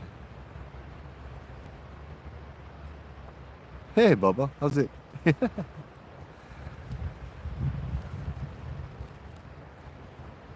know, I'd rather have the light on so they don't run over us. They're not going to come this way. This is like an ATV trail. Yeah, what if they have one ATV? I just didn't want the light on until it comes to kind of make the area. Mahalo. Ah. I just don't like it to run over. We should be good at it. We'll go back that way. Yeah. Yeah. Is that Bubba? No. Bubba After Dark is a different one. It's just Bubba. It's the Bubba. The turtle is Kappa, kind of, but not really. Kappa is a creature that has a shell like a turtle, but it also has a bowl of water on its head. It's like a mermaid slash, in Hawaii we call it a mo'o.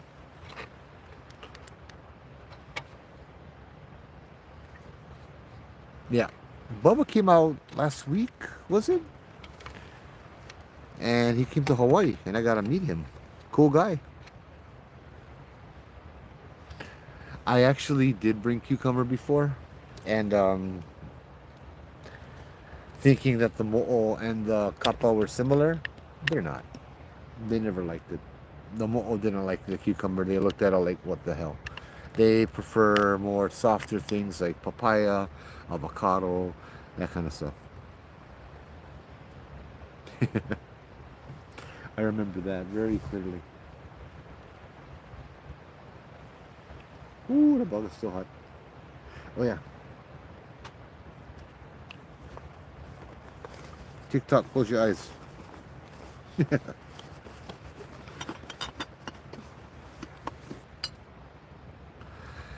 Bubba, we have had some things happening around here for sure. That Bubba After Dark? Nope, it's just Bubba. Oh. It's the Bubba. He might actually still be live, you know. Huh? Bubba I After bet Dark you, might- I bet might you, actually brother, is be still live. But I was live from like 1 p.m., dude.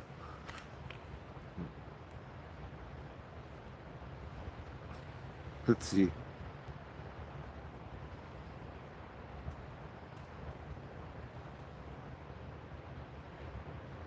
No, he's not live. Well, not on this one. And I don't have the other app on this one, Rainbow, so I cannot check.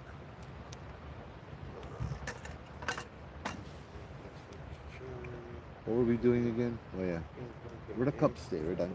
Yeah, back in the day. Okay, let's see.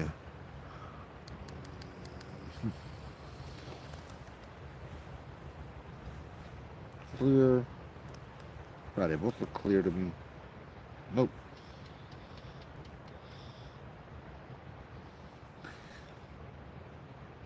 So there's a cool book I read called Spirits in the Parlor. Spirits in the Parlor follows the story of this guy named Joe. And he says something very interesting. He's like, it's his journey with spirits, like Hawaiian traditional spirits versus the Christian spirits, that whole conflict thing, right? He grew up with the Hawaiian spirits and the Hawaiian guardians and the Hawaiian protectors and stuff around him. And he said they would manifest like he would it's what I was gonna pour one. They would manifest in terms of he would see little orbs flying around. And the little orbs flying around would go into the ocean and show him where the fish, and they would have a shrine, yeah? The shrine would be built in the house, and they have these rocks on top. Matt. Here, cheers.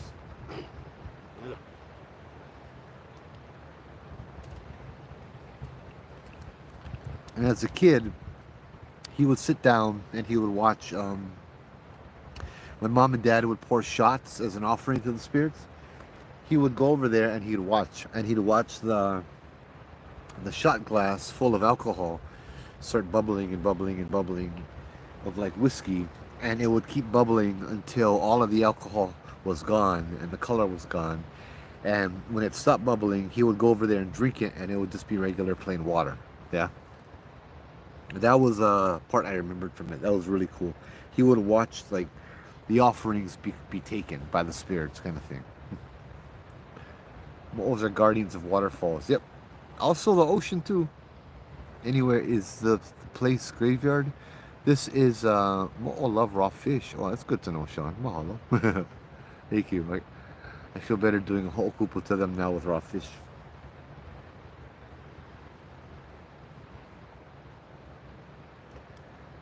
One whiskey. We'll try to finish this bug off as the coffee cools down. Yep.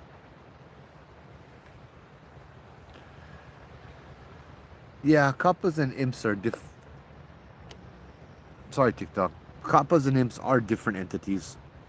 They're just, but I guess they can be classified as that. Where's the glass? Because the definition of imp is so kind of out there. It's so kind of generic. So it could fall into that category too.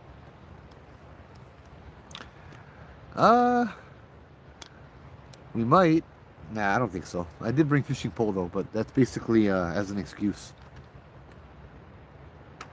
What you guys doing here? Oh, we fishing. So far away from the ocean. Oh, oh, eo, yeah.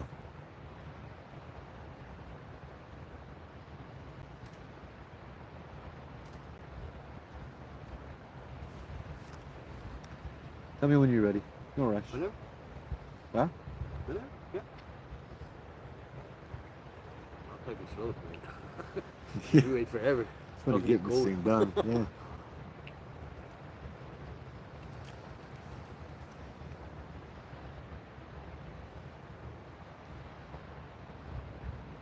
Fix your lighting.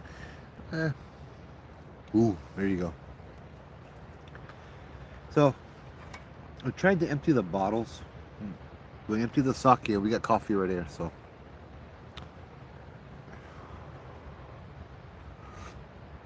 No worry, I'm not going to drive if I cannot.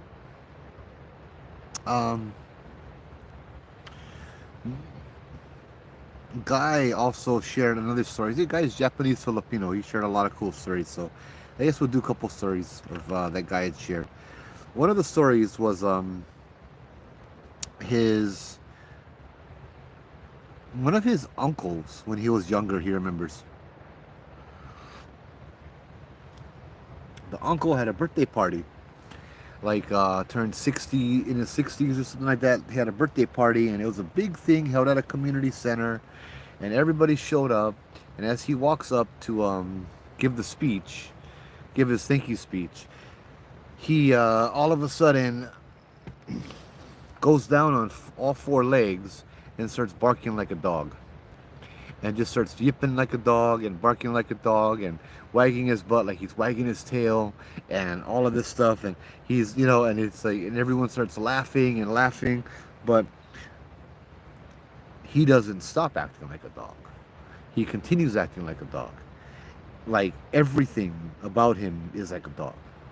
And they realize that something isn't right. He stays like that for a few weeks. The Odai-san, the Japanese priest, comes and sees him. They have to call another older Odai-san. The uncle had gotten possessed by a spirit of what's known as the Inugami. Now, the Inugami, according to Glenn Grant, is a spirit that is usually caught and bound and sent out as a curse against an individual. According to Dr. Grant's research or lore, you take a dog, you bury the dog up to its neck, and you starve it to death. And then you put pieces of meat just out of reach, and it goes crazy and dies as it goes crazy. Then you harness the spirit of this enraged, crazy beast, and you send it to the person that you're trying to curse. That's kind of how an Inugami is born. And so what had happened was, guy said they went over there, the Odai-san, the one that was helping him, they all listened at the door kind of thing, right, as Odai-san was doing his Japanese thing, and heard the uncle speaking in this different voice that wasn't him. And this voice was speaking in a different dialect of Japan. The Odai-san was able to identify it from a certain prefecture in a certain century, and come to find out that in that prefecture, in that century, that his family had been cursed by an Inugami, but everybody in the family had been strong to the point where the Inugami did not affect them, up until the uncle. And the uncle was the weakest one, and it was several hundred years before the curse actually could manifest, yeah? And so the curse manifested, but it wasn't full blown because it was so old that it didn't have a lot of strength, and so they could get rid of it easily. And like Glenn Grant had another encounter with an Inugami of a girl being possessed by an Inugami, where she's full on scratching and biting, and her nails have grown long and claws, and possessed by this dog, this evil dog spirit, and she attacks Glenn Grant. It's a lot different. This guy just kind of wagged his tail and that kind of stuff. But I will tell you, however, Mace had shared that Inugami isn't just that. See, so me growing up reading Glenn Grant stuff, Inugami is whole scary, ghost dog, demon dog, possession, blah blah blah. No, it's more than that. It's actually Inugami can be a guardian as well, yeah.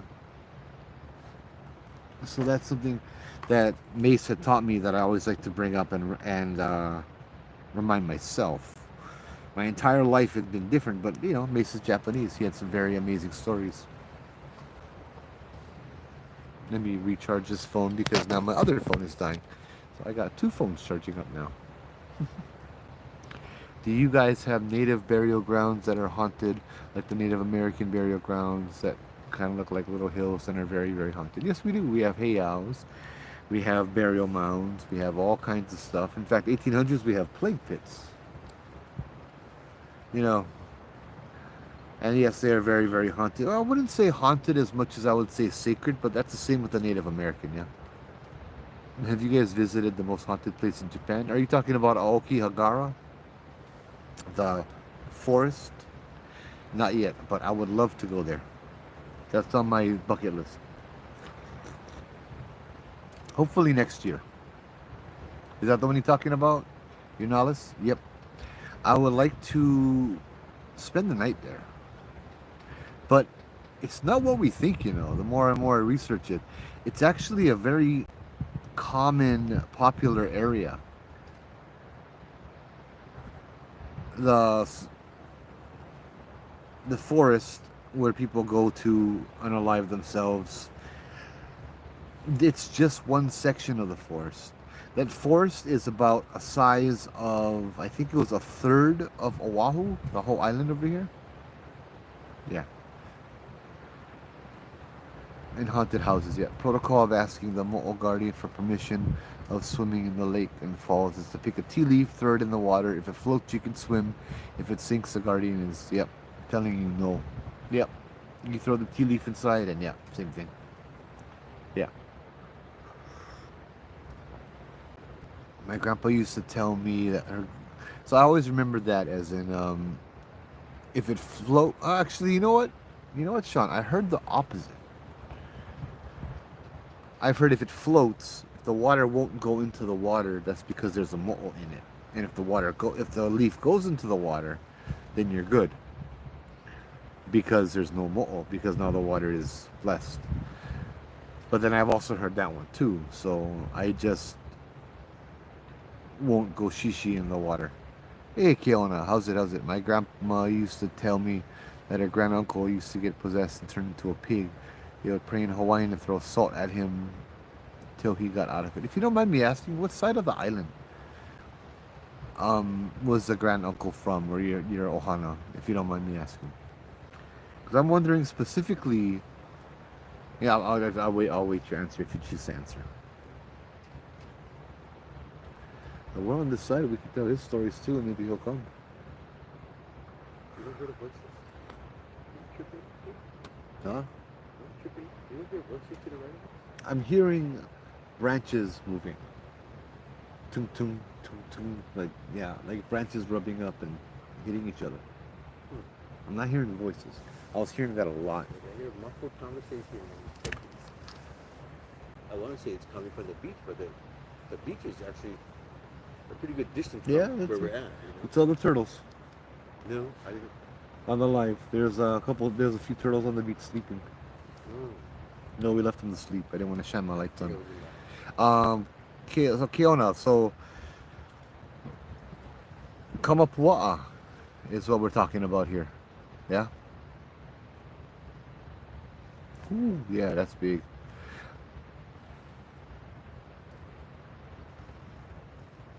Mm. Um, Kamapua'a, his domain is the windward side of the island, which Waimanalo would fall under. Yeah. Kamapua'a, what I learned is the only pig deity in the entire Pacific. Yeah, so that right there is interesting. If there's a pig spirit, it's probably Kamapua'a. Okay, now that shots are hitting me.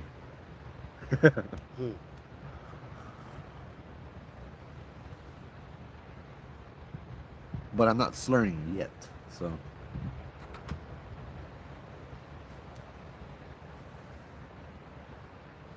When you found that turtle, your camera went blurry. Really? I didn't want to get too close to it because if it's a green sea turtle, we're not supposed to get close to it. Yeah, so I'd like to leave it, especially documenting it on a live video. You know what I mean? So that's why I didn't want to get too close to it. I trusted that it was alive, and that's good enough for me. Let's see. Whew. Didn't they lift all that stuff on the turtle stuff? Like endangered and whatnot? And Did they? I just want to say they did that a while ago. You know? And I Okay. think we were able to get the population back up. So it's not so restricted anymore. Okay. I didn't know about that. Oh, yeah, my bad. I have no idea how I got my estimates before. Oahu is 600 square miles. Okihagara is 35 square kilometers, 14 square miles. Really? That's it? It's called the Sea of Trees. I thought it was bigger. Huh, interesting. Every time I shot towards the turtle, it was blurring. Okay.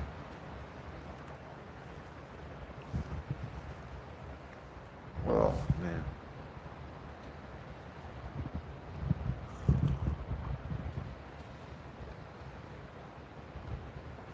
Might be able to share a couple stories. You want to? Short ones. Okay. I was thinking of. You want to switch chairs? Or, Let me run this by you first. Though. Make sure it's okay.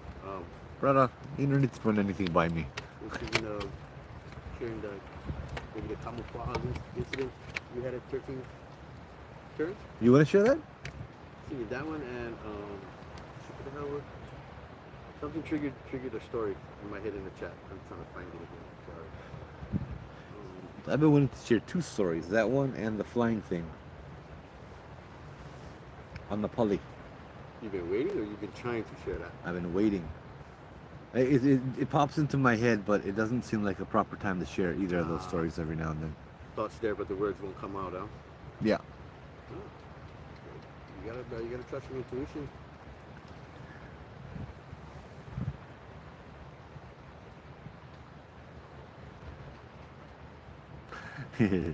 Cheryl. Most likely Kamapua, but also my Ohana homestead has lots of spirits on the property. If I'm not mistaken, there's about 8 to 10 different spirits that different family members seen. So I wonder. I'll tell you, I've never specifically heard of Kamapua in Waimanalo, but you know, there's a lot I haven't heard. So it's just scary in the North Shore. In Kamapua, I don't see him as vengeful per se, or I don't even see him as causing harm, especially possession. But there's a lot of copycats, you know. I noticed with Kaupe, the half man, half dog, there's a lot of copycats that try to be him, you know. They're not him. You can tell, you know, they're not him, but they still try to scare people and pretend that they are him, kind of thing. Sorry, this light in my eye, I can't even read the comments. Matt, you want to share a story? You got everybody excited. No, shit. I was gonna duck out of that this week.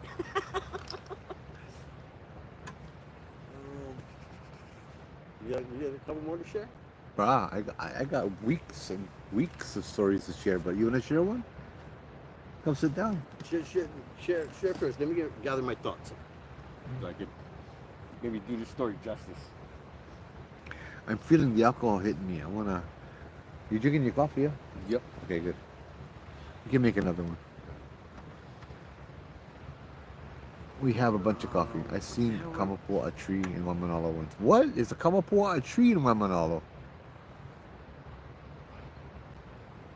the hell were we discussing? A friend of mine saw him by Mano Willie's side.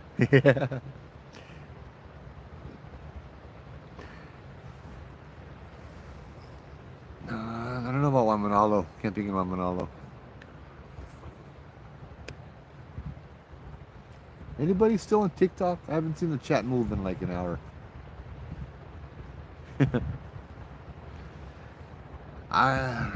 Camping. I don't know.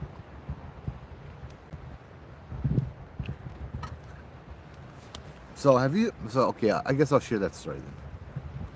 It's a Mana Willie story actually about Kamapua'a, and this is a personal experience that I was eyewitness to.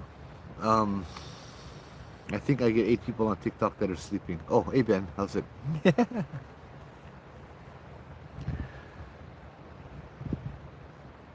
Interesting. Tusks and all on the tree, huh? Mana Willie and Waminalo is just over the hill. Yep, yep, that's right. That's right. You know, that is absolutely right. I can't believe I forgot about that. Just right on the other side of Mount Olamana, right? Oh, hi B. How did I pick you up on my fingers? Kind of fun it. Sorry. I'm like, what is this in my hand? Oh, it's a bee. I didn't think it stung. Thank you very much.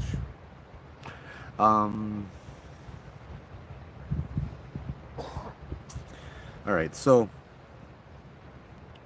me and Obake Hunter, there was a night where I was done with my tour. I picked up Obake Hunter. I picked up Jennifer. Jennifer's a psychic medium. Obake is my, we used to go ghost hunting all the time, just explore. And we had Joe Sereno with us. Um, we just drove from Waikiki down to Makapu'u. We went visit that heiau in Makapu'u, and we drove up through Aminalo back roads, and then we decided we didn't even know where we're going. We're just doing just looking for dark places and seeing if they get ghosts. You know, this was maybe 2011, 2010. So we get to I told him, okay, let's go to this place called 13 Turns in Mauna Willie. And it's like, all right, we used to go there when we were younger, high school days, you know what I mean? We go, it's more than 13 turns, but we call it 13 turns, you know, just because it has so many turns. Basically, you come down the Pali, Kaneohe bound, and you take that first right at Castle Junction, and that'll take you to a little windy road that takes you into Mauna Willie. So, we decide, yeah, let's go over there, check them out, right? So we go over there, we pull over to the side, we get out of the car. Obake and Joe Sereno, they go down the road, they start taking pictures, looking for orbs and that kind of stuff. That's how long ago it was, right? I'm sitting on the car, or I'm walking. I go outside, I start walking around, and I feel this presence around us, and I'm still kind of learning how to use this gift, right? I feel this presence all around us, and these words come to my head. The words are primal. It feels like it's older than mankind. Not primal, primordial. Older than mankind. Hunter. Like, it's like a beast, it's like a hunter, and it's not good. This thing is like stalking us. It's not good.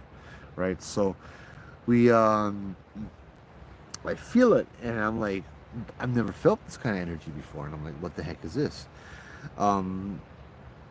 I go into the car where Jen is, our psychic, and I'm like, Jen, you feel that? She's like, yeah, why do you think I'm inside the car? Um, she's like, I'm not going outside. I'm like, what is it? And then she goes on to describe it using the same words that were in my head, using primordial, hunter, older than mankind, that kind of stuff. I'm like, oh, you feel the same thing I do. She's like, yeah, that's why I'm in the car. And I'm like, well, I'm going to go back out. And so to me, in my head, it's my job to protect, right? It's my job to do what I do. And so I go outside and I'm like, you know what? I'll see what happens with this. And so I go outside and I'm walking around my car and I sit on the back of I jump on the back of the trunk. And on my right is a ravine. On my left is the road. And then it's just a hill, right? That goes up. Something comes running at me from the ravine. All you hear is these footsteps rushing at me, and my heart jumps into my throat, and I'm like, what the hell? And I jump back into the car with Jen, and I'm like, Jen, what the hell? She's like, this, what the hell? Why are you outside for, huh? I told you, stay inside here. And I'm like, what the hell? What the hell? And then she's looking ahead of us, and she's like, what is that?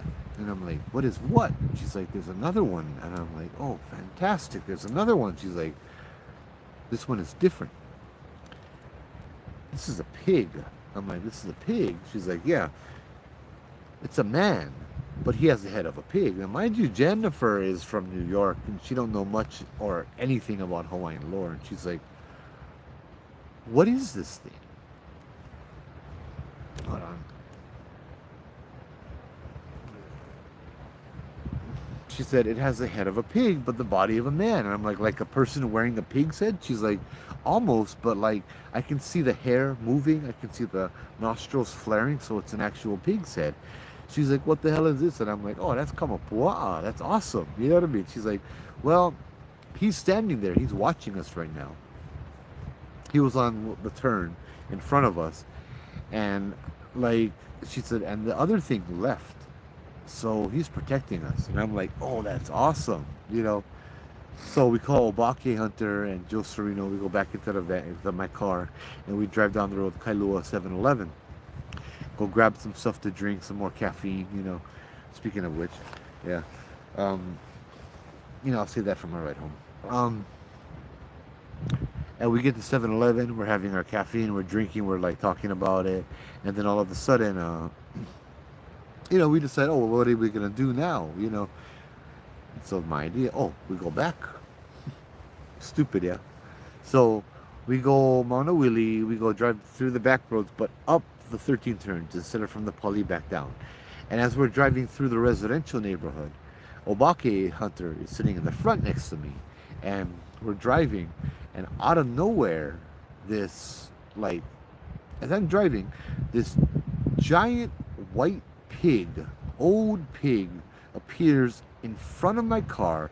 The bugger is sauntering across the road, right? This guy is just cruising, walking across the street, but I didn't see him enter. He just appeared. I slam on my brakes and you hear Obake, holy crap, what the hell is that? You know, and I'm like, I slam my brakes on and I go through the pig. And I'm like, he's like, what was that? What was that? I'm like, what did you see? He's like, that big white pig. Where did that thing come from? I'm like, you saw it too? He's like, yeah. You went right through it? Yeah. I'm like, yeah. And I'm like, okay, I think we better just keep driving and not get out of the car. So we did that. We just went cruising. We cruised out of there. It was Kamapua'a warning us not to, come back. That was my Kamapua'a story. Sorry, I'm going to try to read the comments here now. Ooh, plenty of comments. All kind of animals tonight. Bird, fish, turtles, bees. My friend from... Hopefully we get fish, but yeah, we're not even casting. My friend from Molokai would show me his family is Naki Ohana. Oh wow, took me over there to see it once. Very cool. Bee must be your spirit animal. It's the ones that like to harass me. It is 12 o'clock right now. Can you find the spirit there, 1 or 2, but not right now. Yeah. Okay, chat, please remember. Okay. 13 turn, Pua'a, turtle, empty. What is that, Matt? Curious to remember the topics of the stories that I was Okay. considering to share, or thinking, or had in mind that I can share. And then when you asked me if I was ready to share, boom, they were gone. I was saying, oh, wait, I just had it. Yeah. So that's why I said, give me a moment. You can think about it again. Then once I got it, I was like, oh, let me put it in the chat. In case I tell one story, forget the other. Yeah. You ready? All right, let's see. Jen hasn't gone out with us for years. She takes care of her cats now. Yeah. So, yeah, I haven't seen her for a long time. And I think she moved out. I'm not too sure. 4 a.m. is the witching hour. Yeah. 3, from what, 2 to 3? If Jubo was here, he'd tell you. I summoned the Jubo. Watch. You want to move the tripod, or are you comfortable? No matter. Yeah, we'll move the tripod. Yeah. So, nap time.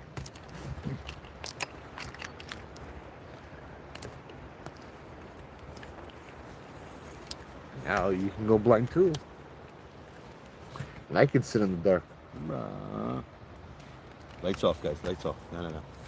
Sorry, guys. Let me finish this text, and I will shortly begin.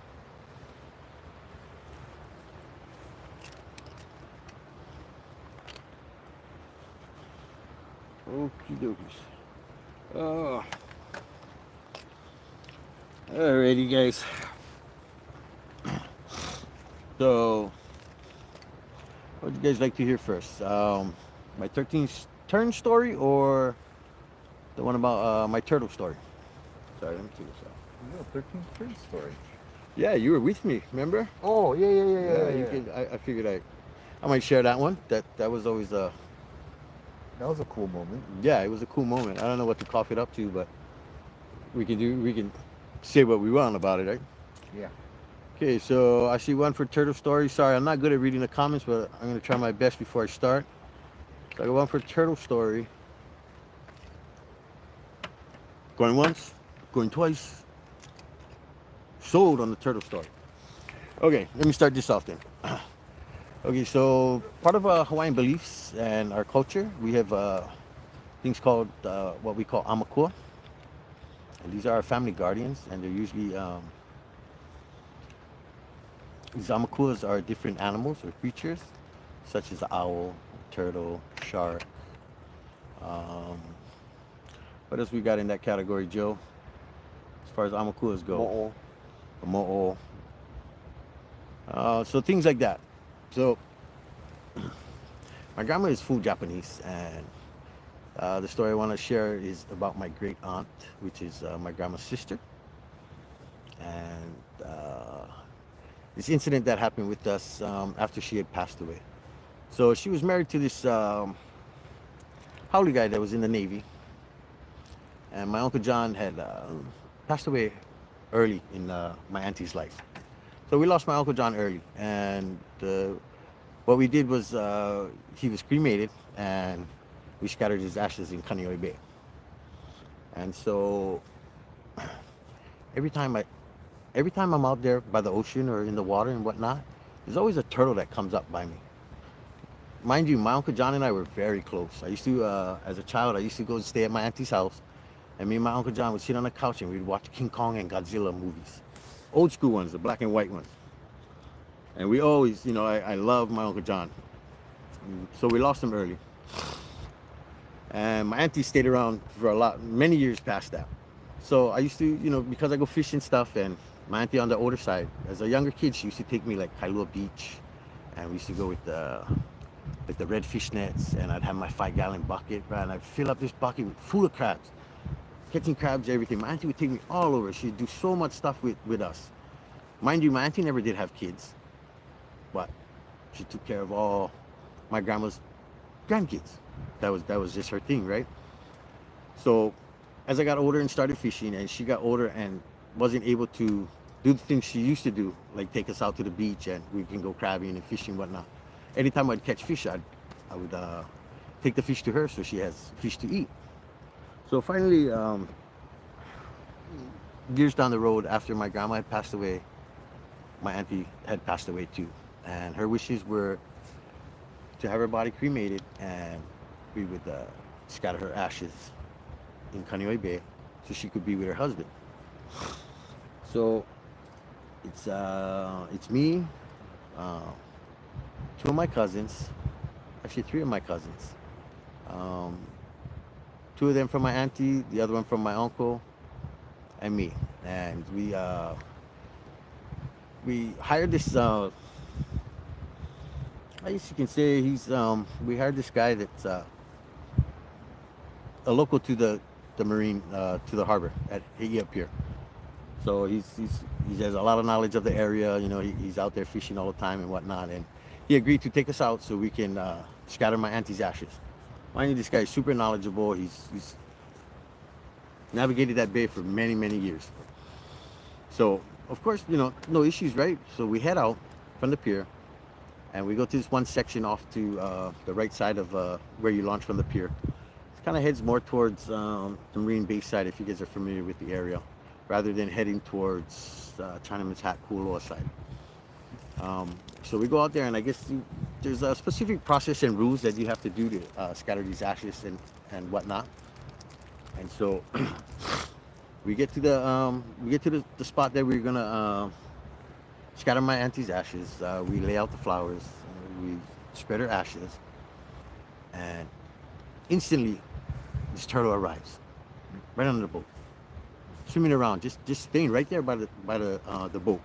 And we watch it, and I get this kind of funny feeling that, hey, you know what? I think this might be my Uncle John. He's coming to, greet his wife or come and rejoin his wife again, right? Because we just put her in the ocean. So we're done with that process, and we start heading back towards the harbor. And just before we start heading back, this light rain starts coming.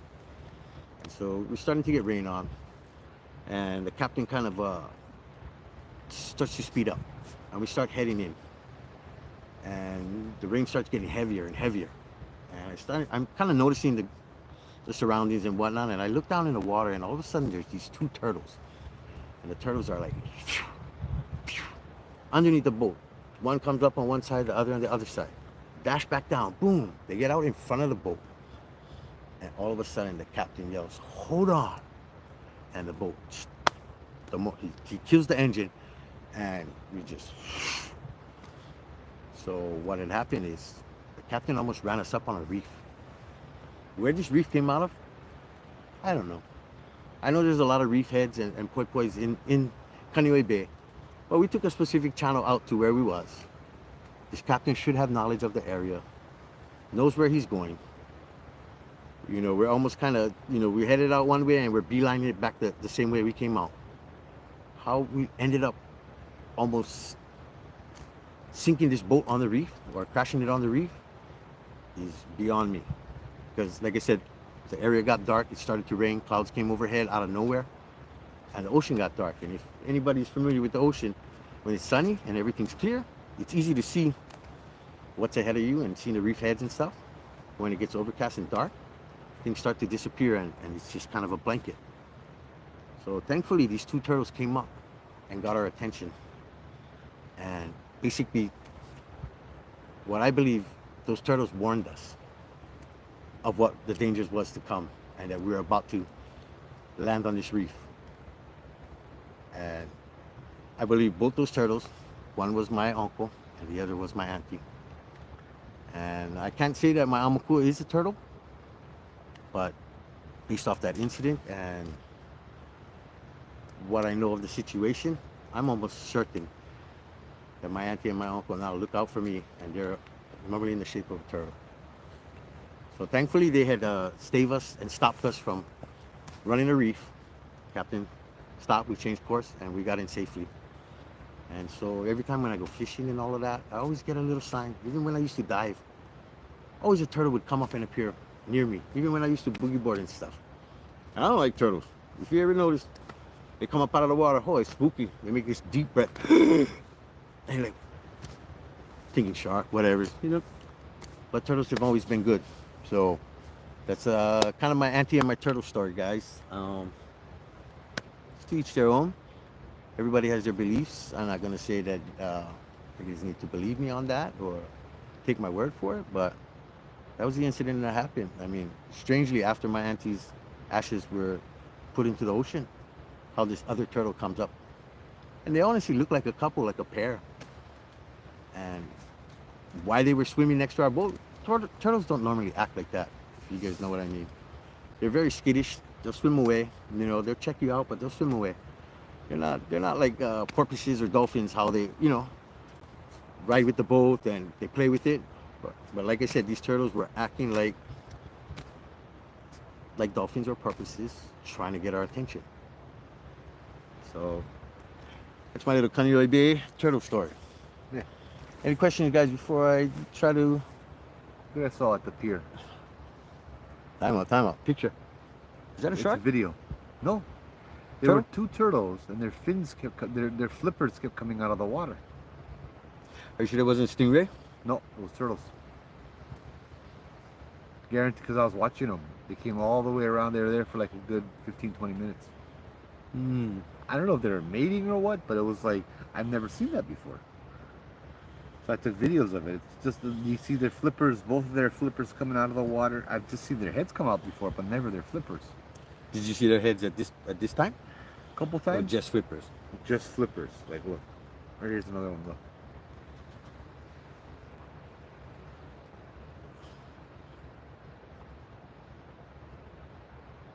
Weird, yeah? I think that's stingray, bro. That's not, dude. They were turtles. They came right by us. They were 2 turtles. For real? Yep, for real. I remember fishing that area, and I saw something similar to that. I thought it was a shark. Kept looking. The guy told me, "Oh, eel." I'm like, no way. And sure enough, was the small stingrays. You know how they flip, and then you see the whites of the underside, yeah, the wings. Yeah. That's what I originally thought, but it was turtles, dude. Yeah. So if you actually seen the turtle, then you're good to go. You know. I've never seen them doing that before. Huh. Because I did see the shell. I saw, and then after a while, I saw the heads bobbing up. You know what I mean? It's coming up for breath, and then yeah. Sorry, guys. Bear with me. I'm gonna try to scroll back to the comments and see if anybody had questions before we try to move on We to summoned the Jubu. next story. I forgot why I summoned Jubu. Who summoned Jubu? We always used to go fishing, Kailo Beach, Yamako used to like shark or Mahalo of Molokai. Call my name. Oh, Jubu asked, did someone call my name? Yeah, they were like summoning you, Jubu. I called him, I forget what for. Okay, so my Amakua, Cheryl, okay. We used to go fishing, Kailua Beach. I always saw rays and honus, so I have it right inside. Okay, nice. We just see turtles. That was awesome. Beautiful story. I'm sorry, guys. I don't have my glasses, so I'm struggling to read. I'm getting old, so I might need your help. I just stay away from the turtles. And they're going diving usually. Yeah, these freaking turtles, they always like to come up on me. I try to stay away from them too, Sean. But I don't know, bro. I always seem to attract them or run into them. So I just chalk it up to good vibes, and they're just looking out for me. Yeah, Jubu. Where you guys at tonight? Sorry, when Yes, you know, it's a stone before, that is graveyard. We're right outside of a Japanese cemetery. I'm not even sure these stories are for me. I mean, comments are for me. Huh, could be for you. Yeah, Matt, did you guys dance Obon? Okay. Any question, guys? Otherwise, I'll share my next story. Not that I can really read the comments or know what I'm doing. Excuse me, I'm an old timer. I'm not very good with social stuff. Damn technology. Okay, so next story. This is a story when I was out with Joe one night, and we decided to go down to 13 Turns, and this is a place in Manawili. And I can't tell you the specific spot we were at because I really don't know it. Yeah, We me just too. drove down the road, picked a spot to pull over, and that was our spot for the night to do our live. And so Joe's live, the topic was actually about Kamapua. And this is kind of about the time I first started going out with Joe. I think I maybe only been out with Joe a few times prior to us heading there. And so I'm sitting there with Joe, and I'm just kind of observing my surroundings and listening to the stories as he tells stories about Kamapua. And where we're at, in front of us is, okay, so let's say the way we're sitting, our back would be towards the road, the road that we drove in on, and the front of us would be this little gulch or ravine with forest area. Just past that, I would say, what do you think the main road is? Maybe about 50, 100 yards or more from where we were at? Holly? No, 13 Turns. We set up that night. How far do you think that main road is from there? What main road? The Poly Highway? Yeah. Yeah, 50 to 100 Oh, yards. 50? That's okay. So let's say the main road is about 50 to 100 yards. And so there's this big gulch and ravine in front of us. Nothing but forest, bushes and trees. And as Joe is telling his stories, you know, every now and then I'd hear something walking in the trees down in the gulch in front of us. And I'm kind of new to everything, so I'm very quiet about it. I don't say nothing much to Joe. I just keep observing and let him tell his stories. And every now and then I hear it, something walking in in the gulch just below us, in front of us. No winds, no nothing, no trees breaking, just a snap here, a snap there. And as the stories go on and the night goes on, we're starting to get to a close, and out of nowhere, I get this really earthy smell that hits me. And if you guys ever seen or been around pigs that have groveled or troweled in the dirt, you kind of get familiar with that scent that is you smell when they first start digging into the ground and the grass. It's a very distinct earthy smell. Not just, like when it rains and then you can smell the yard or the outside. This is, I wish I knew how to describe it. It's just it's almost a pungent odor. It doesn't stink, but it's just it's almost like you can taste what you smell. That's how earthy it is. And growing up in Hawaii, and have been hunting before and have tracked down pigs and stuff and been around that kind of area, I'm very the smell isn't new to me, so it's easy for me to pick up and decipher what it is. And so I start getting that overwhelming smell, and I bring it up to Joe, and it's like, hey, I said, do you smell that, Joe? And but Joe, did you actually get a whiff of that, or were you kind of uncertain of what I was talking about or what I was smelling? I didn't smell it. You didn't smell it? I think that's what it was too. And so I'm describing to Joe that it's not just mud or rain. I said, bro, it smells like a pig was over here digging into the ground and trying to find its roots or its grubs to eat. I said that's earthy, very, very earthy.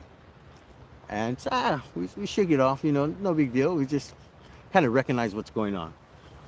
And so we actually turn off the light, and me and Joe are just hanging out and sitting there talking story. And at the time, we're still kind of getting to know each other and going back and forth. And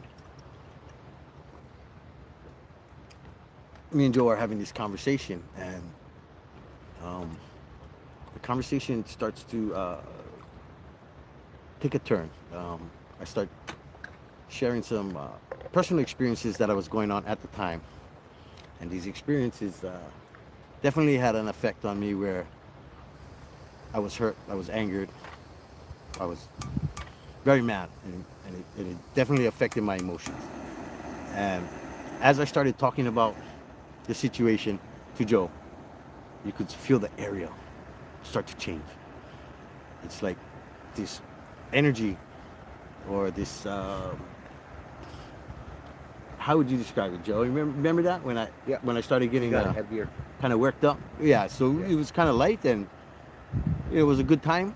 We got some activity here and there, but as soon as my demeanor changed, the area changed. It's like I brought this now negative energy into what we were doing, and it definitely gave this area, what would you say, maybe like energy or power to manifest? it reflected the energy that you were giving. Gotcha. Okay. Like attracts like. Okay. So I'm not sure. Well, it wasn't that. It's the energy you were putting off. They responded to it. Like, it wasn't that they got angry too. They got apprehensive. Yeah, that's a good way. Or they were able to maybe capture or grab onto that energy and use it. Yeah. Because so right when my demeanor changed and my energy changed, we felt the area shift. And I'm not sure if this happened right after my energy went up, or right after I noticed it and came down. So there could be two different endings to this. I'm not quite sure which one it was. So we're gonna check with Joe. So Joe, when I got my energy went up, or my level went towards the negative, angry stuff, was it right after that we heard the? Okay, so there's this hillside next to us on the opposite side of the road that was facing our back, and this what, like an 80-degree steep slope, guys. Yeah, 10, 15 feet high. Yeah, about 10, 15 feet high, but right in our visual. Yeah. Like And- they cut through the cliff to build the road. Yeah, so there's all ferns along this cliff, this hillside, and right in front of us, you start hearing like a pig walking right along the cliff. You thought it was a pig. I thought it was a person pacing back and forth. Hmm. So did that happen right after I got elevated, or after you had made me aware of my change in demeanor and I calmed down? It reacted to the energy you're putting out. So it's like the way I saw it was a guardian, possibly of the area, and what you were putting out was attracting the light, and this thing was trying to keep it away. Mm. Because it didn't come down. If it matched Yeah. that energy, it would have come down. Yeah. Literally, that thing just kind of walked right across, parallel to us, Yeah. but loud enough and clear enough for us to hear it. But we shined our light onto that hillside. Like for minutes. Yeah, literally, like it wasn't one of those quick instances. It was literally It was like back how a and pig, forth, yeah, back and forth. would walk right through the ferns, and you Yeah. can see the ferns moving, but there's nothing there, Yeah. nothing on the hillside, and we got our light shining, and literally, this is not even 10 feet away from us. Like that's Yeah, how close just it was. across the 2-lane Yeah, road. just across the 2-lane road. We're on one side off the road, Yeah. and that hillside is right there adjacent to the opposite lane. It really isn't a shoulder to pull off on. Yeah. That's how close we were. And we both heard it instantly. Both turned to our right, turned on our light, and nothing's there, but we could hear it just. And my imagination of it, or what I believe that was, or what I thought it was, it totally sounded like a pig walking through. And with the whole earthy scent that I got, I'm thinking, oh, wait a minute, did we just manifest kamukwa? However, Joe has a different perspective. So understand, I'm not saying he's right I and never I'm wrong, smelled the or pig, I'm right so- or he's wrong. Yeah. That was just the bolt